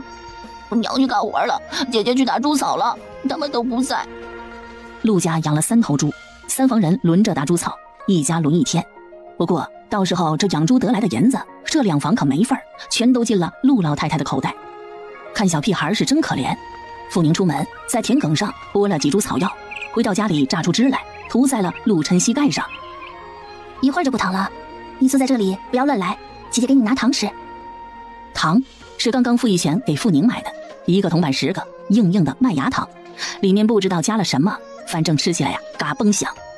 陆琛得了2颗糖，瞬间脸上还挂着眼泪的他，双眼亮成了天上的星星，好像傅家那个小雨珠。傅宁是真的喜欢孩子，只要这孩子不是太坏，他就没有底线的喜欢。上厅厢房内，一个男子站在厢墙后，盯着这边一大一小，一动都没动。二哥，你在干什么呢？10天前，陆凡与夫子去游学了，今日上午才到家。他没想到出去才10来天，家里竟然住进了一个这么漂亮的小姑娘。四弟，二叔家来客人了吗？可以说是客，听说是二叔朋友的女儿，因为家里出了点事儿，暂时住在二叔家。暂时住？不是二叔二婶给二毛选的新媳妇吗？不是的，二哥，哪说不是的呢？然后陆枫把自己知道的说了。陆凡没想到，八字硬，不会是自己二叔二婶给陆续堂弟准备的未婚妻？有多硬啊？说是与二婶的八字相似，所以才住在二叔家。就一件衣服，傅宁很快就洗好了。回到陆家，他把它晒在了外面的竹竿上。这里是陆家人专门用来晒衣服的地方。衣服晒好，傅宁又找来称竹篙的叉子，把晒有衣服的竹篙撑到上面去，这样不容易沾到尘土。只是一不注意，脚踩空了，突然腿一软。小心！多谢。没关系。听说你是二婶家来的表妹。表妹你好，我叫陆凡，是月美的二堂哥。你好，我姓傅，太傅的傅。你识字？是的，我婶婶教我认了几个，不多。那也很难得了。我姐姐与妹妹都没有一个识字的，能认得几个字已经是很好了。傅表妹，这寻常你看些什么书呢？很少看书，认的字不多。我这次出去游学，带了几本一批志回来，有兴趣看吗？多谢，看不太懂，就算了。被拒绝了，这可真难得呀。陆凡还要说什么，这时陆大伯娘不知从哪儿出来了。凡儿，你在那干嘛呀？不是说马上要现世了吗？得好好看书吗？现世在5月初10，离这一会儿啊，不到2个月了。傅宁听出了陆晨氏口气中的不高兴，立即拎着水桶朝陆凡淡淡的点个头，然后就进屋了。陆晨氏就知道家中住着一只狐妹子一样的姑娘，就是会勾儿子的心。等陆凡一进来，他就口气非常不好的开了口：凡儿，这姑娘本来是你二婶输给陆续的，只是她的八字太要，据陈仙姑说，这八字爱夫运，所以你二婶改变主意了。娘，不可能吧？你知道她的八字吗？你娘是谁呀？你娘难道还能害你吗？凡儿啊，娘可跟你说呀，你夫子可有意把女儿许给你，只要你这一次现世一过，这亲事就能提了。娘，这八字还没有一撇呢，万一我这一次过不了，这亲事成不了的。成不了就拉倒，你堂舅家的陈颖也不差，但林家不愿意与我们结亲，愿意与我们结亲的人多了去了。凡儿，我可警告你，别去招惹这个姑娘，她家里那可是一团糟的人家，就因为刘地主家出100两银子给他家的傻儿子娶媳妇，这傅家的祖母就打上了他的主意了。娘，这祖母是亲的吗？你从哪里听说的？他八字硬，这刘地主家能买吗？祖母当然是亲的，我实话告诉你，你给我听清了，娘跟你说的什么八字硬都是假的，真正的原因是这姑娘抢堂姐的未婚夫，她祖母这才要把她卖给刘家傻子当媳妇。不可能，您到底是听谁在败坏一个姑娘的名声？在陆凡的第一印象中，傅宁眼神清澈，性情温柔，而且眉宇间有一种让人无法忽略的气质。一个小村姑，这种气质从何而来他不知道，反正他只知道这种气质让他无法忽视，应该是天生而来。这样女子哪有可能做得出抢姐夫的事呢？这绝对不可能。凡儿啊，娘可是你亲娘啊，你不信自己去隔壁村打听，这又不是多远的地方。这是真的吗？有那么一双清澈眼神的姑娘，会是这样的一个人吗？娘啊，我看二叔怕是真的动了心呢。刚才他一直在与三弟打听着傅姑娘的情况，我得去与娘说去。这人不能再住在这里了。还真巧，就在这时，陆老婆子进来了。谁不能再住在这里了？娘，你来的正好，我有事与你说。等陆晨氏说完，陆老婆子也开始担心了。这可不行啊！要是三毛娶了这样的媳妇，那他眼里还能有你这亲娘？不行，绝对不行！是啊，所以你得与弟妹说，赶紧把人给送走吧。等你爹晚上回来，我与他说说。那傅一泉是他的手下，现在张捕头可是巴不得你爹把人都得罪光呢。娘那你得跟爹说清楚凡儿的亲事也很重要他书读得好，要是运气好，还有可能中举都不一定我也不是说这丫头不好，可她这名声却万万不可嫁给凡儿知道，我知道了。听到这口吻，陆晨氏知道婆婆是把她的话放在心上了。为了儿子，她什么都愿意做，她绝对不会允许自己最得意的儿子娶一只狐狸精进门。傅宁可不知道人家已经把她的事打听得一清二楚，更不知道长得好也是一种过错。其实就是知道了，她也不在意，要是现在能离开，她还巴不得。兰氏又帮她做了2套夏衣，就差收边和盘扣子。盘扣子是件麻烦事，盘得不好，扣子就会突出扣眼，衣服就成了无扣之衣。傅宁会盘扣子，脑子里接收了傅二丫的记忆，所以傅二丫会的事她也会，只是手比较生疏而已。盘了半个下午，她才盘了3个扣子。看着手中的扣子，傅宁一揪嘴：哎呀，好难呐，不如去治几个病人来得爽。宁姐姐，你在吗？在。盼盼有事吗？宁姐姐，我奶奶不知道哪儿不舒服，睡在床上半天了，我叫她她也不应，我哥又不在，我想带她去医馆，她又不愿意，你能帮帮我吗？走，我和你过去看看。在哪儿？那屋里。2人进去了，高台的木地板要上一个台阶才能进入陆奶奶的屋子。一到门口，陆盼盼先奔了进去。奶奶，你好些了没有啊？宁姐姐来了，她会医术的，我请她给你看看。盼儿奶奶没事，你别担，傅姑娘为难你了。奶奶，宁姐姐是真的学会医术的，您别担心，她来给您看看。傻丫头奶奶不是看不起你的宁姐，还是奶奶的病呢，不是小病。乔奶奶，您哪儿不舒服？是老毛病还是头一次犯的病啊？没什么事，是老毛病了。郎中说了，是老了，心脏不好了。小宁别担心呐，一会儿缓过劲儿来就没事了。乔奶奶，我呢是学过一些医术，所以你这一会儿不要说话，也不要动，让我试试自己的身手。乔奶奶是个善良人，明知自己这病一般的郎中可没本事治，但她领傅宁的好意。况且这几天陆盼盼天天说她这好那好，而老人家呢也有让她当孙儿媳妇的心思，自然愿意与傅宁亲近。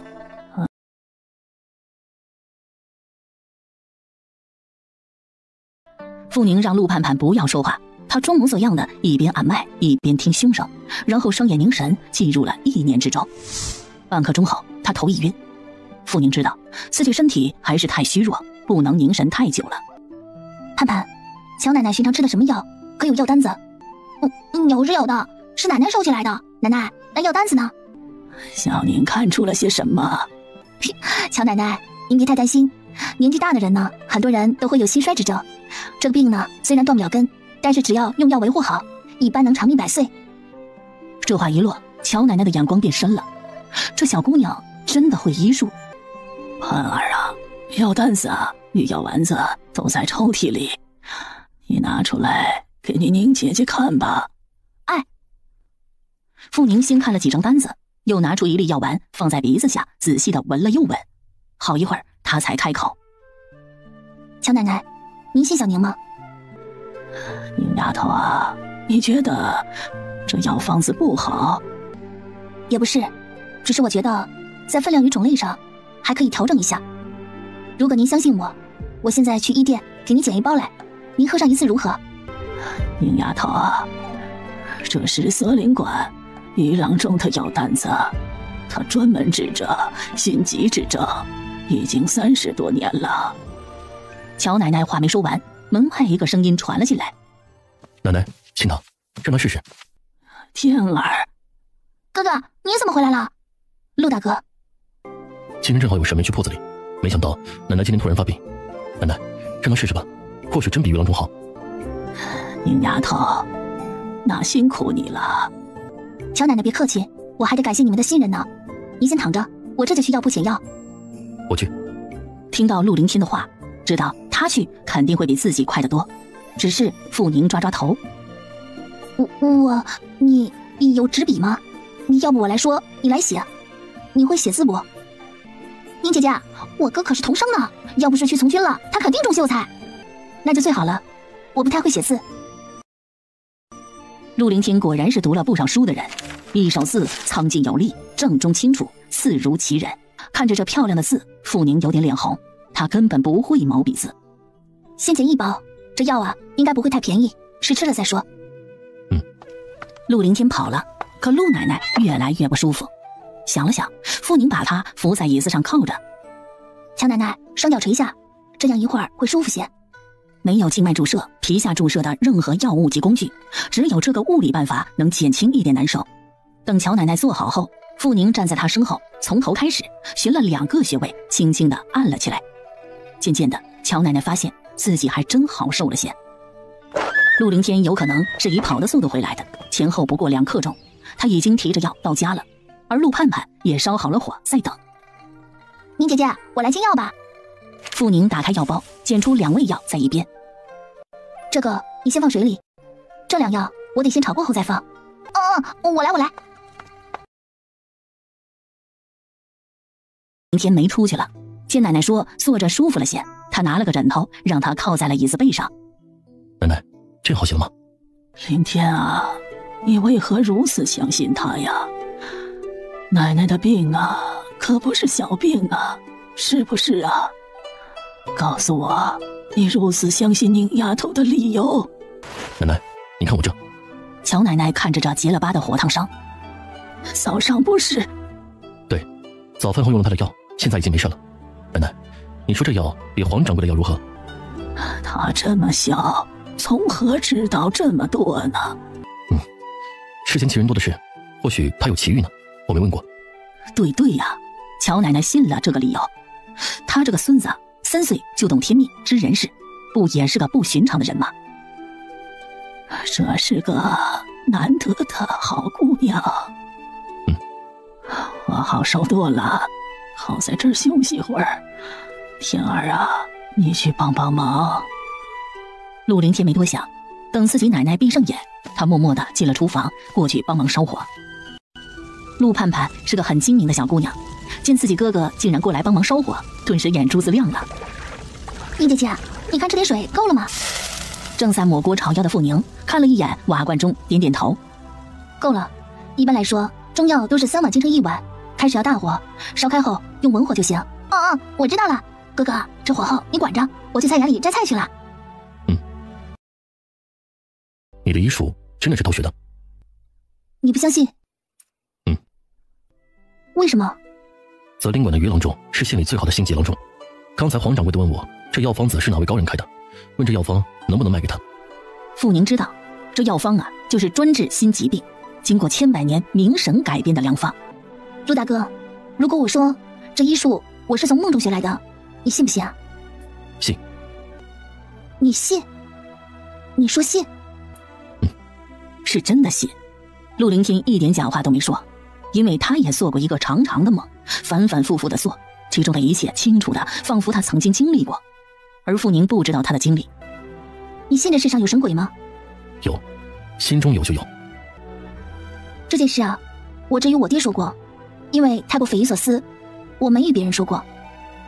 傅宁的故事啊很简单，和便宜爹说的一样，说这是他来陆家后睡在那古老的床上发生的事。说完，他看着陆凌天，想看看他的反应。太不可思议是不是啊？现在晚上还做这种梦吗？做，来到这儿7、8天左右，天天做，一睡下就做。不过今天晚上做不做，我就不知道了。你说这是不是太奇怪了？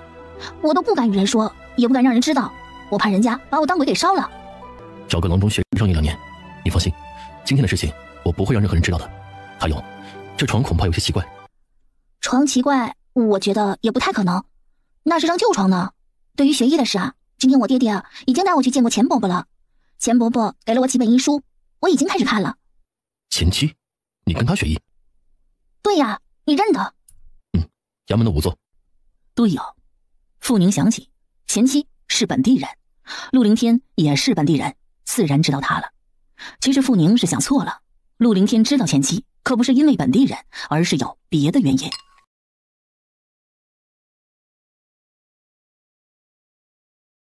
莫与别人说这事，我怕被人发现。宁姐姐放心，我肯定记住了的。你晚上在我家吃饭好不好啊？我哥买了肉呢。我要突然在你家吃饭，别人肯定起疑。盼盼，我来陆家不到10天，我马上来你家吃饭，别人肯定要说闲话的。关别人什么事啊？宁姐姐不要理就好了。那不行啊，口水能淹死人的。而且我这是住亲戚家，可不能让来意不舒服啊。那明天过来，我把肉呢放水井里，明天上午我们蒸肉汤来吃。明天上午我过来看陆奶奶，她要是觉得这药有效，明天继续。说定了。行，我先走了。哥，你也是，刚才就不知道帮我留一下宁姐姐。慢慢来。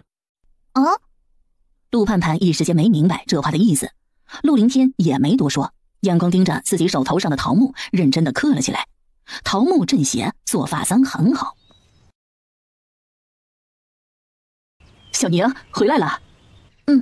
盼盼说乔奶奶不舒服，我去看了一下。啊，那好些了吗？好些了。兰姨，你陪婶子们坐，我先进屋了。去吧。看着傅宁的背影，许三婶问兰氏：“二毛娘啊，这真是你外甥女啊？”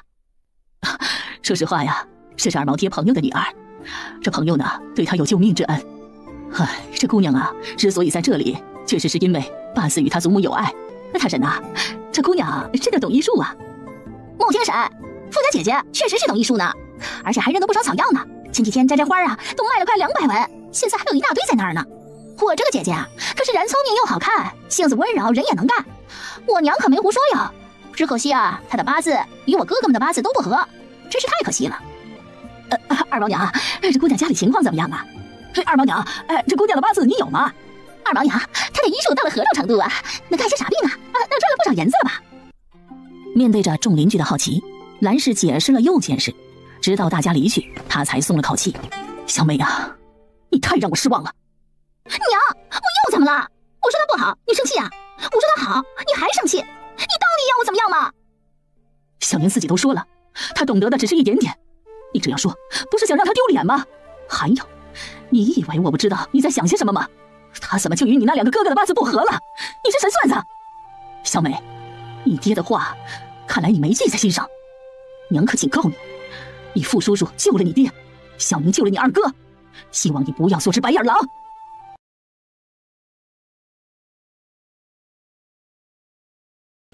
傅姑娘，今天的事啊，麻烦你了，三儿啊都与我说了。三婶不用客气，举手之劳而已，孩子小，皮是正常的。哎呀，三儿皮呀，总是被打，我这当娘的都不知道如何教了。三婶，没事的，孩子皮一点，说明他聪明，这些小伤也不会影响他长大，别担心。要我说呀，如果孩子不皮，你还得担心了，不皮的孩子还有可能是个笨孩子呢。小成儿很好，真的。听了傅宁的解说，陆三婶脸上终于有了笑容。我能叫你小宁吗？陆三婶，我是小贝，你叫什么都行。好，小宁啊，你真是个好姑娘。昨天你三叔也说了，比起陆家的姑娘来，你强太多了。昨天的事儿啊，三儿爹说他当时都懵了，可你一来呢，就像个训练有素的郎中，比大人都强。那不一样的，我看过我们村里那老郎中治过蛇毒，当然不慌啊。而陆三叔几个他们都没见过呢，这可不能比。小宁啊，你还能治别的病吗？不知道哎，我没治过。三婶，你是不是有哪不舒服？哎呀，我倒不是，我就是问问。小宁啊，你是个好姑娘，三儿嘴里呢天天都念叨着宁姐姐，我很喜欢你。说实话，三婶儿想问你一问，可想过找一个什么样的相公吗？三婶，多谢你的关心。既然你这么实诚，那我也实诚。我找的相公一定要比陆续优秀10倍。这姑娘是在赌气吗？小宁啊，你是不是心里还放不下二毛啊？三婶，你说什么呢？我放不下他？不，看来你误会了。他不喜欢我，我也不喜欢他，何谈放不下呢？那为什么一定要找一个比他更优秀的人啊？和他差不多的不也行吗？那是因为我很优秀呀，我比他更优秀。你说我这么优秀的人，是不是他更应该配一个比他更优秀的人呢？三婶，不是我吹哈，陆续啊，他配不上我，不比他优秀的人呢，当然是配不上我了。或许你会觉得我在吹牛，我不怪你，也不生气，那是因为你不了解我，只需半年，你就会知道我有多优秀。这小丫头是说她太自信呢，还是说她太骄傲呢？不过陆三婶知道自己对傅宁还真不反感，因为与她没什么关系，只可惜呀，这媒促不成了。好，我相信一定能看到你的优秀。谁？我。有事吗？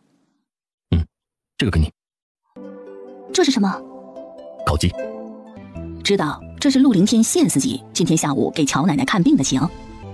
好香啊，谢谢。吃完把鸡骨头包好，明天出去丢掉。好。来姨，今天四毛哥好些了吗？哎呀，别的事没有，就是痛得厉害，整夜痛得睡不着，这一会儿才睡下。肿处有没有消一些？消了一些，其余的几个手指头没那么红肿了。小宁啊，谢谢你的关心啊。哪有。两人正说着陆朗的情况，突然陆陈氏开了口：弟妹啊，这医馆的人真的说二丫对伤口处理得很好。是啊，多亏了小宁了，要不然呢，四毛这伤还不知道会咋样呢。四毛是个有福的，小宁看来是个福星啊。福星啊，那可难寻。二丫与二毛无缘，或许是四毛的缘呢。弟妹啊，你这么喜欢二丫，不如把她留下来呀。这话一落，众人的眼光都投向了陆禅师。你们都看着我做什么呀？我这不是一番好心吗？这么好的姑娘，谁舍得给了别人呢？你们说对不对呀？哼，大伯娘，我们都知道你是好心，可是二丫姐这么优秀，我四哥是配不上啊。我的三毛哥呢倒是优秀的，你说闭嘴，小美，你还有没有礼貌啊？大人说话有你插嘴的份吗？大嫂，你确实是好戏，我很理解。但是说真心话，我家四毛配不上小宁，但只要小宁看得上四毛，我借钱也给他一份丰厚的聘礼。怎么，二丫，你看不上四毛吗？陆伯母，儿女婚姻讲究的乃父母之命，二丫我虽然刺识的不多，但是这一点我还是记在心中。你问这话，说实话，我真不知道你是如何当娘的。难不成你没教过你的女儿要守规矩吗？你女儿的婚姻大事都由他们自己相看。这话一落，陆晨是一口气差点没上来。自己相看，那不成了不要脸吗？你胡说什么呀？陆伯母，我只是问问呀，你生什么气呀？我这不是不懂吗？好，你真是个好的。我确实是很好，只是陆伯母不知道罢了。当然，陆伯母也不是我的什么人，不知道也没什么，对不对啊？我性情温暖，做人诚实，读书认字，勤学本事，真心的我没觉得自己哪儿不好。死不要脸的丫头，真把自己当根葱了。对对，小宁不愧是识得字的姑娘，就是讲规矩。来来，小宁啊，吃饭吃饭。傅宁仿佛没看到陆晨是铁青的脸，把手中的土豆吃出了鸡腿的味道。陆奶奶，这酱是你自己做的吗？干嘛啊？不是我做的，难不成是你做的？陆奶奶，这酱做的很好吃，您老手艺真棒。我姥姥也极会做酱，只是她现在身体不好，做的少了。她做的酱啊，会放点东西，这东西放进去后，酱会鲜很多。听说酱会鲜，陆老婆子倒是兴趣上来了一些。放什么？河虾粉。河虾粉？那是什么？就是河里的虾抓起来，榨成虾干，然后把它磨成粉加进去，味道很鲜美。吃了空，哪样不是吃啊？有这空抓虾磨粉啥的，还不如多养头猪呢。过年多吃几块肉。好吧，拍马屁呀，拍到马蹄上去了。既然人家不接受他的建议，傅宁也不多说。如何？昨天晚上乔奶奶有没有好些？英姐姐，奶奶到了子时便睡着了，早上醒来还吃了点粥呢，这一会儿喝过药后才睡下。我与你说啊，以前奶奶可从来没有好得这么快过，虽然现在没好，可情况呢比以前强好多。英姐姐，你真厉害。是奶奶福气好，正好我知道这个方子，要不然呢她也没有好得这么快。我爹又从钱伯伯处给我拿来了好几本医书，我现在是天天看。真的呀，英姐姐，那等你学完后不就更厉害了吗？天哪，你会不会天下第一呀？哪有啊，这医术啊如大海，博大精深，无边无际，这世上谁敢说自己天下第一？我就自己看看书，能给人看个头痛脑热的就很满足了。盼盼，你可别说出去哦，否则别人得笑话我不知天高地厚了。你放心，我不会乱说的。英姐姐，今天看来会下雨，明天要是奶奶好些，我陪你寻药去。好啊，不过别急，奶奶的病呢怕是没这么快好。中药效果本来就慢，加上乔奶奶的病确实不轻，而且是老年症心衰，想一下子好起来，这根本是不可能的事，除非换心脏。突然，傅宁想到了一件事，他是不是得找人打一副手术刀呢？盼盼，你哥的打铁手艺如何？宁姐姐，天哪，你竟然没见过我哥哥打铁啊！盼盼，我又没去过你哥的铺子，怎么可能见过他打铁呢？这是我不好，我应该带你去看的。我哥打铁打得可好了，他是最厉害的打铁师傅。啊？傅宁眨了眨眼，难不成陆林天在军中是打铁兵？真的呀？那当然了，我还能骗你吗？说，你想打什么，我叫哥哥给你打。我就想打些小刀小剪之类的，医书上说这个有的时候用得着，至于在哪儿用我还不知道。行，你教他打，他肯定不收你的工钱。我得画出来再与他说。行，你忙，我去弄几张纸来画画。宁姐姐，你会画画吗？简单的会，用炭汁画。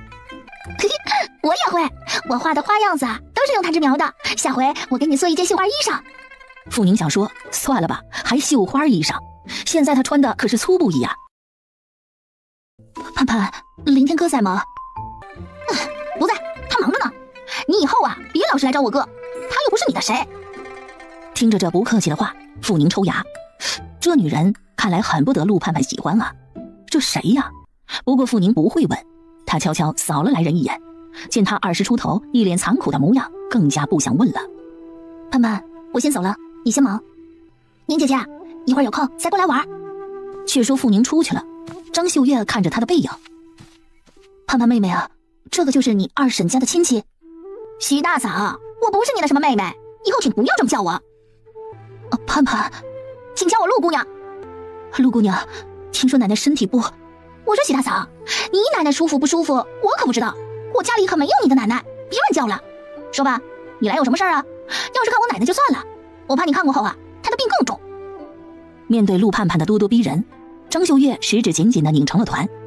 她长长的呼出一口气，缓缓转身。陆盼盼，你给我记着。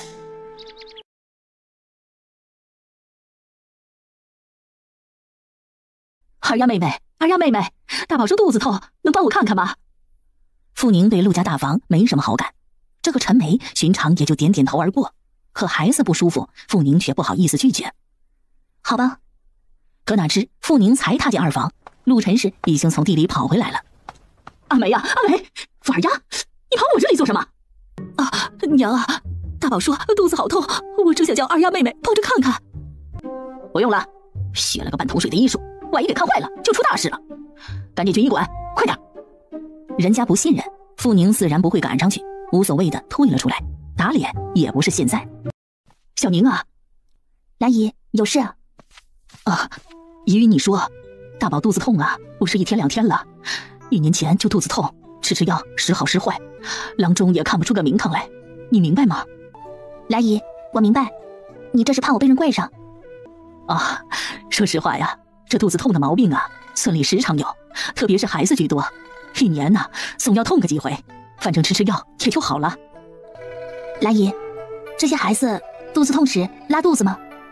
不拉呀，2毛3毛小时候也时常痛，吃过好多药呢，直到后来长大了这才好起来。不过村里啊也有不少孩子是痛死的，郎中都束手无策，莫不是蛔虫在作怪？兰姨，我倒是知道一个治肚子痛的方子，不过这方子不是什么肚子痛都能治，得看具体病情。这样吧，万一村里哪个孩子肚子痛，你带我去看看，或许这方子有作用呢。真的呀？那好，到时候啊，我一定告诉你。兰氏是想，要是傅宁能博出些好名声，自己儿子或许会喜欢上他。可他真不知道，自己真的是药太多了。下了雨，山上潮湿，傅宁没上山采药，整个下午他都在屋里看前妻给他的古医书。他发现学海呀，真是有无涯之说。他这个中西医结合的博士生，还真从中学到了些东西。宁姐姐，盼盼姐叫我叫你一声，她说找你有事。盼盼说你要打小刀小姐。是他找他？外伤时小刀小剪小钳子什么都用得上，只是我没纸还没画呢。进屋吧。你不是说没纸吗？我书房里有纸，进去画好了。画好了以后我给你打。跟他进书房，傅宁拒绝了。天色不早了，要不明天我来找盼盼要。你怕别人传我们的闲话？没有的事，真的是天色不早了，明天我一定过来。陆续找过我了。他找你做什么？没什么，只是说他们一家人都很感激你救了4毛，你是4毛的救命恩人。不会吧？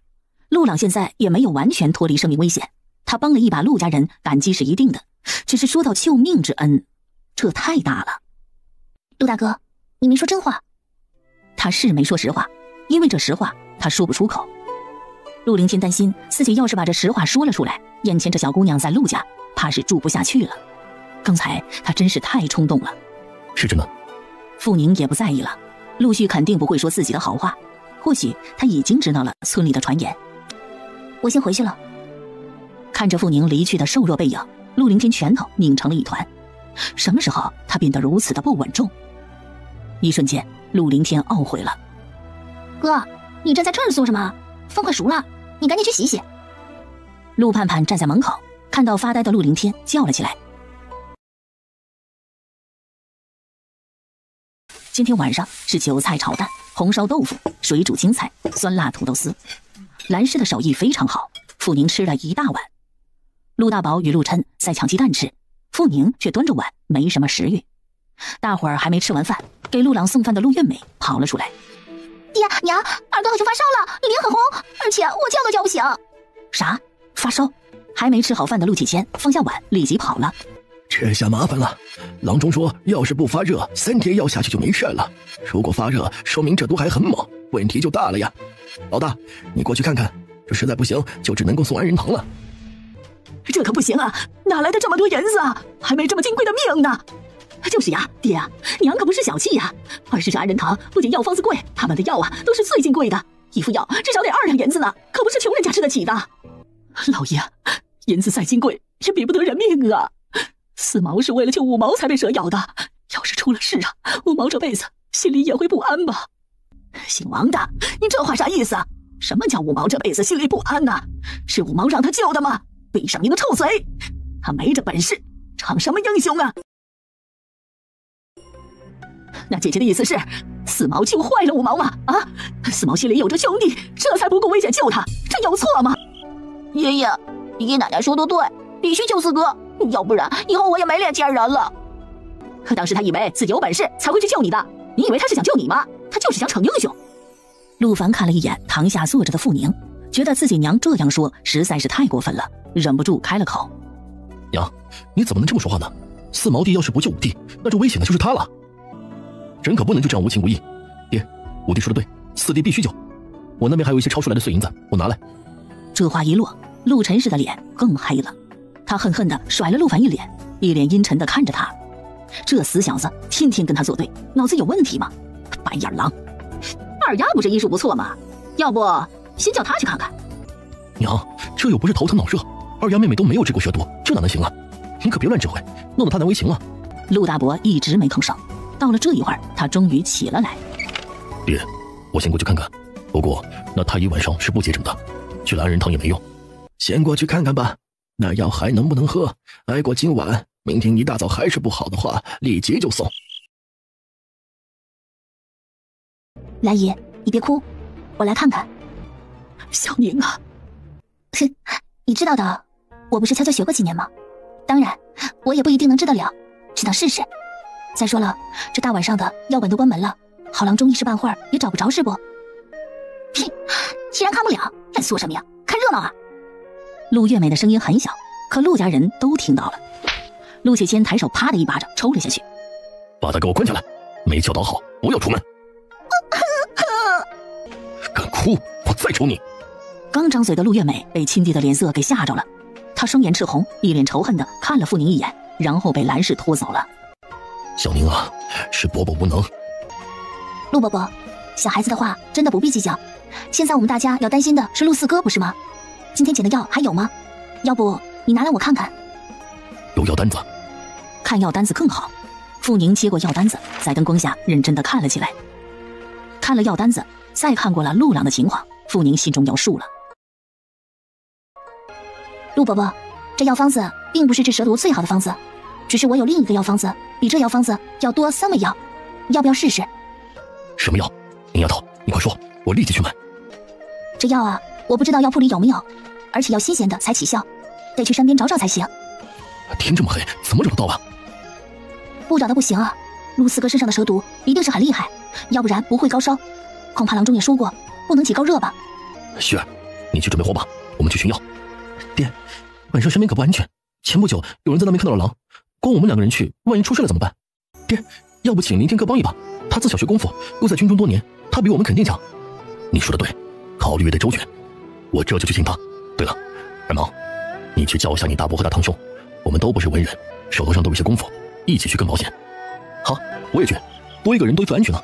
你凑什么热闹啊？给我滚回去睡觉去！明天你还得上学堂呢。娘，我要是不去，让人知道了，以为我无情无义呢。给我闭嘴！凡儿，你娘我可没那么好哄，赶紧滚回去，别让我生气。这么多人去，反而会惊动一些野兽。就大伯与二叔、大哥与我4个人去吧，去多了，万一有事的话，还得顾着他们。这样也行。老三，你与2毛都回去照顾4毛吧，按傅姑娘说的，不停地用酒给他擦身子。好，那我们就不去了。5人出了门，往山边而去。半个时辰后，傅宁终于找到了2种他想要找的草药，拿在手中，凑在灯光下，他认真地解说着：你们看清楚，就这样的，这叶子边呈齿形，这叶呈长条形。我既然在这里采到了，根据这草药，这里应该还有，大伙儿都帮着找。有多少？这种不仅要入药，还得外敷，一次就要不少，而且就算是高热退下来了，也得继续用上3天以上的药才行。那就是要不少了。陆凌天点点头。大伯、韩叔，我们分开找吧，我照顾他，你们自己也是小心一些。好，二弟、刚儿，都不要走散了，就在这一块找吧。别，这里危险大，大伙儿还是一起找的好。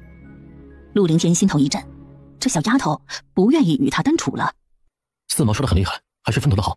这附近是外山，没什么危险的，我看还是分头更快些。大伯、二叔、堂哥，你们在一起，这样肯定会快些的。说到这份上，傅宁不能再说了，要不然呢，别人还会多想。那也行，大伙儿都别走远了，安全最重要。对，凌天你也小心一些，小宁就交给你了。生气了？你说什么？小丫头竟然还会装呢。其实他就只说他对你没有感觉，可你对陆家这么好，他很矛盾而已。他想多了，我只是为了报答陆伯伯的恩情。他对我没感觉，我对他更没感觉。这世间就算只有他一个男子，我也不会看他一眼。真的？我像开玩笑的人吗？不像。那你还问做什么？这人自大、自恋、偏执、狂妄，又不知天高地厚，他不是我的菜。看来你是真的看不上他了。自然，就他配不上我。好自信的小丫头啊，怎么就这么可爱呢？我也觉得是。一走神，脚下一滑，双腿一软，哎呦！有没有摔着脚？被人搂在怀里，傅宁脸有点发热。没有，只是踩滑了，没伤到。小心些。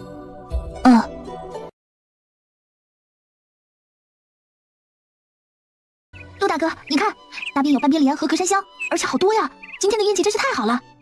那些都是？都是，真是太好了。有这2种药，陆四哥问题不大了。我要把它们全采来。水沟可不窄，傅宁的话才落下，突然双腿一空。你先站着，小心有蛇。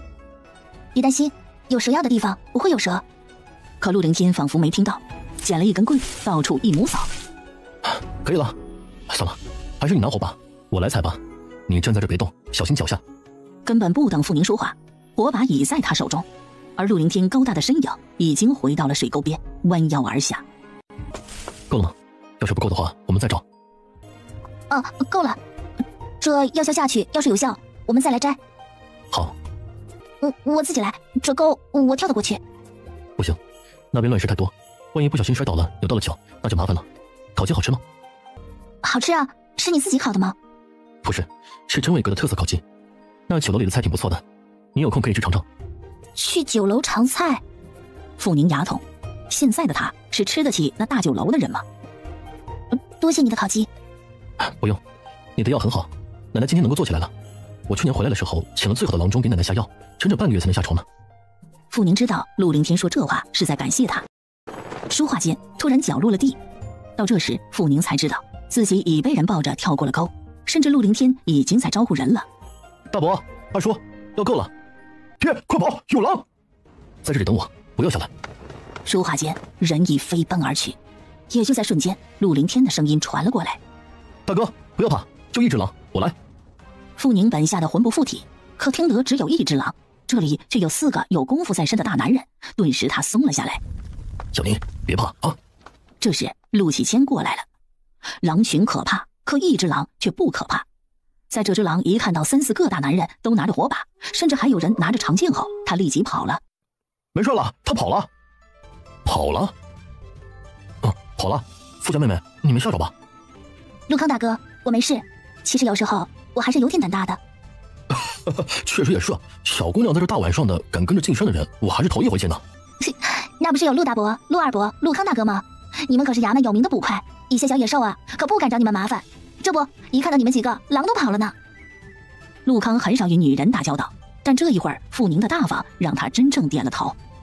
傅叔还真会教孩子，有这么一个大方的女儿，难得啊。这一打岔，紧张气氛跑了，一行人立即收拾好东西下山了。等陆浪的哨退下时，天快亮了。傅宁看了看脸色憔悴的陆家人，暂时是没有危险了。3天后要是伤口能结疤，那就没事了。不过，现在我保证不了。小宁，谢谢你。批给你做点面疙瘩，你去吃点再睡。傅宁是真的又困又饿，他也不客气了。谢谢来姨，你们也来吃点，人不是铁，累坏了补不回来，一起吃点吧。好好好，吃，孩子爹啊，我们一起吃。哥，你真的还是不喜欢他吗？我不能说他有多坏，但是我对他有心病。子萌，我知道他救了你的命，所以你觉得他不一样。哥，其实他不仅长得不错，人也勤快，娘是真的很喜欢他，巴不得他给你当媳妇呢。而且我看他的医术也不是一点点呢。哥，其实人都是有缺点的，你何苦纠结那过去的东西呢？在陆续的心中，傅宁再好也不是好的，人品比什么都重要。子萌，人不能只看外表，娘是有这种想法，那是因为娘不知道他所做的事情，所以才喜欢他的。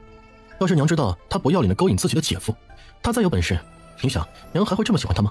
子萌，哥知道你是心中感激他，可是你要想清楚，女人本事她并不是娶妻首选，像她这样的性子，难保有一天不让你当乌龟王吧？陆续，这就是你厌恶我的原因是吗？哥，我其实我只是觉得他救了我的命，而现在他这个样子也不好找人家，你说会不会实在是他太爱那个人才会做出这种举动啊？那又如何？喜欢就可以去抢吗？如果世上的女人都这样，哪还有体统在啊？子萌，人的品德才是最重要啊，真的。哥言尽于此。子萌，报答人的方式不止一种，我不主张你这样想，娶妻娶德，娶妻娶贤，你也是读过书的人。那我再想想吧。想清楚，一来是你真的为了报恩才有这种想法呢，还是你真的有点喜欢他才有这种想法？最好是前者。傅宁没再听了，因为这两兄弟太自以为是了。他傅宁是谁想娶就能娶的人吗？小宁啊，你起来了。我太能睡了吧？兰姨，想问你一个问题，你说真心话，你感觉我是一个怎样的姑娘？小宁啊，怎么了？是不是有人说你闲话了呀？你快告诉姨，你去找他们去。对了，是不是小美啊？啊，是不是她又找你麻烦了？天哪，她这是在干嘛呀？一个偏执骚年的话，他有必要放在心上吗？傅宁在心底拍了自己几巴掌，刚刚不是都想好了不要放心上的，现在还在想什么呢？真当是小心眼儿。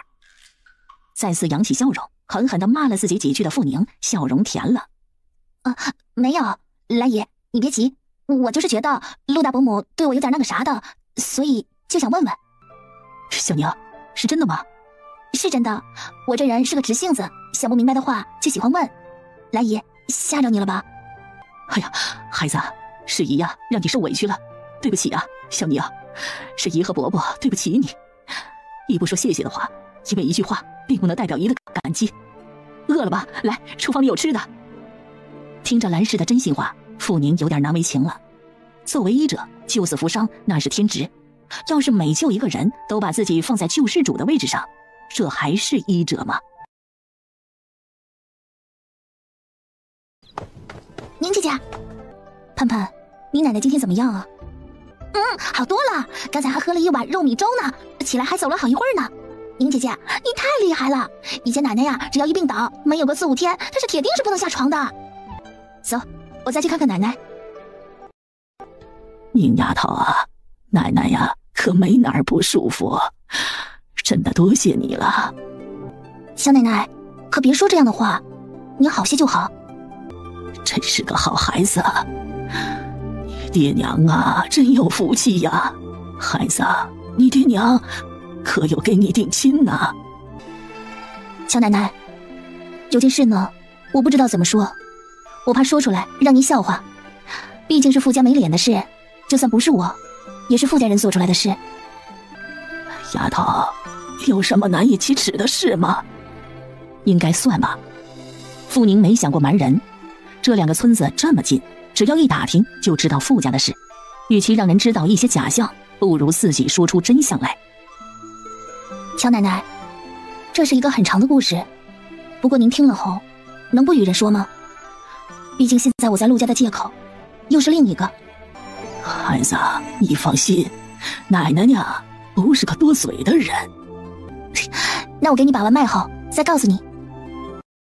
而乔奶奶听完这个故事后，孩子，为难你了。傅宁不知道为何自己会如此与乔奶奶亲近，大约是她的目光太过慈祥，像她自己的亲奶奶吧。或许陆凌天的鸡腿太香，让她产生了一种亲近感。反正啊，他就是说了。说完了，傅宁心里的期待感越来越强，他好想知道陆续被打脸的那一天，他会什么样的表情？恼羞成怒，脸红耳赤，应该都有吧？没什么呀，乔奶奶，现在呢，我也很好的，蓝玉、陆二伯对我都很好，把我当女儿呢。这里还有盼盼，还有您这个长辈，而且我爹娘时常都会来看我，真心没什么不好的，比我在傅家呀过得还爽。这二毛啊，真的没福气呀。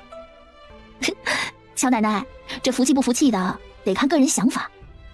你觉得他没娶我是没福气，但他或许觉得没娶我是运气。其实一切都在于缘分，对不对呀？你说的对呀，是缘分。孩子，乔奶奶呀，给你说门亲是如何呀？我的天哪，还给他说媒呀？傅宁现在真没有嫁人的念头，15岁呀，人都没长大，愁什么嫁呀？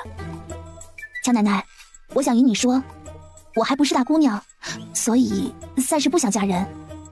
你说什么？您没听错，我还没做大姑娘，所以现在嫁人真的早了些。不过呢，我没什么毛病，就是从小吃的差了点，营养不足。这话让乔奶奶更心痛了。这是什么样的亲奶奶呀？亲孙女的吃食都克扣，这心也够狠的呀。不过还没做大姑娘的女子，要是就成亲，这身体确实会受影响，早了些呀。孩子，虽然奶奶呢，这也不富有，但是油盐还是足的，以后多过来吃饭啊。乔奶奶，我现在能赚钱了，前几天摘的金银花卖了100多文，下次想吃什么我就买来您这烧着，我们一起吃。乔奶奶笑了，眼中却笑出了眼泪。好姑娘啊，等等吧，好姑娘值得等啊。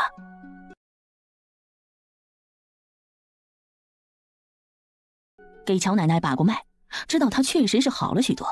傅宁交代了陆盼盼继续给她老人家煎药吃后，给你。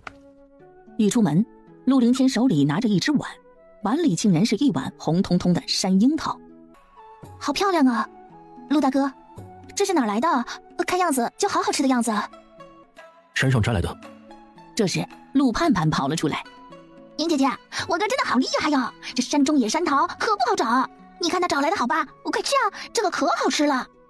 一起吃，我好久没见过这么漂亮的水果了。不管你了，我要流口水了。我也有一碗呢，这个是我哥哥给你吃的，快吃吧，确实是很好吃，一点都不酸，很甜的。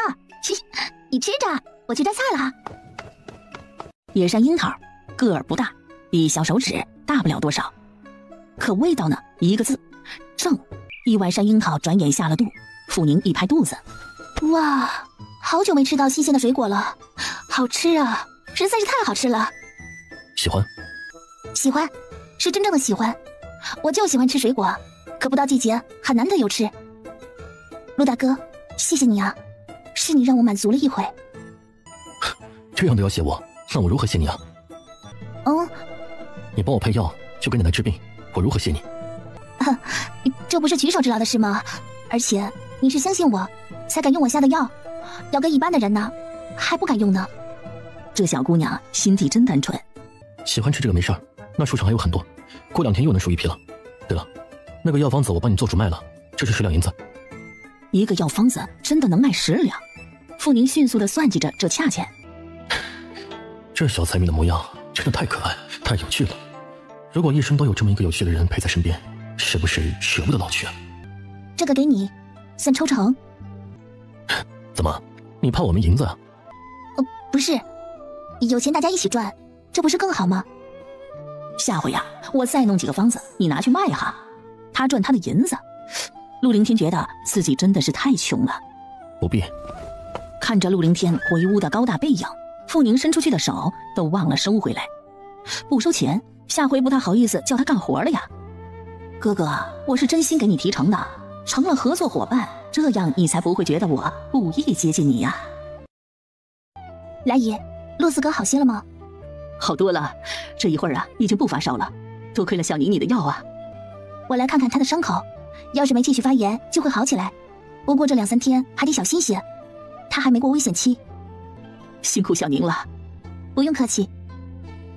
屋里，兰氏站在一边，紧张地盯着儿子的伤口。小宁啊，四毛如何呀？啊，我看他还是很不舒服的样子啊。傅宁看了陆朗的伤口，虽然有所收缩，但还不太理想。这蛇毒确实是厉害，虽然伤口开始收水了，但这2天还得小心，这药还得继续用。要送安仁堂吗？要是姨您不放心，送也行。如果您相信我，暂时就别送了。谢，要是不信你啊，我早就坐不住了。小宁啊，真心的谢谢你。姨，我回去再翻翻医书，你忙吧。陆四哥这蛇毒很猛，恐怕这2天还会有发烧的可能。见傅宁一心想着自己儿子的蛇毒，兰氏连连应了。哎，小宁啊，你辛苦了。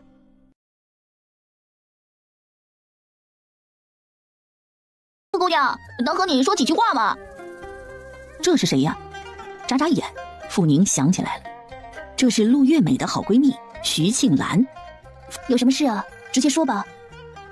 这位是我堂哥徐长河，他在城里蒙之堂宿管，听闻你会治蛇毒，想问你一点关于蛇药方面的事，行吗？你问吧，我知道的一定告诉你，不知道的就没办法了。要不你去我家坐坐，这里站着也不好说话。不用了，我知道的真不多，就在这里问吧。那好吧，长河哥，你问好了。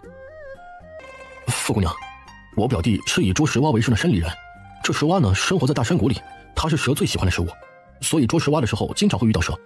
您可有好的蛇药卖啊？眼前这人是徐庆兰的堂哥，那双色眯眯的眼睛，别以为他没看到。这2人恐怕没什么好心思。傅宁断然拒绝：“我不卖药，也没制作过任何药，对不起。不过我知道谁有最好的蛇药，就是县衙的仵作钱伯伯，你们找他买吧。”顺带给钱伯伯做点生意，他没什么损失。说完，傅宁点头就进了屋，再也没理这2个人。如何？我没骗你吧？长河哥，他比你们私塾那些陈夫子的女儿如何？我当然喜欢，不过庆兰，你肯定她不是陆家给陆续或者陆凡说的媳妇儿？你知道我们家可不能和陆家比啊。长河哥，你可是我亲堂哥，我能哄你吗？我跟你说呀，小美说了，本来是想收给他大哥的，就是八字不合。听说呀，要是陆二哥娶了她，这女人会克他。那陆凡呢？对于陆凡啊，你还不知道吗？他本人不说，就他那娘陈氏，那可是眼高于顶的人。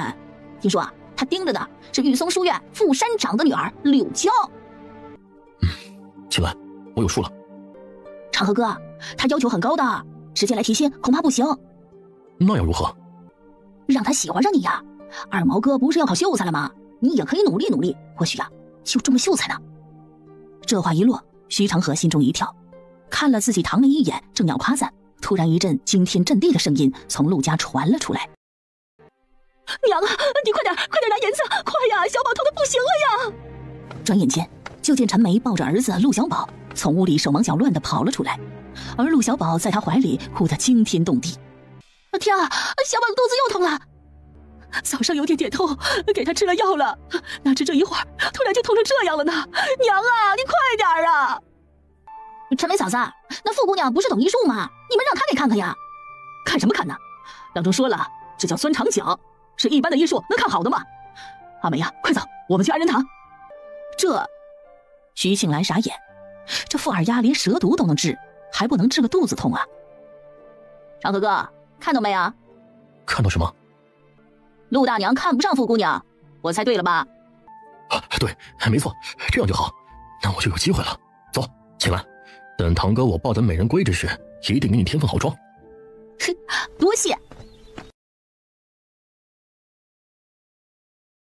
两兄妹正往回走，却不想碰到了放羊归来的陆续。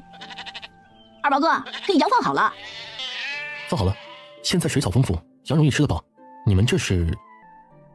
是这样的，长河哥听说你家那位表妹会治蛇毒，想找她要一些蛇药。她应该没有，治我弟弟的药都是那天晚上去山上采来的。是的，她是说没有。这不，我们正准备回去，哪知又碰上陆康哥家的小宝肚子痛，看他痛得不轻，叫陈梅嫂子找傅姑娘看看。可陆家大娘似乎不相信他。小宝的肚子痛已经是常痛了，每一次都是在安仁堂的郎中看的，那不是小病，他不一定能够看得好。村里不是在传言他的医术很厉害吗？不是吧？我觉得他肯定行啊，是不是陆大娘不信他呀？谁在传？他也只说自己只知道几个方子，没说自己多厉害，这乱传可不太好啊。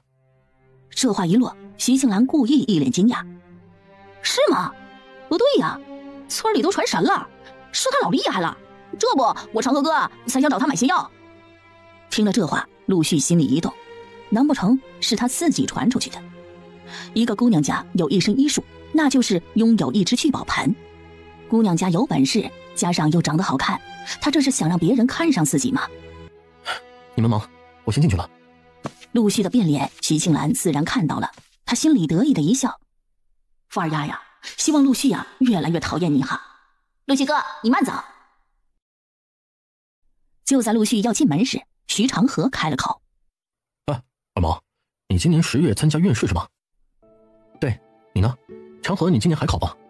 我也准备好，不管能不能中，都得多去试试啊。二毛，我们学堂里好几个同生都已经准备好，有空的话，我们一起讨研一下文章吧。长河，这真的可以吗？当然可以，这有什么不行的？我们这些同僚，有的人家里还有人在府城那边好的书院，可有不少好文章传过来，大家一起研读呢。你要想去的话，下回我教你啊。想去，太想去了，到时候你一定要叫我呀。放心吧，我一得到了好文章就先给你送过来，然后我有不懂的也会来问的。欢迎。傅姑娘，有件事与你说一下，要是说的不对，你莫见怪，我只是想提醒你一下。这么好心呢？他又做错什么了？果然是在厌恶你的人眼里，你做什么都是错的。傅宁心里一声冷笑。陆公子，您请教导。这倒谈不上，只是村里在传说你已经是神医了。哼，陆公子，你以为这是我自己传出去的吧？我没有这么说，只是告诉你一下而已。不，你是没这么说，但你就是这么想的。你认为我在扬名，在出风头，好让村里人都知道陆朗的命是我救的，然后我好赖上你。毕竟我是你兄弟的救命恩人。别你压我的，陆公子只管把1万个心放在肚子里。不过呢，我想说的是，自己有什么水平，我自己有数，不劳陆公子多操心了。陆公子，我很忙，不陪你聊天了。门外，陆续看着自己曾经的屋子，那一间他住了10几年的屋子，他从来不知道那么难懂。二毛啊，你回来了。娘，二弟如何了？好多了，这一会儿啊，感觉到没那么痛了，已经睡着了。他的药就真的这么好？小宁厉害呀，他学的蛇药确实好。这孩子这么小就这么有本事，你傅叔叔啊，真是养了个好女儿啊。娘，你先去休息一会儿吧，我坐屋里看书就好。好，你去吧，我去看看小宁。昨天呢，累着她了，娘看看她现在缓过劲儿来了没有。不出傅宁所料，这天晚上陆朗还是发起了高烧，不过温度比前一天晚上好太多了。药还有，傅宁看看也没多说，让陆家人继续给他服了药后就去睡了。傅宁知道一切呀都得到明天晚上再看，要是余毒还是不清，再做打算。为了继续采药赚银子，第二天一大早，傅宁天一亮就起来了，看到大路的对面不远处有一丛更大的花棚，他拔腿就准备过马路。走开，赶紧走开！可才走到路中间的1/3处，突然一辆马车飞快地奔了过来，吓得傅宁呆掉了。飙马车的！你找死啊，臭丫头，快滚开啊！没等傅宁回过神来，眼见马车就要撞上来，突然双腿一空，吓死我了！以后要小心些。谢谢，今天要不是你啊，我死定了。这些人把马车赶这么快，就不知道会撞死人的吗？什么人呢？这是林家大公子林奇的马车，这个人最大的爱好就是飙马车、赛马，曾经因为这事撞死撞伤不少人。可因为他的姐姐是陈王的宠妾，所以撞死了人也不会赔命的。刑大于法吗？林撞死了人，都可以抹去责任。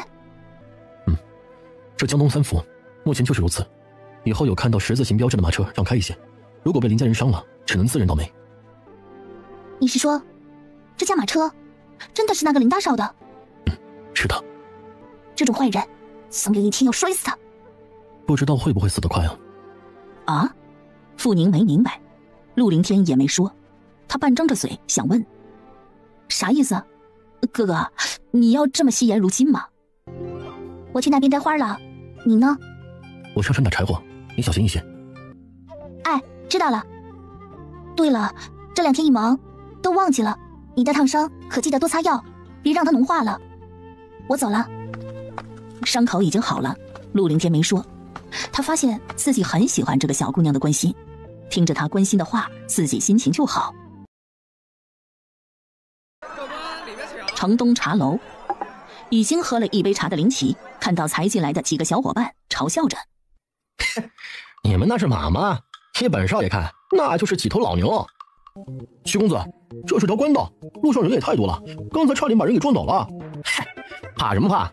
刚才小爷我的车也差点撞到一个蠢货，叫了他走开，他竟然待在那里不动，老子就撞死他去。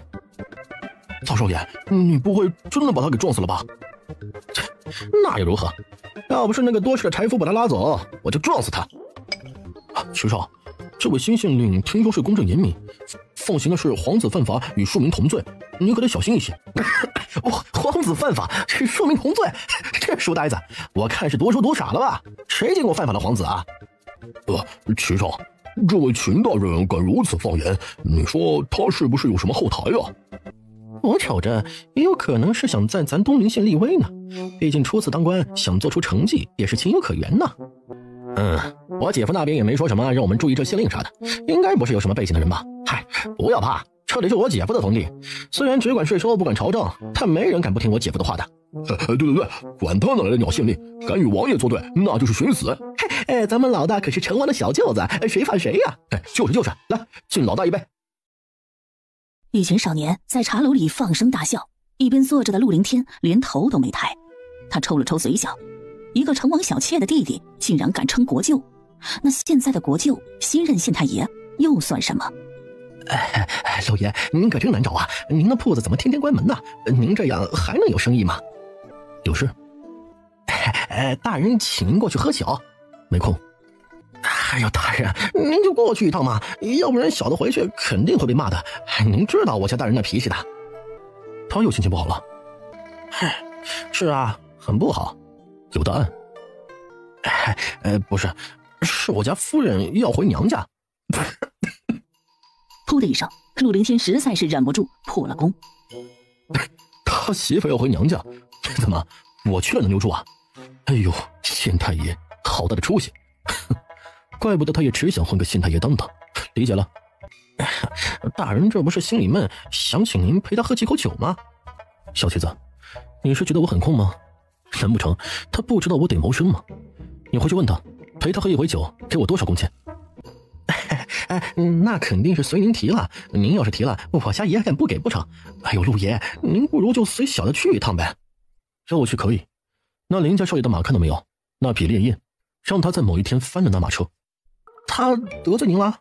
他今天吓着我了。可能吗？齐图刚快哭了，堂堂市委首领会被马吓着，这是笑话他这小跟班没见识吗？为什么呀？一个两个都这样，这些人总是交给他一些高难度的活儿。陆爷，小人不能保证立即就做到啊。陆凌天知道林家守卫森严，而且现在绝对不能让城王那边起怀疑。他看了齐图刚一眼，2个月之内我要看到结果。小的尽力吧。林奇一行还在高谈阔论，陆凌天已经消失。宁姐姐，你去哪儿？陆盼盼拿着碗，碗中装着皮记，一个个又大又圆。哪来的？这个好新鲜啊！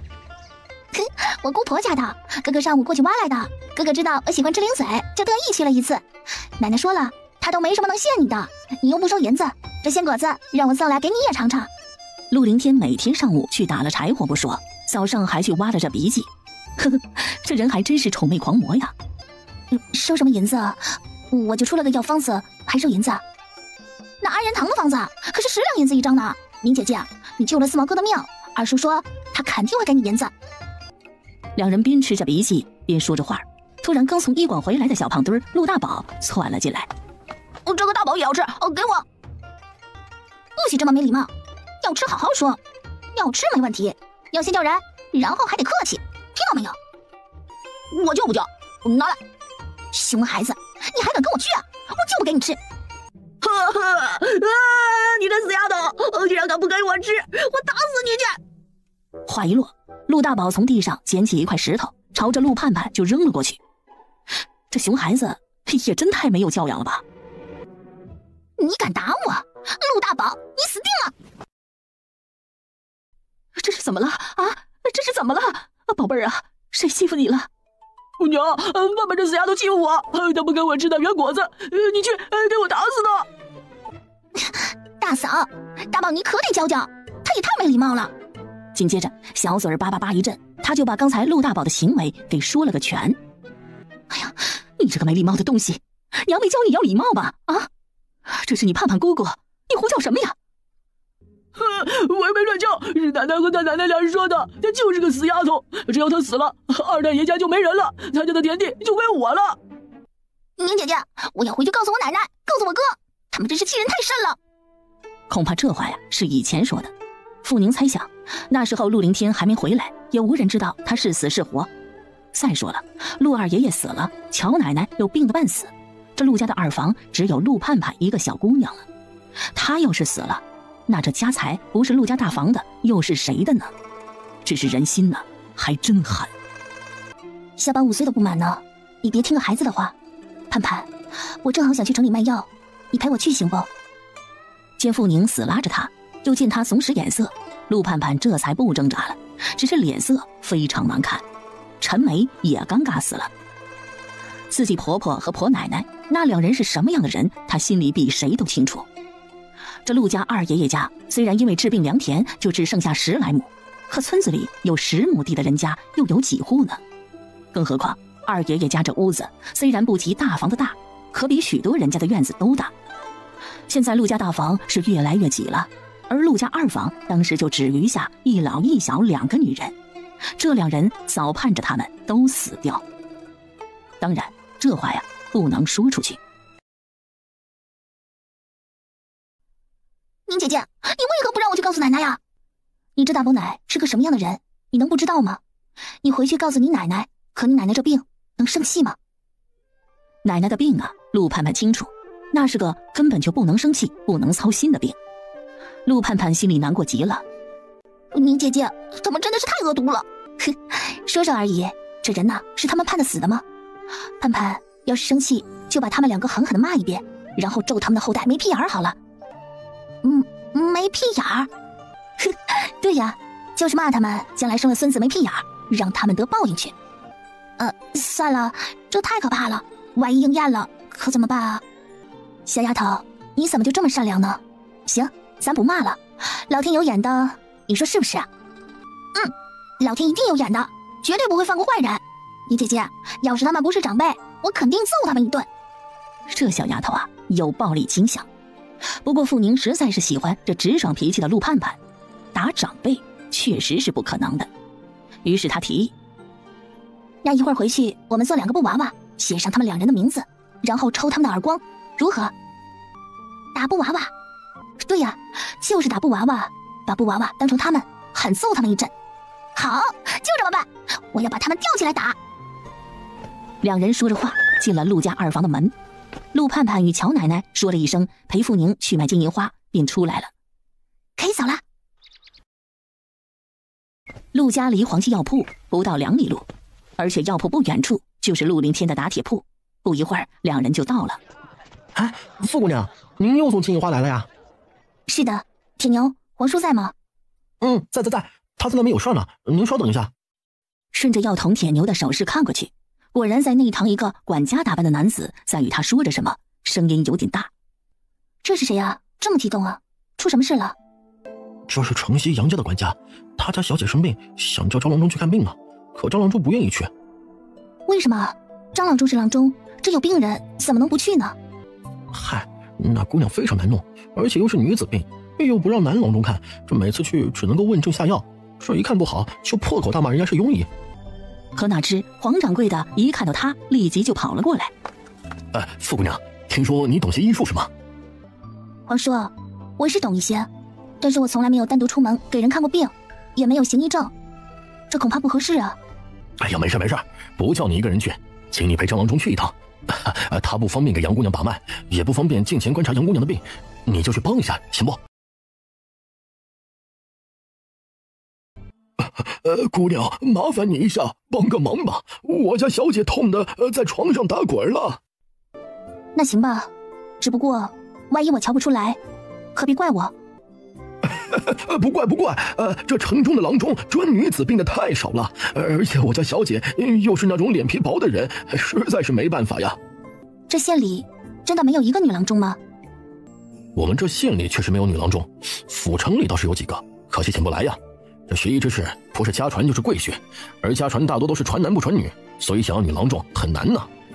这可是好消息啊！要是自己这一次把这杨姑娘的女死病治好了，慢慢的就会出名。天哪，未来实在是太美好了。傅宁专攻的本就是免疫遗传方面的东西，但他在妇科这一块那也是强项。他决定了，以后就借着泽林堂招牌，在这里先开设一个妇科项目。要是这黄掌柜的好合作，那就继续；要是不好合作，等自己名气一大，就自己在家里弄些药，让人寻上门来。没有行医证，就不代表就不能给人看病，人家寻上门来的，不违法。那就走吧。他要去，陆盼盼自然跟上。城西杨家以贩米粮起家，如今在东林县也算是大商户。此时杨家的大厅中，子涵，来，先喝茶，一会儿他们就摘好了，你稍等就行。杨叔别这么客气，只是这几天佳妹胃口不好，想吃这樱桃开胃，真是麻烦你了。哥哥，这话才落下，陆盼盼看到自己大哥竟然在杨家，惊讶的大声叫了起来：“盼盼，傅姑娘，你们怎么到这来了？”见到自己哥哥，陆盼盼嘴快，叽叽喳喳的一下子就把事情说清楚了。哥哥，您姐姐也是没办法，皇叔求上了，只能来了。哦，那就进去吧。听杨叔说，今日杨姑娘身体极为不舒服。哥哥，你来这里做什么？这时杨启过来了，没等陆凌天开口，他打量着陆盼盼，抢了话：“子涵，这是你妹妹？”“是的，今日她陪小姐妹来给杨姑娘看病。这位是傅姑娘，我大伯爷家的亲戚，懂些医术。”“那辛苦傅姑娘了，辛苦。张郎中，真是麻烦你了。”“杨老爷客气，我们这就进去了。”见张郎中跟在管家后面进了花厅，他于是朝两人微微点头，拉着陆盼盼立即跟了上去。一行人往不远处的院子走，可哪知才入院，一阵哭闹之声传进了众人耳中。“我不嫁，我坚决不嫁！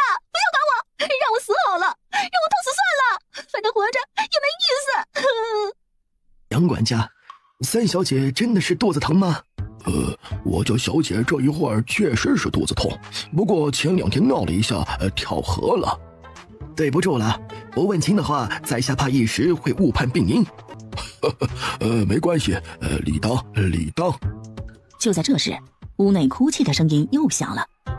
“娘，我求求你了，我不要嫁给他！你跟爹说，我不要嫁！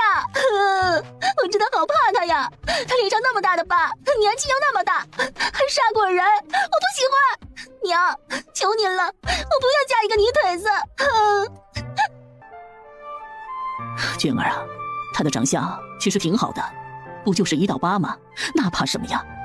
还有，他也就比你大了7岁，怎么就叫年纪大了呢？听娘的话，别闹了，行吗？乡下人又如何？到时候让你爹多给你一些嫁妆，在乡下更好过，是不？不管，我就是不嫁，我就是不喜欢。哼，爹娘一定要逼我，我就去死！听着屋内的对话，杨管家一脸尴尬的看了众人一眼，然后走到房前。“夫人，郎中来了。”“让他们走，我不要郎中！”“夫人，这次来了个女郎中。”“女郎中？”杨夫人闻言立即走了出来。“黄记药铺现在有女郎中了，快快请进。”“傅姑娘，有劳你了。”“傅姑娘，辛苦你了。”“不客气。”说完，傅宁拉着盼盼一起进去了。傅雨宁见过杨夫人。傅姑娘，你真的懂医？陆盼盼不喜欢这杨夫人不信任的眼光，特别是刚才这母女的对话，她听到了耳中。自然，在这里看到自己兄长，她也怀疑这母女俩嘴里的泥腿子就是自己哥哥。我宁姐姐医术很好的，你莫要看她年轻就怀疑她医术。你要是不相信，我们现在就走。哈，不好意思，不好意思，傅姑娘实在是太年轻了。没关系，张郎中在外面，我只是先了解一下杨姑娘的情况，是张郎中开单子。哦，请进，请进。杨家不愧是有钱人家，这杨姑娘的屋子里啊，真称得上是小姐的规格。夫人，请问一下，杨三小姐只是肚子不舒服吗？是的，这药来月事了，可抑制不下，从今天早上起就开始痛得滚。傅姑娘，麻烦你帮忙看一下。好，我这就看。滚开！我不要你看，我痛死算了，反正活着也没意思。杨小姐，肚子痛是痛不死的，真的，我不骗你。这月事痛，除了自己难过外，世上还没有因此而死过人。我说的可全是真话。噗的一声轻笑，陆盼盼立即捂住嘴。你是哪来的野丫头？你笑什么笑啊？杨管家，杨家是菜市场吗？什么人都放进来？你吃的是干什么的？连个门都守不好吗？啊！夫人，我妹妹年纪小，不懂事，对不起了。对不住了，对不住了，这孩子是被我宠坏了。今天呢，他心情不好，不是故意针对你们的。娟儿，你可是大户人家的姑娘，可别让人看不起你。我都要被爹送给一个老男人了，我还有什么脸面呢？我不嫁给那个姓陆的泥腿子，我就是不嫁，我就是不要嫁，我不要活了，你让我去死吧！这话一落，傅宁与陆盼盼都傻眼了。这个杨姑娘不愿意嫁的人，竟然真的是陆凌天，还有他哥是来求亲的。陆盼盼生气了：杨姑娘，那个姓陆的是不是叫陆凌天呢？你怎么知道他的名字呢？你是谁呀？杨小姐，他是我亲戚家的邻居，我与他认得。其实他是个不错的人，长得也挺好的。你说什么？你说他很好？臭丫头，你以为我没见过他吗？长得挺好，你眼瞎呀？脸上那么可怕的刀疤，也不知道他杀过多少人。这么凶的人，哪里有不错了？你要喜欢，送给你好了。可怕、杀人、凶悍，送给他也不要。这人是陆凌天。这话一出，不说傅宁傻眼，陆盼盼肝痛，就连杨夫人都急了。娟儿，别乱说话，陆公子可是你爹的救命恩人，上回要不是他，别说杨家的祸了，就是你爹你大哥的命都没了。他救了爹与大哥，他与杨家有恩，就非得牺牲我吗？娘，给他银子不就行了吗？况且杨家就我一个女儿嘛，为什么非得是我呀？我就不嫁。母女俩对起来了。傅宁突然十分的不舒服，他看着十分生气的陆盼盼，轻轻摇头，让他不要说话。人家大姑娘看不上他，这也正常，毕竟人的审美观呢不一样嘛。还有，陆凌天就在客厅里与杨老爷喝茶呢，万一这一会儿闹到面上来，那得多尴尬呀。而陆凌天可不知道这一出，他拎着一篮子的樱桃在手。杨叔，那子涵先行一步了，不能答应你，但真有急事的话，我愿意帮一把的。啊，谢了谢了，这下回啊一定要留下吃饭，你婶子可是存了好久了。行，下回一定来喝。傅宁出来杨家的时候，太阳已经西斜，约是下午3点左右。这杨姑娘不讲理，不过这杨夫人倒是个不错的人，不仅对自己女儿的不礼貌再三道歉，而且还送上了丰厚的枕巾。一上马车，陆盼盼终于忍不住了。真是的，什么人呢？太自以为是了。我哥哥稀罕他吗？就他这模样，比不得您姐姐你一成，神气个屁呀！哼，既然他这么不好，现在他又不愿意嫁给你家当你嫂子，你生气干嘛呀？可我就是气嘛。好了啦，反正他不会是你嫂子，杨夫人已经答应他去说服杨老爷了，他肯定嫁不成，别生气了。现在应该生气的呀，是你哥。为什么要生气的是我哥啊？因为啊，失去一个富贵人家的小姐当媳妇呀。你没听那杨夫人说吗？只要杨小姐愿意嫁你哥，他会让杨老板送一大笔的嫁妆呢。哼，我家才不稀罕呢，我家又不是穷的没饭吃，要他的嫁妆做什么呀？可我呸，他就是想嫁呀，我也不会让我大哥娶她。哼，小姑娘赌气了。也是，自己那么崇拜的兄长被人嫌弃成了臭狗屎，换做哪个当妹妹的会开心呢？傅宁心叹一声，唉，陆凌天哪，要是你知道你的媳妇梦破了，会不会难过呢？此时陆凌天已经回到了铁匠铺，可惜他不知道傅宁的心声，否则铁定气得吐血。老大，已成了，这2天就会出一把软剑送给你。老大，你真够意思。不过你不觉得可惜啊？这杨家可是有些家底的，而且我那表妹呀，也可以说是琴棋书画样样出色呢。咱们这乡下人，还是娶个门当户对的村姑为好，我高攀不上的。老大，你莫不是心中已有人了吧？不该你问的，别问。哦，对了，前辈回来了。啊，回来了。昨天已经去了山上了。可他没找到他想找的人，还是束手无策。他怎么说？神医说他在打听打听，看哪有孤本医注，或许这孤本医注上会有这种病情的记载。听了这话，陆凌天深深地呼了口气。难道他的梦错了吗？与前辈说，我会派人打听的，有消息就传给他。是，属下告退。傅宁一直听着陆盼盼愤愤不平的声音，直到黄记药铺。黄掌柜的听了杨姑娘的病因，开了口：傅姑娘，不少的姑娘家都因这个疼得死去活来的，看来您这方子还真不错，想不到年纪轻轻却能开出这样的方子，厉害呀！黄叔哥讲了，女子月事疼多因宫寒，这4物药汤效果很不错，可惜我不太懂针灸，要是会那个的话，配合起来好得更快。真的？真的行，只是这几个穴位对男郎中来说不是太方便，黄叔最好收2个女弟子。傅姑娘，这一般的针灸之法很简单，不如我送你一副银针，然后请张郎中教你几次，你学会了来我这做馆如何？你放心，没有行医证，这每一次出诊都会有别的郎中带你的。那可以，你送银针，我把这方子送你。不过呢，如果我学会了，可替贵药铺义务出诊10次，10次之后出诊费归我，药力归你们，如何？没问题。今天天色不早，明天有空来学如何？想到陆朗还没好，傅宁思考了一下。明天我不能保证，家里还有些事，有空我就自己来，您不必等我。好。接了金银花的钱，一共313个大钱，加上杨家给的诊钱，今天收入竟然有4两银子。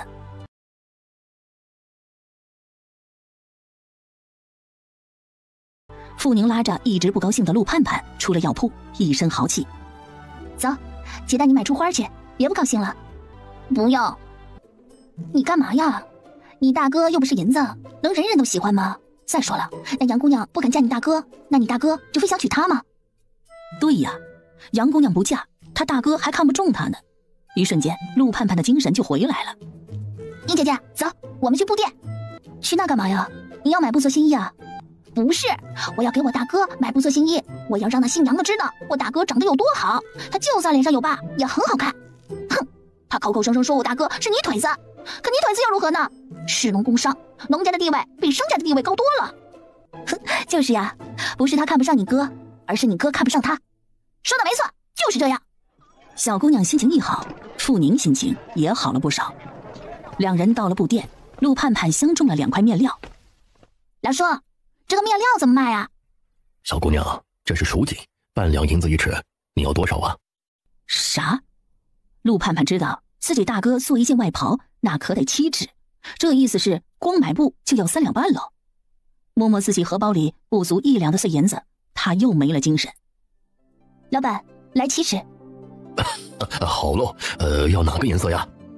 宁姐姐，我先欠你，有空的时候我带你挖药材，到时候你再还我。真的？当然呀，你的大哥不就是我的大哥吗？你与我还讲什么客气呢？宁姐姐，你真好，我喜欢你。我也喜欢你。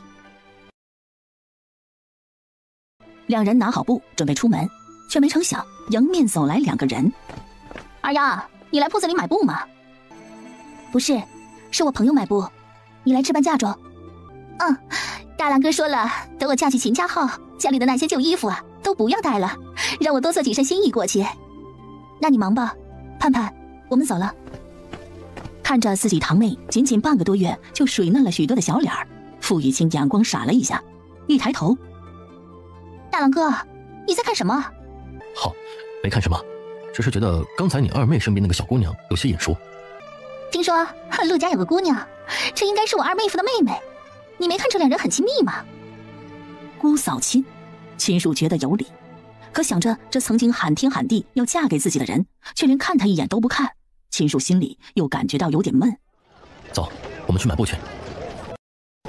唉，小宁啊，林天说你们去杨家给杨姑娘看病去了。啊，乔奶奶，杨姑娘月事来了，肚子疼得不行，而张郎中又不太想去，黄掌柜的请我帮忙。怎么样啊？好多了，我先让她喝了红糖酒酿炖老姜水，然后给她拿捏了几个穴位，加上张郎中开的药方，已经不痛了。啊，那就好，那就好。那杨老板家的人呐都不错，今天灵儿去杨家有事，杨老板呐还送了一大篮子的樱桃呢，快来，都洗好了，就等着你们吃了。杨老板家的人都不错，傅宁想，乔奶奶呀，你要是知道自己孙子去求亲被人家看不起，不知道还会不会说这句话呢。樱桃个头不小，而且很漂亮，可不知道为什么吃着吃着，傅宁就觉得这次的樱桃感觉有点酸呢。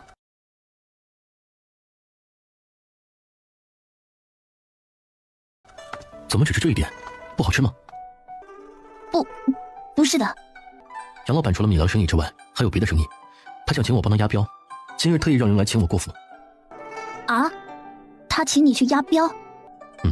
前不久杨老板在贩运之时遇到土匪，正好我路过出手救了他，他见我身手不错，所以想请我入伙。你今日是去议这事啊？对啊，要不然你以为我去做什么？陆大哥，你认得杨家小姐吗？你说的是丽君姑娘？对。好，见过一次，没什么印象，只记得是一个很瘦长的小姑娘而已。你怎么突然问到她呀？不是去提亲吗？没什么，就是问问而已。这樱桃真甜啊。我不准备与杨家合作。啊？傅宁不解，但陆凌天也没解释。奶奶煮了鸡汤，一会儿喝一碗再走。看着陆凌天高大的背影，揪着嘴，他这是告诉自己做什么呢？与杨家合不合作，这不是他自己的事吗？与他有什么关系呢？好莫名其妙的哈。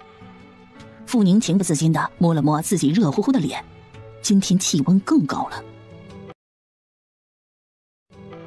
陆盼盼知道自己大哥不是去杨家提亲事之后，突然间心情就好了。太好了，宁姐姐，这下我不担心了。就你瞎生气。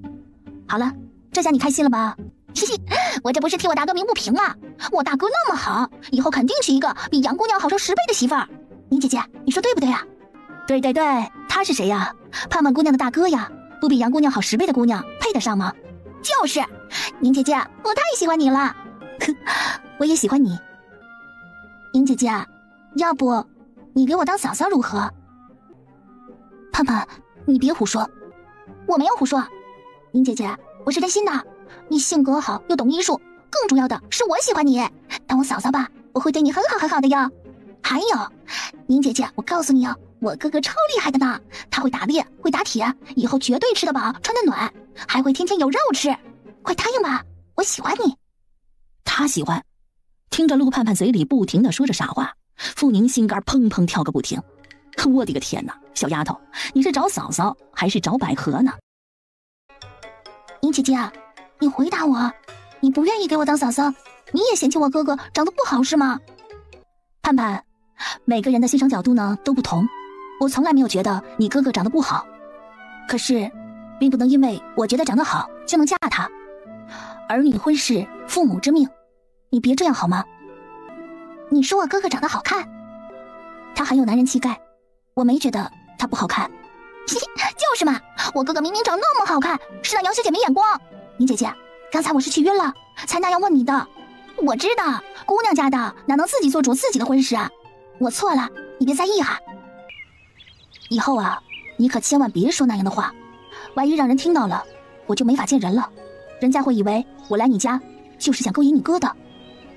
勾引？听到这俩字，陆盼盼心中一抖，这可不行，传出去了，宁姐姐的名声就毁了。名声啊，是很重要的东西。陆盼盼年纪虽小，可自小受的教养比较多，知道名声要是毁了，就算傅宁给自己当嫂嫂，将来也会抬不起头了。宁姐姐，对不起，我错了，以后我保证再也不会了。记住就好，别说别人，这话要让你哥听到了也很尴尬，知道不？对呀，这一点陆盼盼身为姑娘承认。屋内，陆凌天站在窗前，静静看着院中那树下的2个小姑娘。离得太远，他听不清2人在说什么小秘密，不过他看得出刚才2人说的话与自己有关，因为他的妹妹时不时的看自己这厢房。这俩小丫头真好啊。本以为这天晚上能睡个大觉，可没想到陆朗的伤口突然发热发炎，半夜时分兰氏把他叫了起来。可傅宁也不知道陆朗是不是感染了什么，没有化验室的年代实在是伤不起呀。药用了，物理降温也做了，直到快天亮了，他的烧降下来一点来，只是那伤口处更是又红又肿。我没银子。娘，这是救命啊！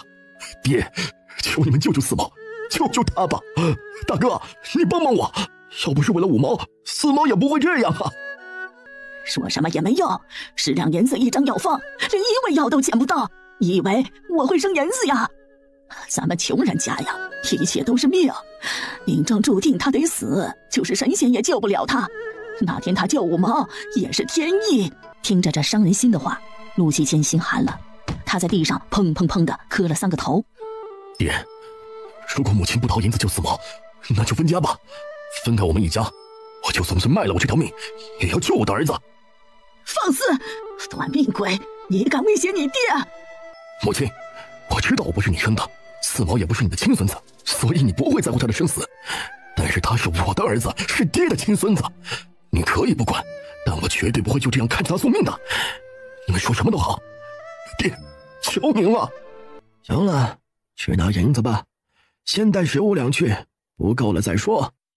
天哪，我不活了，不活了！15两银子呀，那可是一幢房子呀！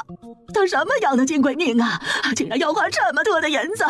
我没有，要银子我没有，要命啊，就把我老婆子的命拿去！这些年，我要你们陆家生儿育女吃尽苦头，婆婆还嫌弃我不够苦，还给你塞女人，我活着还有什么意思呢？啊！娘，您别这样行不行？儿子算是求求您了，这一次您就拿银子出来吧。毕竟5毛确实是四毛救的，难不成您想传入我忘恩负义的名声吗？老大，你让我拿银子出来啊！陆大伯朝老婆子使了个眼色，然后拉着他往屋里走，压低了声音：娘，爹已经64了，行县里来了大半年，已经熟悉了县里的情况了。你是说你爹要退下来了啊？这是早晚的事儿，今年底肯定得退，所以现在我们家的名声千万不能出问题，否则我们的那些礼就白送了。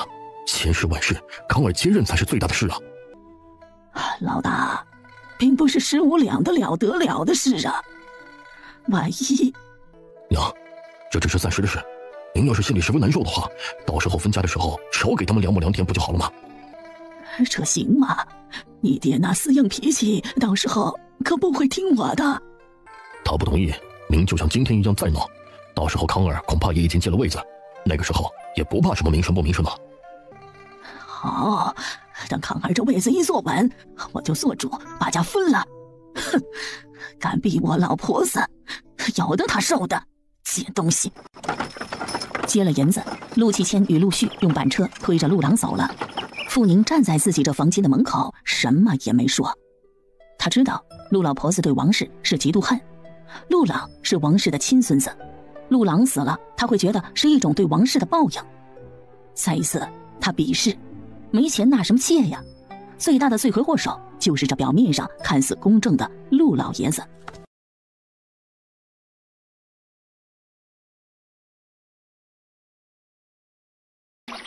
到了河边，河堤边上，傅宁发现了不少大青叶，这可是挺好的东西，而且沙地上还有不少的阴沉，这也是好东西。有孩子跟着，傅宁不准备走远了。盼盼，看到那青叶不？啊，看到了，这么大丛丛的，能不看到吗？宁姐姐，这个也是药啊。对，很好的药，多摘点。这些是常用药，药铺里多少都会收的。哎，要多少摘多少，这种叶子到处都是，我都摘回去。我也会摘很多的，宁姐姐，你看我的。陆琛也很激动，直扑着大青叶就过去了。只听得砰的一声，这小子掉在了河下的草坪上。小子，你的眼睛呢？摔到哪里没有啊？宁姐姐，我没摔痛，一点都不痛。动一动脚，看有没有扭到。没有，一点都没有。小心点，别给我摔断了腿脚什么的，要不然呢，我摘死草药啊，也赚不够你的药费。知道了。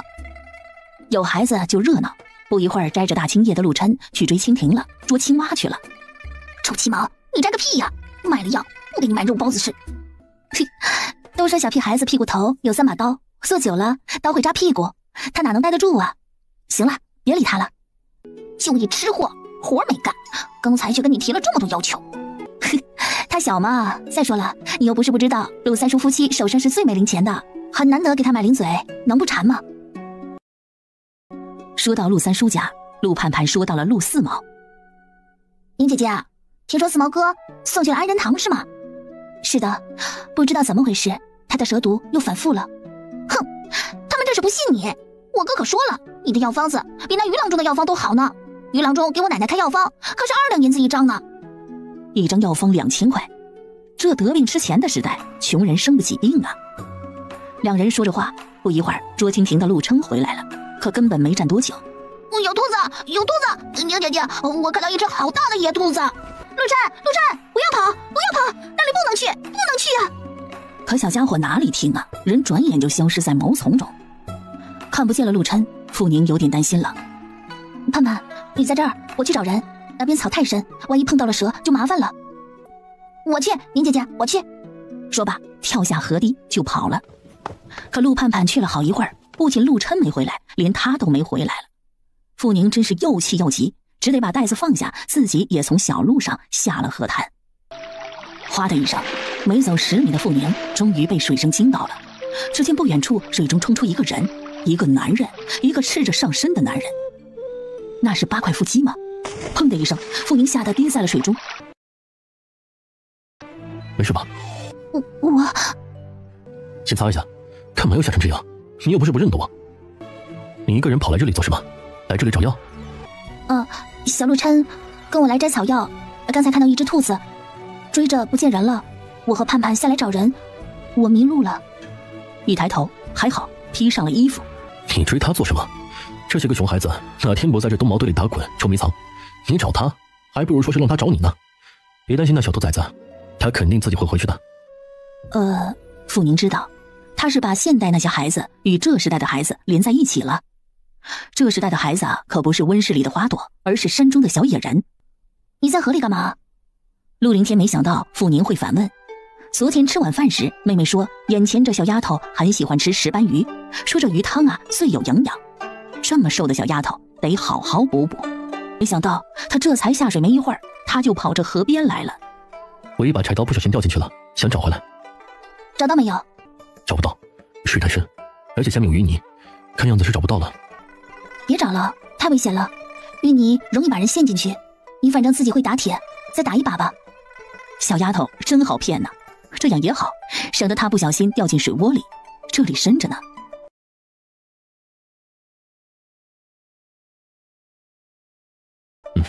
我是不准备找了，怕出事。你在想什么呢？没想什么。冷吗？傅宁摇头。你在这等着，躲在石头后面，别让人发现了，我马上就回来。哦，对了，把头发散下来晒晒，那棉巾留给你。好。真不冷？不冷，不冷。好，赶紧把头擦干，一会儿回家了，叫盼盼给你煮姜汤喝了。我知道了，谢谢陆大哥的关心。陆凌天没再说什么，而是深深地看了傅宁那瘦弱的身子一眼，迈开大步走了。傅宁知道陆凌天大概是去给他拿衣服了，等他一走，他立即找了块大石头躲起来，让人发现就不太好看了。突然，不远处的草丛中一阵悉悉索索的声音，吓得傅宁心惊肉跳。这里没狼什么的吧？竟然是羊！傅宁松了口气，突然又一个声音响起：妹，都到这里来，不要去那边，那边水太深了，快过来！宁姐姐，宁姐姐，你在哪儿啊？你在哪儿啊？宁姐姐，你在哪儿啊？赶紧出来呀，我们在这儿呢！听到陆琛的声音，傅宁想敲死这熊孩子。今日要不是他认为自己肯定不会如此尴尬。盼盼，傅二丫不见了吗？二毛哥，你看到宁姐姐吗？刚才她来这里找七毛，可七毛回来了，她就不见了。不见了？去哪了？我也不知道他去哪儿了，这里他可能没来过，我担心他在毛丛里迷路了，找了好一会儿都没找着。你没看到他吗？没看到呀，他跑哪去了？对了，月美和香莲刚刚在那边，我问问他们去。谁不见了？小美姐，宁姐姐刚才来找七毛弟弟，这一会儿还没回来，我怕他在这毛丛中迷路了。去这么点地方，能迷到哪儿去呀？莫不是故意躲起来了吧？小美姐，宁姐姐躲起来做什么？我知道，宁姐姐肯定是躲起来和我们玩捉迷藏了。不好玩了，我来找宁姐姐，我来了。闹什么呢？宁姐姐是这样的人吗？行了，就是你不听话，弄得宁姐姐迷路了。哼，盼盼呢？这人是不是迷路啊？还两说哟。小美姐，你这话什么意思啊？切，我什么意思？这还要问吗？这长毛之中要藏2个人还不容易。盼盼，你还小了点儿，不用找了，赶紧回去吧。小美姐，你嘴上留点德，宁姐姐可不是你说的这种人，而且她是你家的亲戚，你这样说她，良心过得去吗？我说什么了？要是你知道她是什么样的人，你就不会这样说了。陆盼盼，我才是你堂姐，你护着个外人算什么？堂姐，陆月美，我替有你这样尖酸嘴恶的堂姐感到羞耻。二毛哥，你们就这样对待恩人的吗？陆盼盼，你说我尖酸恶毒，你知道你心目中的好姐姐是个什么样的人吗？我不用你说，她是一个聪明、漂亮、温柔、有礼、善良、有本事的人，比你强100倍。哼，聪明、漂亮、温柔、有礼、善良、有本事。陆盼盼呢？我要告诉你她的真面目后，希望你不会打自己嘴巴子。切，你说，我倒要听听，看看你是如何污蔑我宁姐姐的。陆月美，你要敢编一句，别怪我对你不客气。陆续也不喜欢自己妹妹这一脸的尖酸。堂妹说的对，傅二丫对外是他们家的亲戚，不管他们之间如此，但妹妹这样侮辱亲戚，那说明德性有问题。小美，闭上你的嘴，少在这里胡说八道！你敢不听话，小心我让爹来教训你。盼盼，这河滩不大，而且水流又小，可能他进河的地方听不见你们叫他。这样吧，大家分头找。陆晨，你帮二哥看着这些羊，别跟丢了。我知道了，二哥。小美姐，希望你别再让我听到你说宁姐姐的坏话，否则别怪我不客气。陆盼盼，既然你那么喜欢她，就赶紧让林天哥把她娶过去吧。你们成了一家人，我绝不再说半句。哼，你这么针对宁姐姐，不就是嫉妒吗？小美姐，长得不好不是你的错，没她能干也不是你的错，可品行这么差就是你的错，你很缺德。说完，陆盼盼大步走了。陆盼盼，你这个死胖子，你才长得不好呢，你才不能干的，你才品行差的，你才嫉妒。听到众人离开的脚步声，傅宁终于松了口气。陆晨，你在吗？哦，宁姐姐，你在哪儿啊？我在这里，刚才我掉水里了，你赶紧悄悄的把你盼姐姐叫来，让她回去给我拿衣服去。陆晨赶紧跑了，不一会儿还真把陆盼盼找来了。我的宁姐姐，真是吓死我了！不是有心要吓你的，只是出了点意外。刚刚你哥在那边摸鱼，发现了我，他回去帮我拿衣服了。盼盼，你赶紧去接上他。还有小琛，你赶紧把羊赶到那边去，不要让人跑这边来，听到没有？哦，知道了，我这就走。不一会儿，陆盼盼偷偷摸摸的拿着衣服过来了。宁姐姐，我哥拿的是我的衣服，我怕你穿着短了，又回去把你竹竿上的衣服收来了。盼盼，你真细心，快拿来。哎，俩姑娘躲在石丛中，悉悉索索的把衣服换了。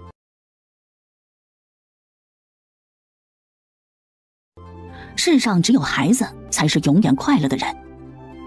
宁姐姐，我在这里，快来呀！林天哥哥把野兔子给打着了。这时，陆凌天手拎着一只灰灰的大野兔朝他们走来，目光炯炯的看着他们。傅二丫，你挺会玩的呀，躲猫猫的功夫挺厉害的，让我们大伙找你半天。小美姐，你真要找打是不是？哟，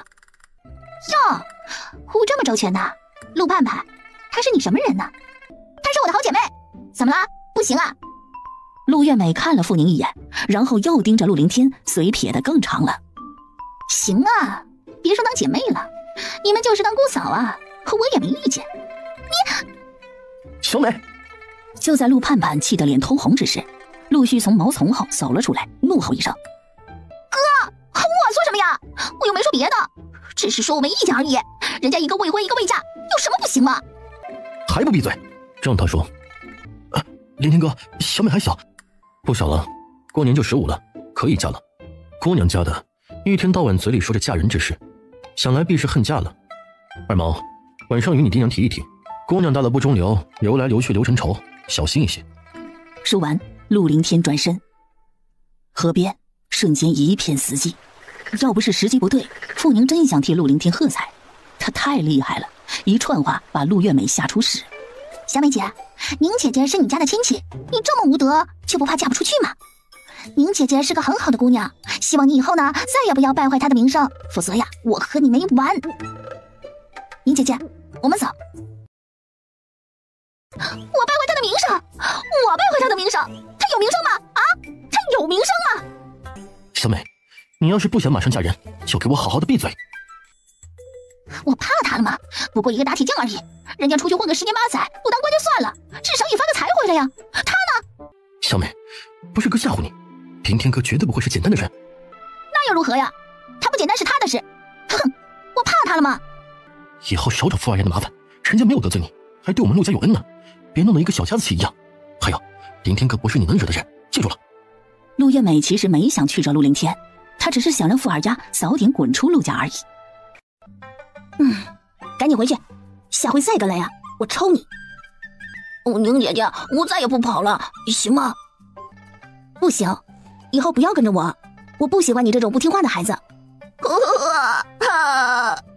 就在这时，他发现一丛很鲜嫩的艾草，立即想到了清明团子。臭小子，多大的人了，还好意思哭啊？给我闭嘴，行不行？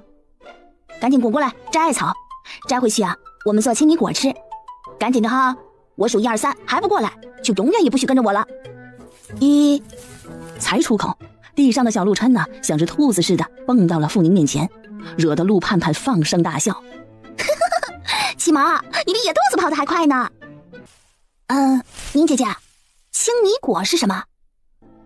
青米果呢，就是用这些艾草煮成浆，然后与糯米粉揉成团，再做成一个个的小剂子，再然后呢，就是用五花肉、荞苗或者五花肉加泡菜剁成馅，包在一个一个的小剂子里，再上锅蒸熟，这就是香喷喷的青米果了。哼，多摘点，我家有糯米，一会儿回去啊就泡米磨浆。可话才落下，突然河岸上传来呼声：“